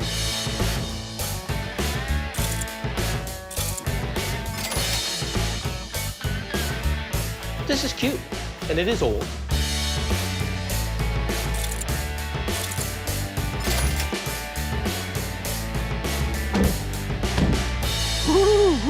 I know you. Henry, that was a lot of fun. Yes, gentlemen, behave, eh? They're good guys. Try to be nicer next time. Okay, that one with the long hippie hair, yeah, he's got a bit of a character to him. So we'll be back. And when you start parting with those little shell tins that I like, Yeah, that'll be a little while, yeah. well, that was fun. Man, he's got a lot of stuff.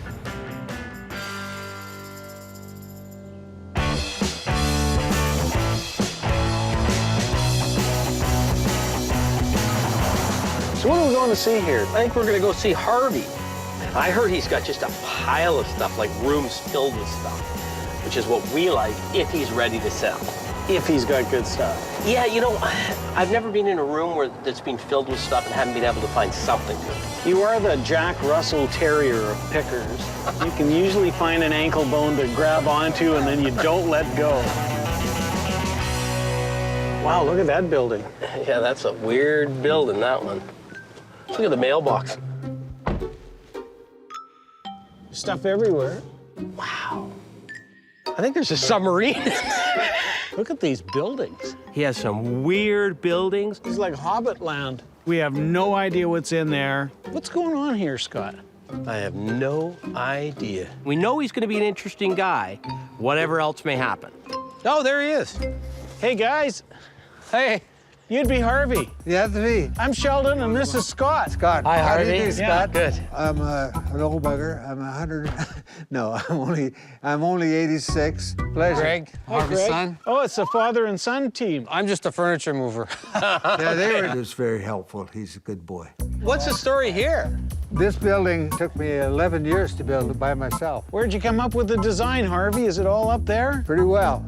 Every nail in this place is done by myself, but I didn't realize that I'm making so much noise, hammer so many nails, my neighbor moved away. Do you live here, Harvey? No, this is a building that I use for collectible stuff. Oh, okay. Hopefully someday, maybe a museum. We'll That's see. not good news for us if you turn it into a museum. I don't really sell to the public. We're in trouble here. Well, if we see something we really like, can we make you an offer on it? Yes. Okay. Go show us a Come treasure, into my Harvey. office. Come on in. Okay. Holy cow. Wow. There's some good stuff back here.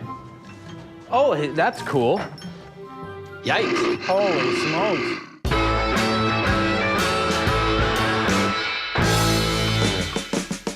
You got a combination of a whole bunch of stuff here, don't you? I like unusual pieces. Harvey's been collecting for, it sounds like, a lifetime. That used to sit out in front of a drugstore or something. It still works. It's a bouncing horse. I put the kids on it, you know. It actually is covered in a hide, and it's a good early one. I had the mate to that, and I sold it to a friend of mine for a couple thousand. You know how much he wants for it? No. 16,000. What? So I'm guessing he's not for sale. No, but he... Yeah, 16,000. We've established the price. Jump on it, and it still works. Be careful, don't break them. Wow!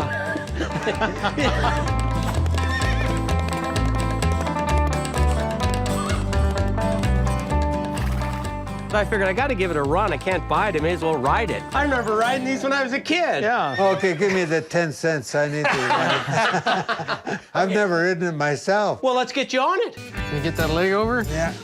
Ready to fly. I told you, it gives you a good run, doesn't it? Yeah, take out this baby. I should do this for exercise. That's beautiful. That was pretty good. Thank you. I can see from looking around that he's got some real interesting pieces. This is an interesting one. Yeah, it's old. They reproed this claw, so I'm always suspect when I see them. Oh, yeah. And like this is a repro. You may not think so, but that's a repro. The back was old, so I was comfortable it was right. And then it was just a question of what it was going to take to get it out of him. Have you ever had an offer on it? Yeah. How much? I did. He offered me 200. I was going to offer you 200 myself. No, I like to keep it because I just love it myself. That's sweet. They're military, which surprisingly is less desirable than the passenger liner ones. Mm-hmm. But still, they're neat, they're cool. They're probably from the 50s is my guess. He's in love with that, isn't he? Well, I collect things like this. Well, I do too, see, so it's going to stay here. Anything else you want to look at? We've got the unholy triad. If I don't get three of a kind, will you sell it to me? You're breaking my heart here, wanting to buy the stuff that I love. A guy that doesn't want to sell. I have certain things that I can't part with. A guy that loves the stuff. I'd just love to sell you some of this, but it'd be gone that I wouldn't be able to show it to somebody else. And a guy that doesn't need the money. This is more of a museum. Hey, Harvey, I like this little cart here. Yeah, that's a nice piece, actually. It's an old European wooden cart. We've had success with those before. I don't know how old it is, but it's certainly well made. Is that one you'd part with? I kind of hate to part with it, but as you're nice guys, I might, you know. What would you want for something like that, Harvey? Well, I'd like 500. Whoa, whoa. 500. You really don't want to part with it, do you? Well, it's a $1,000 piece. Where do you find something To who? like that? What if we stretched and paid you $3? $350. You're done. Okay. And I'll tell you what we're doing here, Harvey. Yeah. We're breaking the ice. We want you to start loosening up. I'm pretty loose now. The only reason I'm really selling it, it's in my way. Let's go see what else is in your way. Once you've bought one thing, the probability of buying some more becomes much greater. Can I buy Moby Dick? That's my carving. Nobody ever wanted to buy one of my carvings. Well, I do. I like Moby Dick, don't you? Yeah, yeah. Harvey, I'm going to turn you into a professional commercial artist. I'll give you $50 for Moby Dick. Can't. Moby Dick would be so unhappy if he left this place. If we broke the ice, the only thing we did was break it enough to fall through it and drown.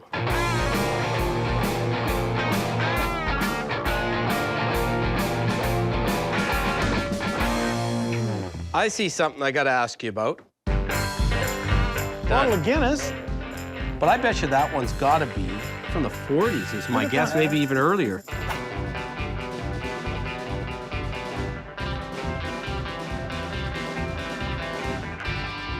There'll be some guy that owns a bar that'll want to put that on his shelf just as a piece of decoration. Would you take $5 for the bottle of Guinness? Sure. Because I figure if we can't sell it, I can drink it. It's still full. I was going to say it's a little bottle, but we'll split it on the way home. Yeah, okay. We're keeping the ball rolling. Can I buy this?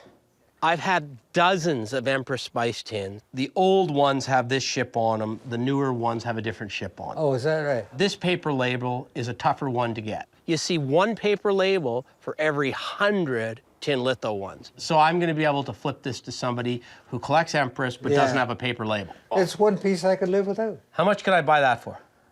I'll give it to you from my low ball price, $8. Done. Okay.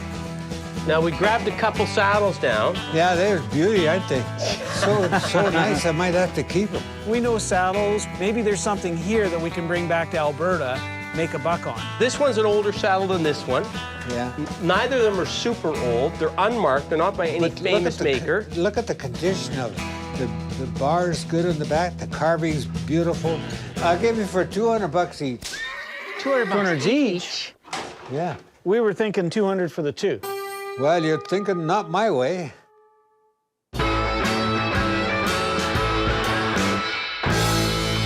Okay, how about 100 and a quarter for this one? Give it to you for $175. He's shaking his head. Why are you shaking your head? That's a bargain. I'm going to sell it for less than that. Well, you're selling too cheap. I'll give it to you for $160. And that's my lowest, low ball, high ball, what ball, football, left ball. Yeah, well, I'm not gonna have one left. That's all right. I'll keep it. I don't mind. It'll go back in my collection. Hey, Sheldon, is it worth $25 to not have to carry it back upstairs? There you go. That's right. Go on, hop it up the stairs, It's a Scott. steal at that price. I'm surprised you didn't fall for it. But then again, what do I know? Shake his hand at 150. Okay. Woo, there you go. It is. Just before I hop this one up the stairs, what's your best price on this one, Harvey? Give it for $100 and a quarter. That's a steal. No, I think we're too far apart on this one. $100, we won't carry it back upstairs. $110. He's got to win. Okay, throw in one of those bone-handled knives and you can have 110. Just that one. I didn't even take the one with the sheath. Okay, 115. I got to get $5 Oh, man. Well, you know what? We're not going to argue over $5. 115. Okay. Done. Can we go poking around a little bit You more? can poke anywhere you wanna. All right. Okay. Well, we will. I think to poke you in the ribs there. I just did. Those are the kind of people I like to deal with. They have sense of humor with them. Looks like a ship. Were you in the Navy? Air Force. Air Force. So why did you build everything that looks like a ship? Well, I like boats too. Yeah. It's been an entertaining afternoon with Harvey. He's a cool guy. I can't imagine how many hours and days Harvey had to sit down to try and figure out how he could make this architecture work. I think I got the good deal, Shell. I'm humping this out to the cart.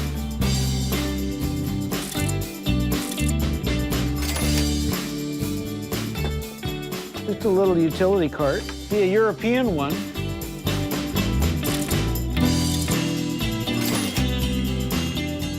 Hey, you can't buy a new bottle of Guinness for $5.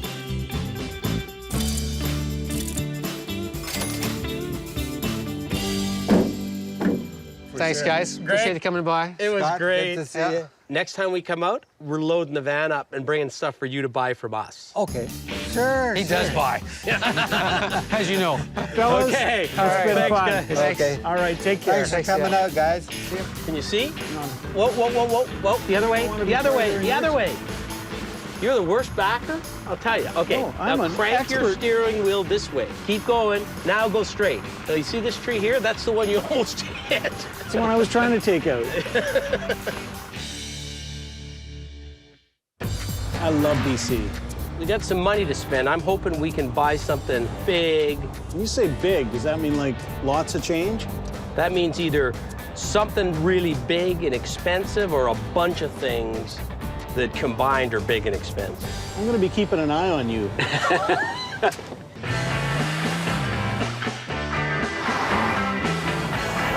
Do you know where we're going here, Scott? Yeah, we're going to Chilliwack. Didn't the band Chilliwack come from here? I think that would be a safe assumption.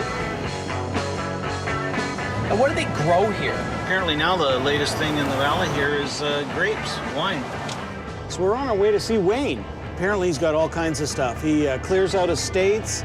He's got an emporium. That's an emporium as opposed to a cornucopia? Yeah. I am really interested to find out what those two shell trucks we bought are worth. I think Wayne would be able to give us an appraisal on those. Yeah, there Emporium. it is. Okay. Are they both there, Shell? Yeah, I got them. Wow, this is amazing. Yeah. Look at that. That is a beautiful thing.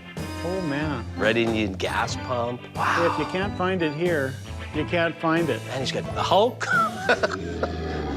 Hey. Nice to finally meet you. I'm to Sheldon. meet you. Yeah. Heard all about you. How long have you been doing this? I've been doing it now 40 years. 40 years. Yeah. Wow. 25 years door knocking, just cold door knocking like yourself, picking, right? Well, Yeah. we brought a couple things in for you because we Oh, heard yeah. you're the man.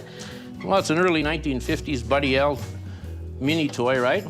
This one's original. All the paint's original on it, right? Original tires on it. And the grill's there, which is amazing. It's Yeah. got a little ding in it. Yeah, and the paint's good all the way around. The back door has been changed on it, right? Yeah, a lot of kids just used them outside, used them in the sand, so they got a little beat up. So when you find one in this condition, it's actually a good find, right? And a lot of collectors really want Buddy L. I haven't seen one now in a couple of years come up, right? So they're pretty tough to find, right? That's why we bought it, is because it was so unusual compared to what you see. That's not leaving unless it brings $500. Let's do the cross shake. If the truck was pristine, the truck would be $1,000 to $1,200. So, you know, in this condition, you know, I'd have to value it at $750. You might even pull 8 out of the truck, right? Excellent. Yeah. I was real happy with Wayne's appraisal. We can quick flip that and make some money on it. We also brought you another shell piece, this little Schuko. Yeah, this is really unusual. I've never seen shell on a van like this. It looks to me like it's late 40s. The condition's fabulous, right? And then you've got the original box with it, even though it's a bit tethered. Just to have this is fabulous. That would be $175. Done. It's one of those things you can look at it and you can say to the right guy, this may bring $450, $550. Well, that's good. I think you did real well on this one, right? This is actually a real little gem, eh? I wish I'd have found this. Hey, maybe we can pull up a swap. Yeah. And I want to walk around this store because it is amazing in You know here. what? Help yourself. I love this place. I haven't been in a store this good in years, or ever. Wayne has got great stuff, movie props and rentals. That's a great plane, isn't it? And then mixed in amongst them, good quality antique items as well. This is where I feel at home. This in a seedy bar. No, the bar opens at 5, right? I found a couple of West Coast pieces that I really have a fancying for. Yeah, this pole here came from a local family, right? Salish, you know, done in the area probably 40 years ago. The beaver holding the log in his mouth there, chewing on the log, is fabulous. He's got his 2 hands and his teeth there, right? Yeah. The other's a paddle. Yeah, decorated West Coast paddle. Yeah, real nice. Canoe paddle. It's actually usable, that one. Yeah, signed, Squamish tribe. What would you do the two together, the totem pole and the paddle? Geez, that's a nice pole. I'd do the 2 for you guys for $350. I think that's a really good, Yeah, fair you price. can't be fairer than that. I see you got a great saddle. That's an Alberta piece, that Emor. But I think it's probably a little out of our snack bracket. Do you have any other things? You know what I've got? You won't believe it. I've got the first Calgary Stampede brochure. Oh, wow. 1912. And also, we've got another one here. And I think this one is 1919, yeah. These are the Gang of Four, right? Yep.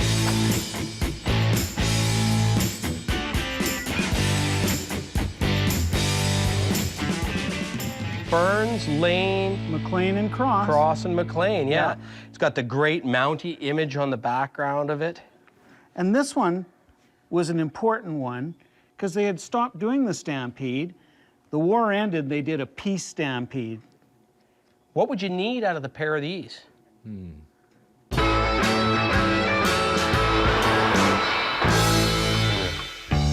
kind of into those, right? I was excited when I saw them, right? And I had to have them, and the gentleman wanted 500, and took me a hard time to get down to 250, right? So the pair of those, I'd need 300. Gotta make something. You know what I'd say? Just what it says right there. Let her buck. Let her buck. Perfect. I think Wayne loves pickers.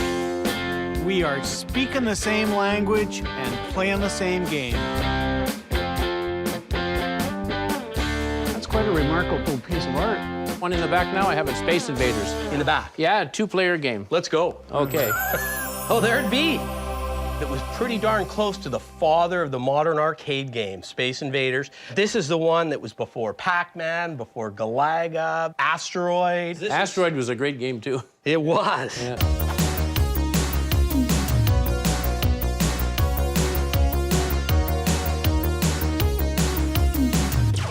You give it a go. How do I do You the probably trick? still got the touch.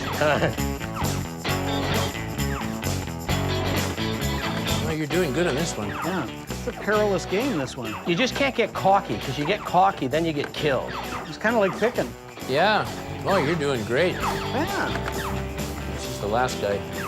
He's always the hardest. Oh, look at how fast he's... Oh, Yay! look at that. Congratulations. And I don't think I'd played Space Invaders in 25 years. How much for Space Invaders? Well, I was asking 350, but for you, 250. Seeing how you conquered it. Oh, done. Thank you. Hold it. We own Space Invaders? We own Space Invaders. Oh. I'd like to take a real good piece of West Coast art back into our market. Right. And I keep looking at that mask right behind me here. Well, that's a great one. That's Jay and Jean Burbrandt, and Jean went all over North America to all the museums, right? Hauled his son around when he was 8, 9, 10, 11 years old, taught Jay to carve.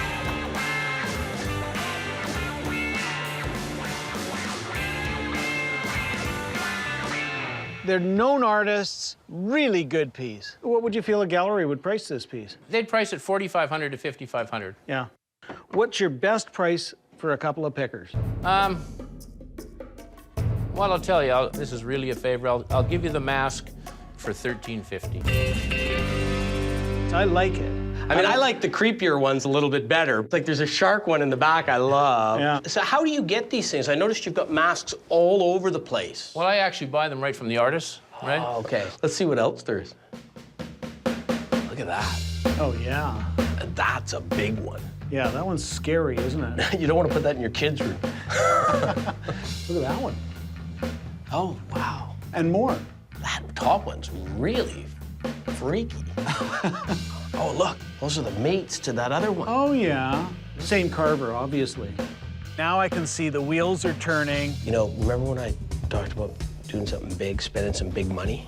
I'm wondering if we could put a package together that we might be able to take back to Calgary, and it would be the most impressive West Coast mask package anyone's ever seen. Why don't we throw that against the wall and see if it sticks? Hey, Wayne, I tell you what Scott and I are thinking. We're thinking we're going to put together a little package of these masks. Right. Sharpen your pencil. Let's see if we can make this Yeah, work. well, let's see if we can hammer something out. You bet. How come I'm climbing? You're doing a heck of a job, Scott. Yeah. That is a mask, eh? How do I look? You got it? Not really. Each one is a piece of art. This is quite the piece. This is going to be a little tricky, this one. They're carved out of cedar. Wow, it's heavy. And they're traditional masks. Every single mask belongs to a certain native family. If you're not in that family, you're not allowed to carve that mask. Need a hand there, Scott? No, I need to be 4 inches taller is what I need. I could put you on the rack. I'm sure there's one here somewhere. Look at that. It's got shark's teeth in it. Yeah. The theory is when you take something big and awkward down off the wall and get it on the floor, the guy's going to want to sell it rather than to have to haul it and put it back up on the wall.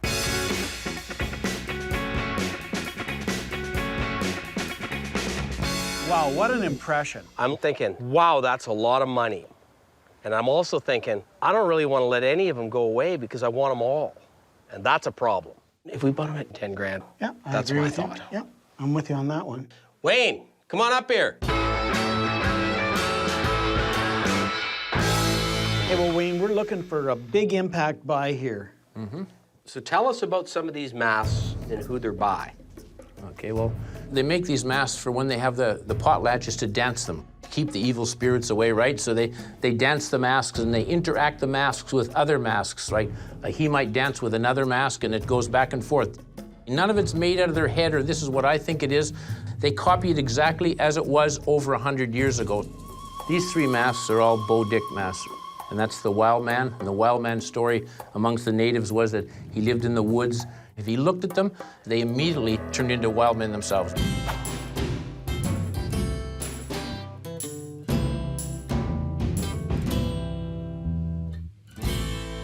A recent huge ceremony that they just had with all the chiefs from the Haidas everywhere, it was a major thing. Bo got up and they named him Master Carver of all natives.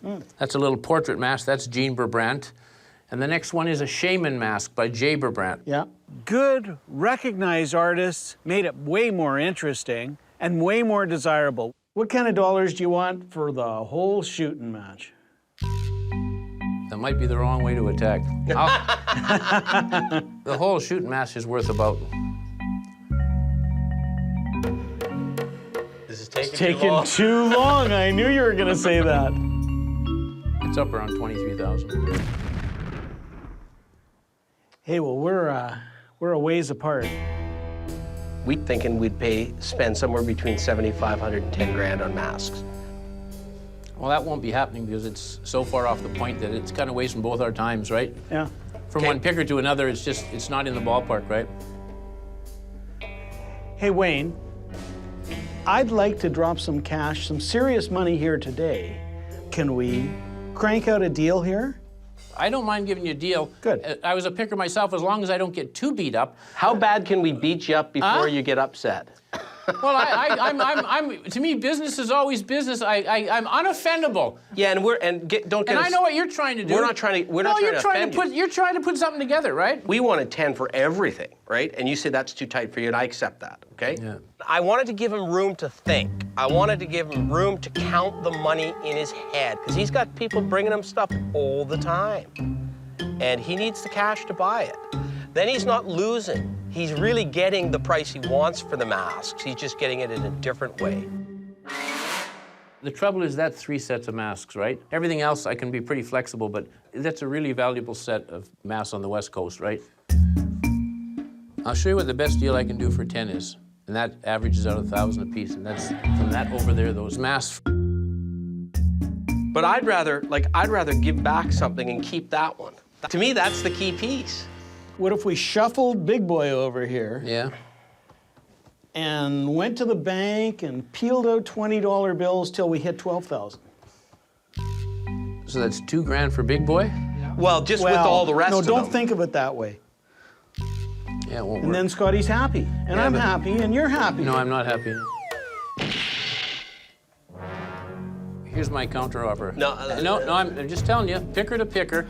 This is my offer, it's final. If we can't do it, we'll shake hands and remain friends. Hold it, we're gonna remain friends regardless. That's right. Yeah. The Big Boy over, and I'm doing the favor of a century, 13.5. If you want to grab a deal, do it now. I'll never make it any sweeter. What do you think, Joe? It's a great deal. We gotta have one little throw-in. It could be worth $100, it could be worth $500. I have no idea. There was a little Thunderbird or something. That's quite a remarkable piece of art. Flat piece. It's yours. Signed, Jean Berbrandt. 13.5. Oh, done. Thanks, boys. Yes! Got through! Oh, God, that was... It was fun negotiating. Oh, you are one tough son of a bitch. Let's go have a beer and... Yeah, let's have a beer. I am screaming happy. Everybody walked away feeling like they'd won. These are beautiful, aren't they? Oh.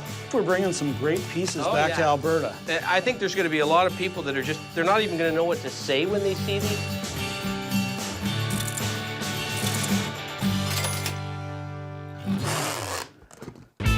Were you good at spacing it? No, no.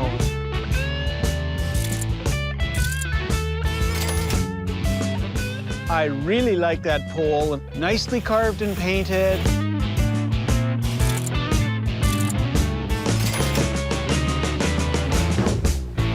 Wayne, it was fun. It was great. You drive a hard bargain, You do, man. but you know, we got some cool things for taking back, and we're happy about that. Hey, you're fair guys, and it was lots of fun. We'll see you in Drive Alberta. safe. Yeah, exactly. We'll see you next time you come out to Alberta. Nobody in Calgary is going to have anything like that. Well, you wanted something big? You got it, buddy. Oh, man.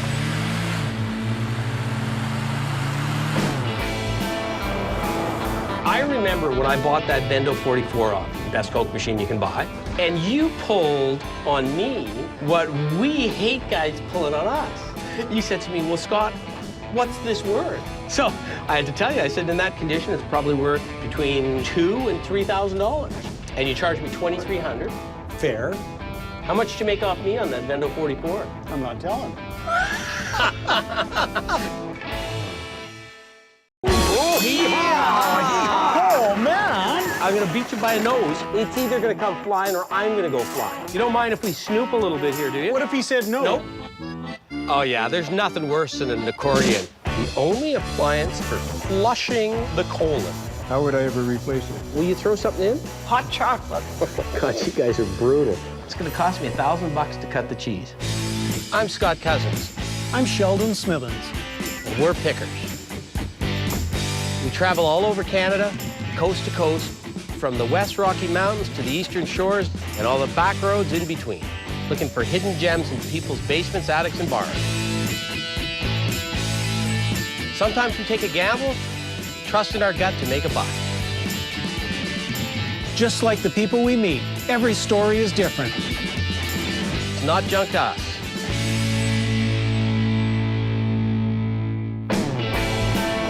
Love the West Coast. So you got the map. Do you know where we're going here, Scott? So we've got some picks here. Yeah. Love the valley. That whole Fraser Valley. And I have a feeling it's going to be pretty fertile picking. So we're going as far as Chilliwack, and we're going to be doing Abbotsford. Played hockey against the Abbotsford Flyers. And we're going to go to Surrey. This should be good. Look at that great hair, and reminds me of the Karate Kid. You must have been having the map lately because it's ripped. Hey, it's been from coast to coast. Here, you hold the map. What do you mean holding? Hey, I'm driving. I'm supposed to drive. Sorry, did you say something?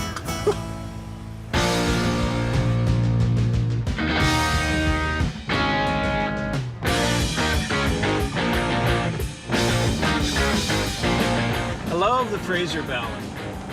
Very fertile. This is dairy country. This is supposed to be one of the wildest rivers to raft in Canada. Is that right? Well, we're going to see John and Marion. What are their nicknames again? He's Grumpy, and she's Granny. Sounds like you and me. Yeah. I want to be I'm grumpy. I beat you to it. So, what would you love to find today at John and Granny's barn? Any really killer advertising piece would make me happy. I think we might be getting here. Well, we're looking for a place that's got some signs bolted to the side of his building. Oh, there it is. Oh, yeah, there are the signs. There's a bunch of signs. There's an SO. Like one shed there, another shed here. And there's another big shed over there. Holy cow, they've got signs everywhere. Wow, there's a pile of stuff here. You'd be Granny. I'm Granny. And you're Grumps. Sometimes. Good to meet you. So you got a bunch of buildings here. What's the story? Oh, we've been collecting for about 20 years. Do you just buy or do you sell too? I try and sell, Yeah. but I found out it's easier to buy. Way easier to buy. Let's go inside it. Oh, Granny.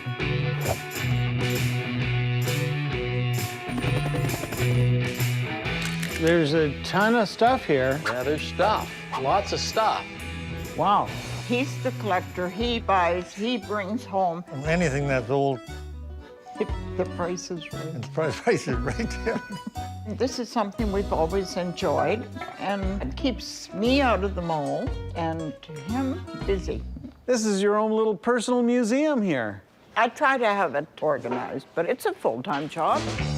You got a row of jukeboxes. Yeah. What are your prices on the jukeboxes? I'm trying them on the jukeboxes just to get a sense of where his pricing is at. About $2,500 for that one. Okay, and then this one?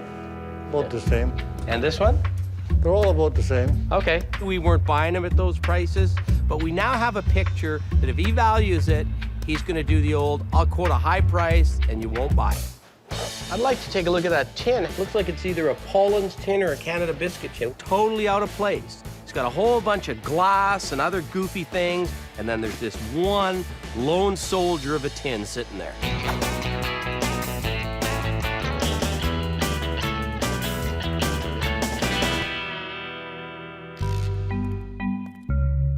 Scott is an amazing specimen of a human being, and from underneath, he presents a whole new angle.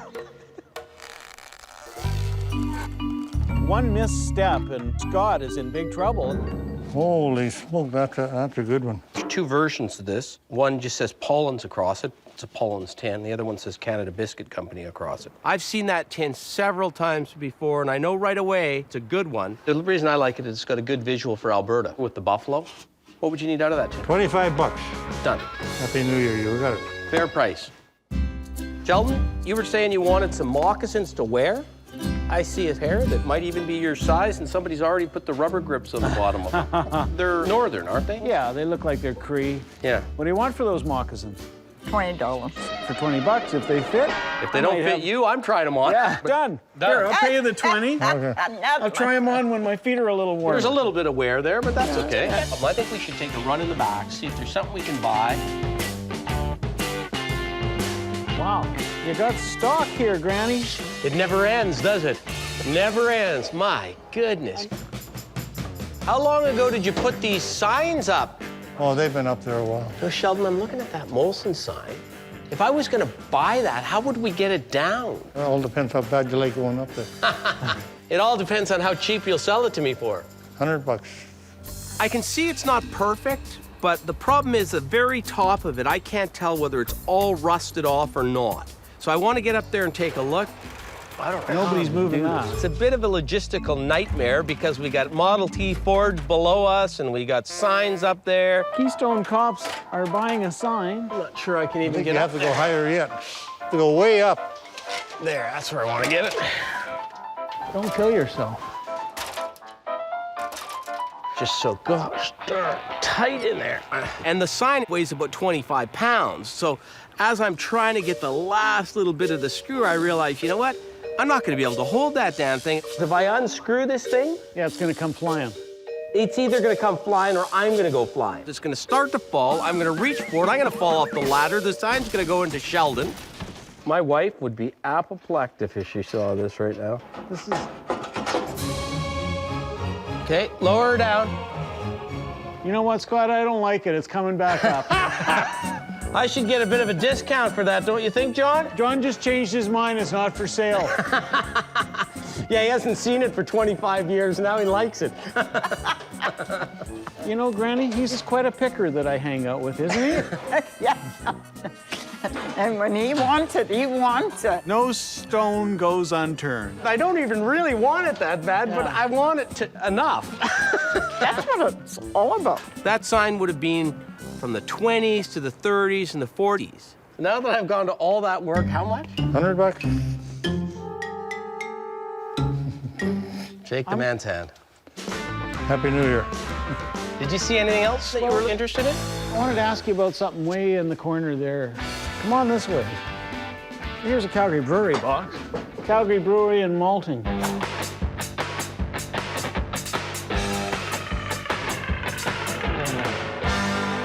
Probably just carried beer in it, right? Yeah. It's very sturdy and now has an additional use of perhaps being a wood box or storage box. It's probably what, 20s? 20s, that's Yeah. what I thought, 20s, 20s? 30s, yeah. What do you want for that, John?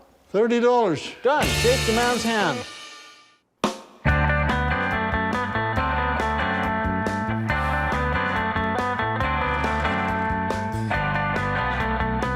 Wow, there's stuff everywhere. You want to look at that? I want to see what it is. Ah. It was an old billiard-style game that would have been in a parlor in a wealthy person's house. It's a little Victorian game. Yeah, people would call it pool today, but I Yeah. think they called it something different.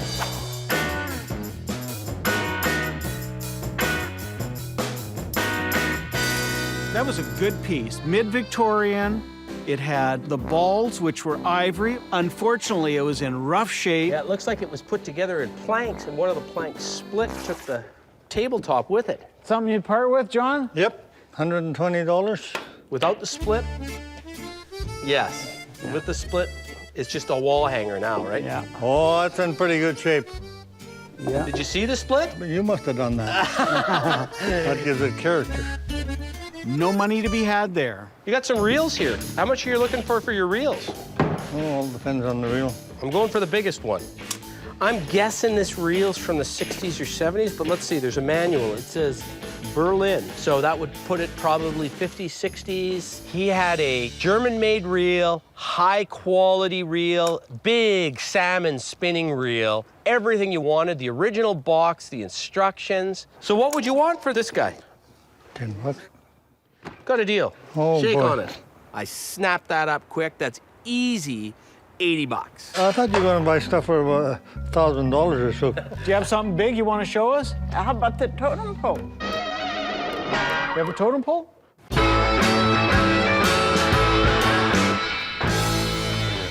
We're always interested in seeing totem poles. Yeah, that seems to be our specialty. Let's go. That's a really interesting pole, isn't it? This thing looks like a fish, but it looks like a whale to me. It is a big, good totem pole, but it's not so big that you can't put it in your house. So that's the perfect size. What do we got? We got the bear. And an eagle up top, bald eagle, yeah. It was well carved, nice condition, was a good piece. If that totem pole is even in the realm of reasonable, we're going home with that. At what price? $700. I'd feel comfortable at $5. Not going to sell it for that. No? Well, if you want to get them out of there, you just have to pull out the bottom. Trying to bring them forward. Yeah. I got them. Maybe if we could get Grandpa to give us a bit of a break. I'll go $550. No, I'd go $550. You'd go $550? Yeah. What do you think, Grumps? I'm going to be firm on that because I think it's worth that. Will you throw something else into us? Well, I don't know. I haven't got anything that's not worth nothing here that I could give you. Yeah. So you'll throw something in as long as it's worth nothing. Okay, $550. Oh. Granny, don't you think he should take the $550? I don't think so. No, I don't think so. No? What do you think he No, should I take? live with him. Oh. I don't think they brought enough money along. Can you make the deal? Are Yeah, you I the- want $700 for Okay, it. will you throw something in?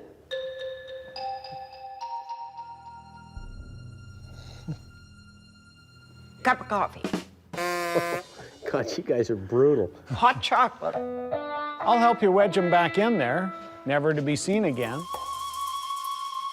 What do you think? $700. Will you throw in the little moccasins? What do you want for those moccasins? $20. Will you throw those in? No. No. Wow, you guys are... Our little... You can have the moccasins. Okay, shake his hand before he changes his mind. Done. They're tough to deal with. I kind of like that. If he can get it cheaper, more power to him. Yeah, are you taking this guy along today? I think we're gonna have to take the wings off first. Whoa. Whoa, need a hand, bud? You don't get them that big, that good, that often. I'm serious. That's a good sign. And a lot of beer collectors would like to have that sign.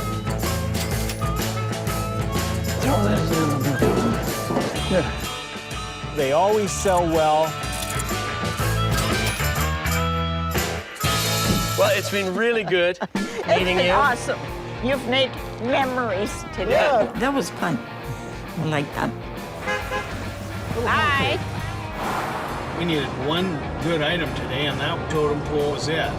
It was so cool, so big, so spectacular. If we'd driven away without it, I would have been thinking about it for the rest of the trip.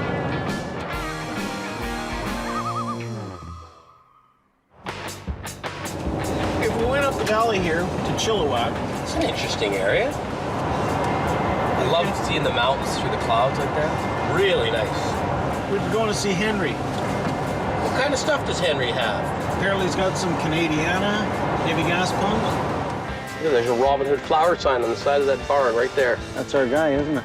Yeah, there we are over there. See, there's the gas pumps. Can you fill her up, sir? You betcha.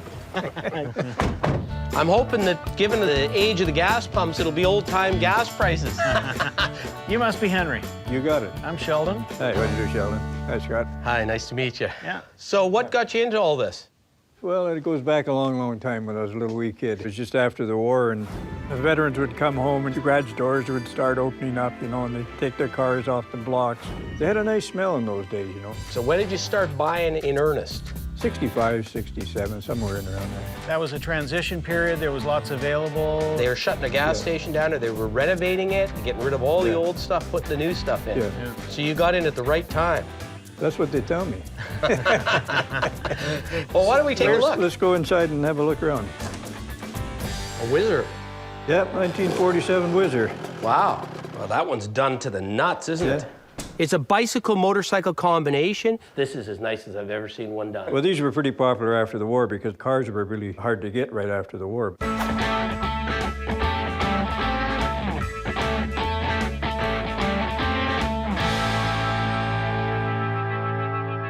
I'm presuming it isn't for sale, so I think it's okay for me to ask, what would you have to pay for one done up like that? Seems to me I paid like $3,000 or $2,800.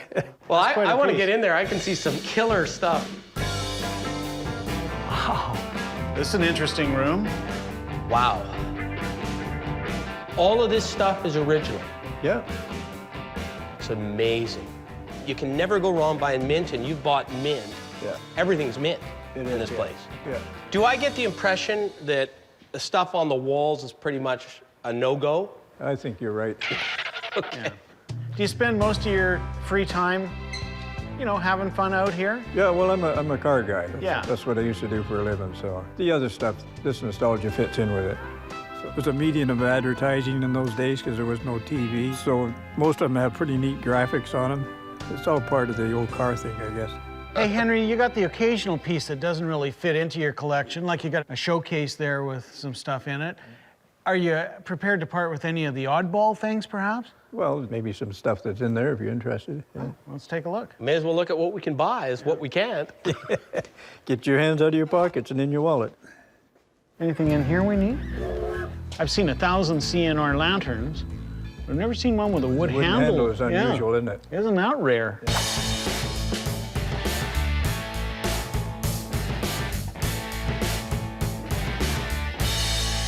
Yeah. Difference between CPR and CNR. Like CNR is not as desirable. I don't know, you know, I think that's original handle. Put it this way, I've seen 100 of these, if not 1,000 of them. I was going to say, I've never seen a wood handle. This is pretty rare, huh? I'm thinking it's an aftermarket, but I'll tell you, the guy that owned it was a smart man, because that's a lot warmer. Oh yeah, in the wintertime, which is about 11 months of the year. I like the case. We've been buying stuff to put in it. Is that plexi? No, it's glass. What do you got into it? Nothing. So everything's profit. You want the case? Yeah.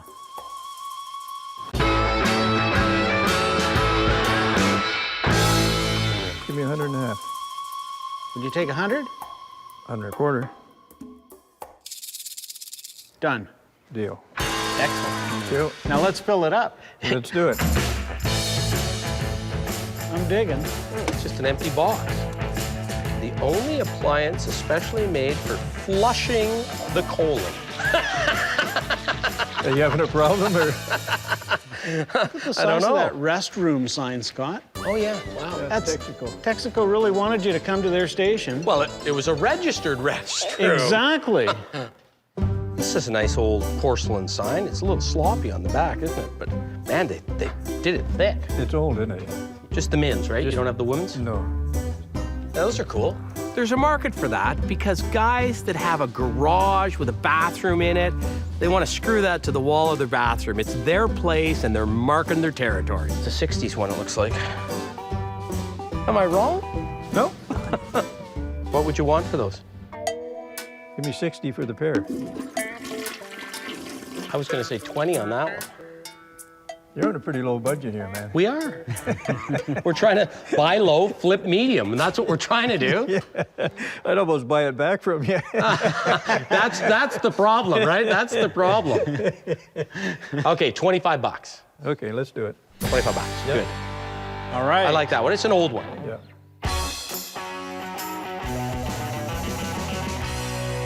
I see you got a couple of panes of leaded glass, kind of out of place here. Would you part with them? I would, yeah. What would you want for a panel of leaded glass? You pay $80 a piece for them? Pay 50 bucks a piece. I'm running.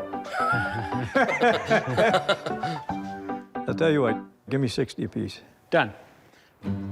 Leaded glass I can make some money on. But I'll just take this pair right here, if that's okay. I'll take one pair. Scott's uncomfortable with even me taking them, so. Why did you buy the leaded glass? Just needed something in the truck that wasn't advertising. If I get shit for buying leaded glass, and I don't say a word when guys buying toilet signs. Yeah, you do. Yeah. I just did. Look at that, Whizzer gas tank. Uh-huh. Well, that's the start of your bike. I don't want the Thank bike, you. but I might want the tank. Now that would be repainted, obviously. Yeah. It was originally burgundy, it had been overpainted, but it was a nice tank, no rust, no dents in it. You can either sell that to a guy that's putting together a Whizzer, because other than the engine, that's the fundamental part you need for your Whizzer bike, or you sell it to somebody that's just gonna stick it on a shelf because it's a real attractive piece. What would you need out of that? I give you a good deal, 100. Is that your final offer? That's it, that's a steal. Normally, if a guy's got a Whizzer bike, you got a Whizzer there. You bet, yeah. Wow. There's not a chance you're buying that tank off. It's worth $200, so. Is it? Yeah. Done, 100 bucks. Thank you, sir.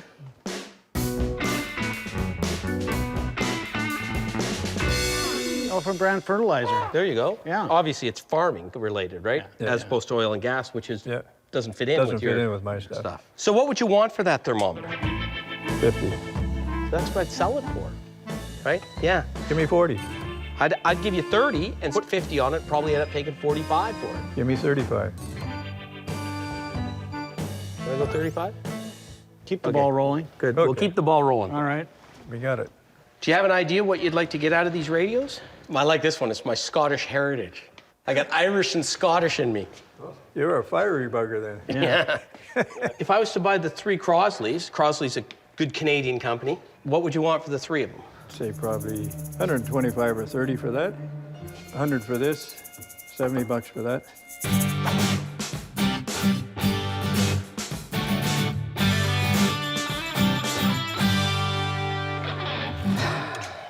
If you're thinking hard, I can.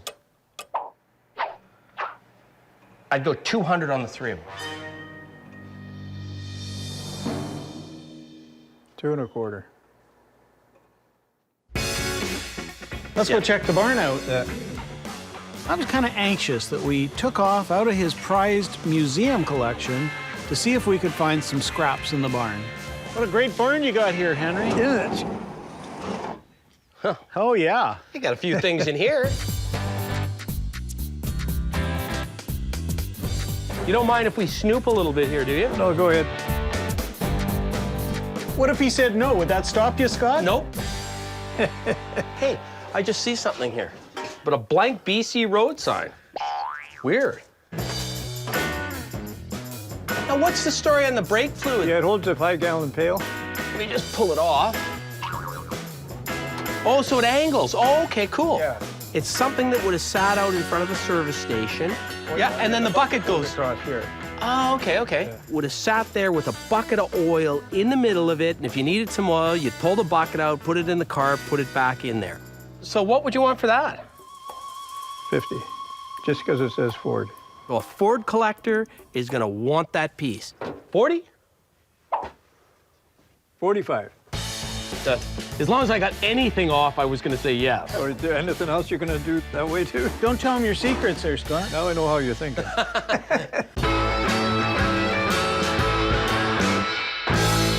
You got a little fan belt sign at the back. What about it? Oh, it's been bent, this one. This one, somebody's put this stuff on after the fact, I think. Yeah. Do you know what would be good for now? Coat rack. Coat rack or... Hanging tools on. And for 20 bucks, I mean, who can go wrong? You been to a doctor lately? Let's just put this here for a second here. You got some tins here. Pity about this, eh, Shell? Oh, yeah. Top of it's woogered. Yeah. I know you like this one. Well, I don't love it, but it's better than your average tin here. But he's got 5 that I consider to be decent tins. The Orman's Limited confectionery tin, the Bluebird tin that's got a beat top, you got the Velvet tin that's okay. This looks like a Dutch peppermint tin. Somebody can screw it into their wall and use it as a mailbox. And you've got the Hudson's Bay tin that's beat on one side. This is a flyer. They've really shot up in value in the right condition. If it was minty, I'd be telling you I'd give you $3.50 for that tin if it was minty, but I might not even be able to sell it. That's the problem. Okay, for the 5 tins, I'd go 100 and a quarter. That leaves me some room. I might make a bit of money if this turns out to be better than I think it is. Okay, let's do it. Okay. You deserve it. Thanks. You know what? We could hit a winner with that Hudson's Bay tin, even in that condition. I think we're done, but I did notice you had a real beater Red Indian tin, and I'd like to buy something Red Indian. Yeah. What would you sell me the beater for? I'll tell you what, I'll give it to you. You're a gentleman and a scholar. Henry? That's Scott's favorite transaction of the day. And let's go back, settle up, and we'll be on our way. I love guys like Henry. They're out there, they're in the marketplace, they're buying the best of the best.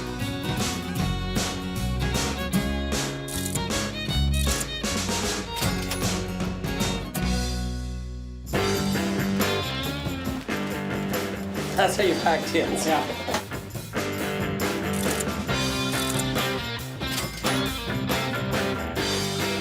I'm not sure exactly how old that piece is, but I'm guessing it's from the 50s.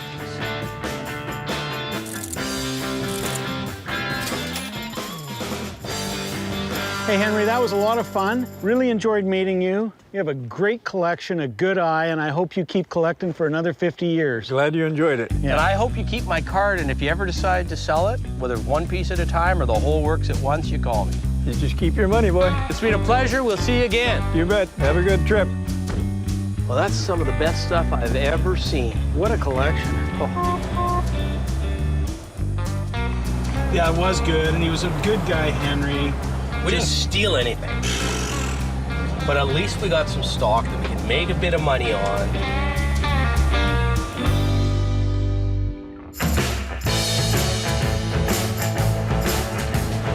We're on our way to Surrey here, Scott. Still on the lower mainland, but we're heading out towards the valley here. Going to see Albert. This should be interesting. Albert's got shipping containers loaded with stuff. Hopefully he's got a moat, too. Albert sounds like a fun guy. I think we're gonna have some fun here too. Okay, it's just up here. There are all the shipping containers over there. Oh yeah, this would be the place. Hey, would you be Albert? That's me. I'm Sheldon. Hi, Sheldon. How you doing? Albert Scott. How are you doing? How are you? Fine, thanks. Couldn't have brought some better weather. Welcome to BC. Liquid sunshine. So what's the story here? Tell me why you've got shipping containers and everything else. We've got 20 acres here. If I run out of room, I just buy another container. And I started in '88 with collecting tractors, but at 138 tractors, my wife says, "What's your intention here?" And it all kind of grew from that. So my favorites are coffee grinders, scales, old gully barbershop stuff, lamps. I think those would be classed as the favorites. Okay, come on, guys. I'll show you some lamps and gas pump. Wow, lots to look at. Holy smokes. Yikes. We have over 6,000 items here. Hey, you got a visible Yes. Somebody's repainted the numbers on it because those numbers aren't original. No. What's the story on this barber pole thing? This is made by Koken. Yeah. About in 1905.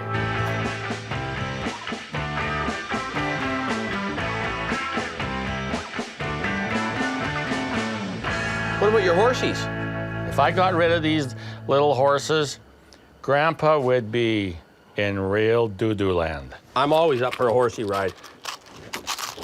There's one for you. Hop on. Yo! Oh, Oh, man. Now, You sure we can't buy this? I'm ahead of you, Sheldon. I always get great fun showing people my stuff. Two Albertans that have entered their second childhood, here they are. I'm gonna beat you by a nose. This is fun. Winner every time. I just love opening up the doors and showing it to people that appreciate. Pretty good collection of coal oil lamps there. There are some incredible lamps here. Whale oil. Yeah, that's a very rare lamp, that. Yeah.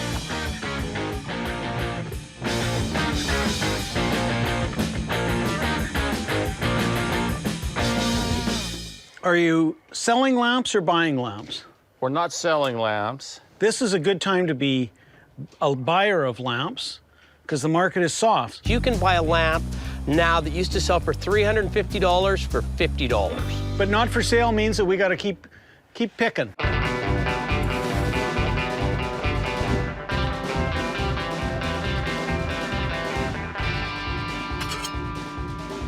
What's this, a tobacco sign you got back here, Albert? Yeah. Please tell me you're not the guy that drove the nail through the middle of the picture there. No, I wouldn't do a thing like that. You're lying to me. What would we have to pay for that? I would say $300. Give me an offer. If it was mint, flat out mint, it would sell for $300. I think that's the sort of thing we'd pay, what, 50 bucks for it? Exactly, and would sell it for 100. If it didn't have those big spots right where the tobacco is, then I think we could sell it for 200. Okay, 75. The ball is rolling, 75 it is. 75 bucks. We'll make a few bucks, and we've made a buy. Our foot is in the door firmly. We're going on to the next spot. I want to show you my little barber shop. These particular chairs, these are 1850s. You want to buy one? It all depends on price. Special deal, $3,500. That's hilarious. Barbers, they were also dentists, and they were also the bleeders. They had the leeches. Right. This is the house of pain, in other words, in here. Uh-huh. I'd like to show you a kit that was used for the dentistry. Here it is, boys. My wife has one of those boxes with her jewelry in it. It's a portable shop of horrors. It's about a 1920s dental carry-along kit. Look at this. Yeah. Imagine that, Sheldon. Here, let me just give it a... That's all right. Here's the little quartz, and they would grind that out, and that's the gold they would use to fill the teeth. Oh, we got for the Novocaine.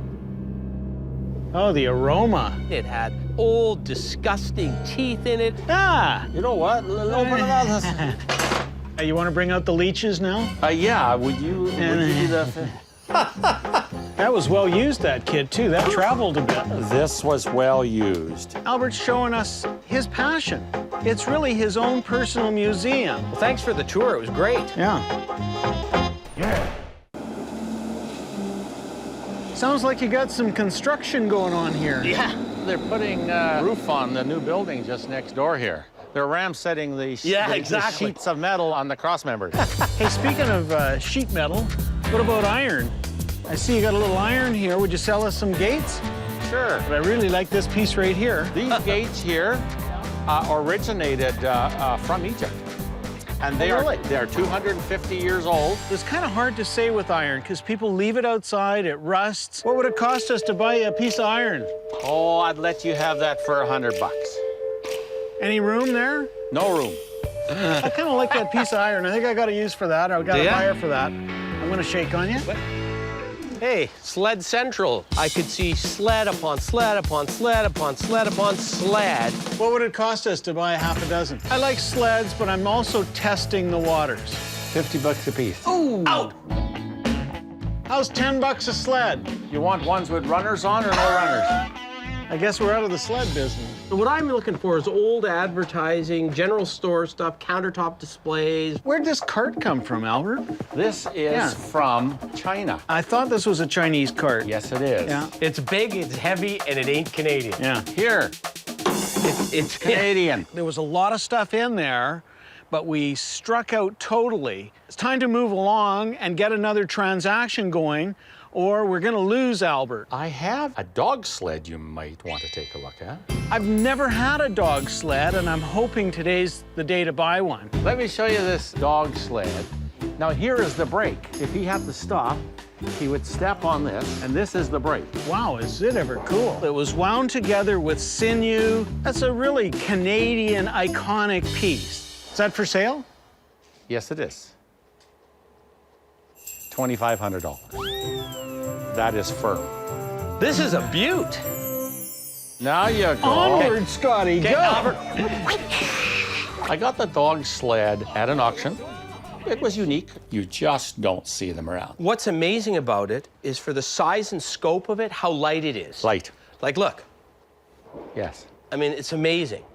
It is nice. I'd love to have it. If I thought we could make money off it, I'd buy it in a heartbeat, but I just don't know. Yeah. Well, let me show you one of the other sleighs I have.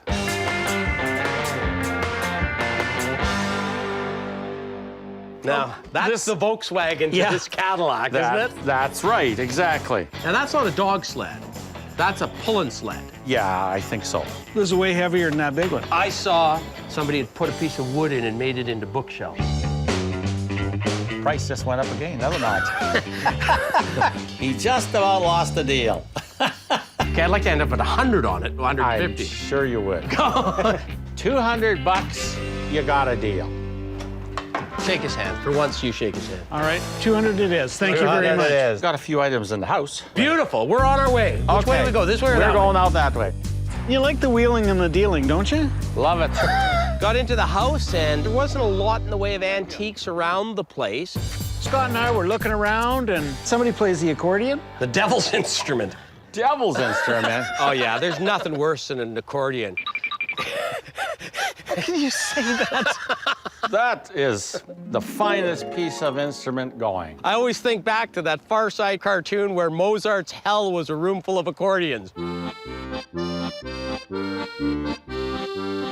I like the accordion enough for 2 people. I love accordion playing. I can play all night. That's great. Fantastic. Let me show you some real collection of coffee grinders. Now I'm intrigued. You get coffee mills. Oh, my Lord. There are a few coffee mills in here I thought you may want to take a look at. Coffee mills are always good. They're attractive, they're functional. Some are restored, some not. Perfect. Are these going to be restored, or are they waiting to be restored? Yeah, slated to get restored. People buy them for their homes for decorative items. Lots of coffee houses will have one in the background just as a decorative piece. I love them myself. You can't butcher the 2 on the right, those 2 little ones, by restoring them, right? Well, especially that middle one. It has all the original decals on it. I'm thinking we better be able to buy at least one of those grinders. What would you want for those 2 little guys? This particular one, oh, I'd let it go for 100. The middle one, I would want 200. See, I'm thinking you should come down to 100 on that one. And I think you should come to 50 on that one. Yeah, but your thinking's not right. Well, no, it's right. It's right for me. It may not be right for you, but it's right for me. Are you questioning his thinking? Yes, I am. $250 for the 2 of them. I think we go 200 for the pair. Yeah. Love horse trading, love wheeling deal. 2 1/4, we got a deal. We're Just in a a minute. room full of grinders. Yes. Grind! I'm gonna deal with you. I'm not gonna do that. Forget him. He's playing the game with me now. It's a matter of principle. Isn't that a beauty of a cheese cutter? Yeah. They're not normally this fancy, are they? No, this has been restored. What would you need to get for a cheese cutter? I need about $1,000 for that. It's gonna cost me $1,000 to cut the cheese. Well, I think you could do it cheaper than that. Sheldon pointed out a real nice Star American coffee grinder, totally done to the nuts. This is a Star number 7. It's an original piece that's been tarted up, if you will. Looks good in your home, looks good on the store counter, and that's a good piece. The lid, it's all there. It's complete, restored. I don't personally like them that way, but there are a lot of other people that do. We normally don't buy restored stuff, and I'll tell you why. The restoration is expensive. For somebody to do a restoration like that means that they've got more into it than we're prepared to pay for the whole grinder. This particular grinder it's worth about $2,500. Seriously? Yeah. Scott and I would maybe pay $500 for a piece like that. I'll cut you guys a deal today on this one.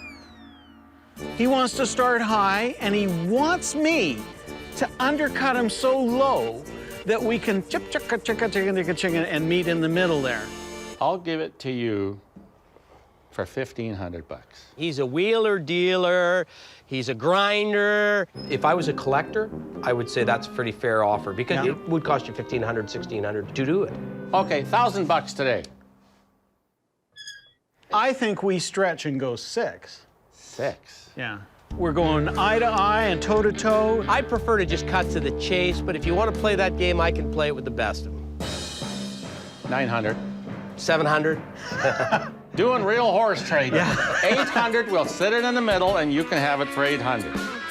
800 before you change your mind, before you change your mind. I was going to get him to throw something in later, but you already shook on it. I'm really pleased about that. That's good. I'm happy about it. It's going to 2 good guys. We'll make a little bit of money. Doesn't get any better than that. I think that's a really good price for a couple real usable grinders.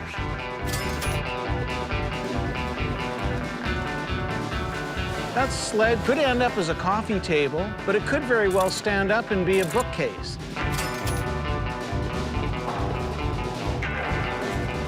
At $75, it's a quick 125 with that Western theme on it. Good guy, good contact. I gotta bring him back next time he's got a toothache and we'll do some dentistry on him. Love it.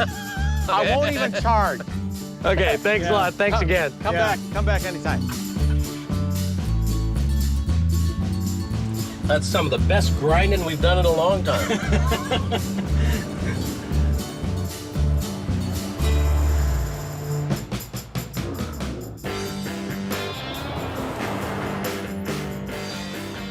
We're going to see Heather, take her a couple items, have them appraised. I'm really hoping she can tell us some good news on that coffee grinder because when you get something that's been totally taken out of its original condition and redone, it's always a question of whether at $800 you paid too much. Oh, here it is right here. Yep. I'll get the coffee mill. You get the tin. Sounds like a good deal for me. Both of us know Heather, Scott much more so than I. I've known him probably 30 years. My goodness, this is heavy. We do appraisals, but we were also on the front lines. Because I have a store, we know what things will bring today. Things just wash in the door. Well, Heather, we've humped this big coffee grinder in, but I think I'll let you look at the tin first. And I know you've seen that tin before. Oh, yes, I have. Pauline's Winnipeg Satin Finish Candy. The best part of this tin is the buffalo. It's in about a 6.5 out of 10 condition and a really, really hard tin to find anywhere now. And this was a tin that wasn't for the home. This was for the general stores. Right. You know, so there weren't a whole lot of them. Yeah, and the nice thing is the wear is not so much on the front, it's on the side.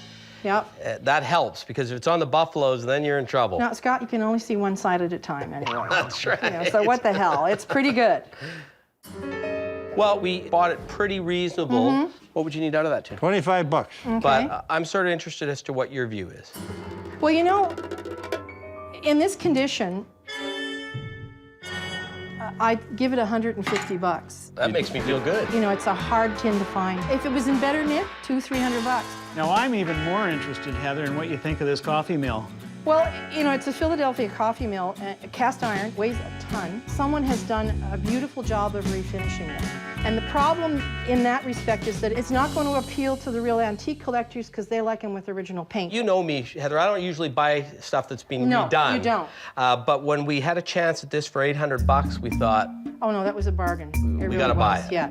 To the designer, a decorator, or a restaurateur, $2,500 would be a bargain. Wow. Ka-ching! Nice to Thanks, see you Heather. again, yeah. Keep hunting. Hey, that was fantastic. I'm pumped. That was great. Let's go. Don't drop it now. I'm not gonna drop it. Perfect. Well, fantastic, partner. Excellent trip. On our way.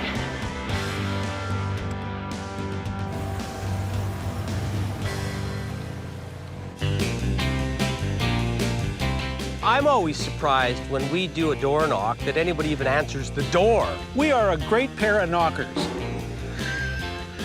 Those hypothecary jars are something you just don't see. Apothecary. Apothecary. Yeah. You can't say apothecary.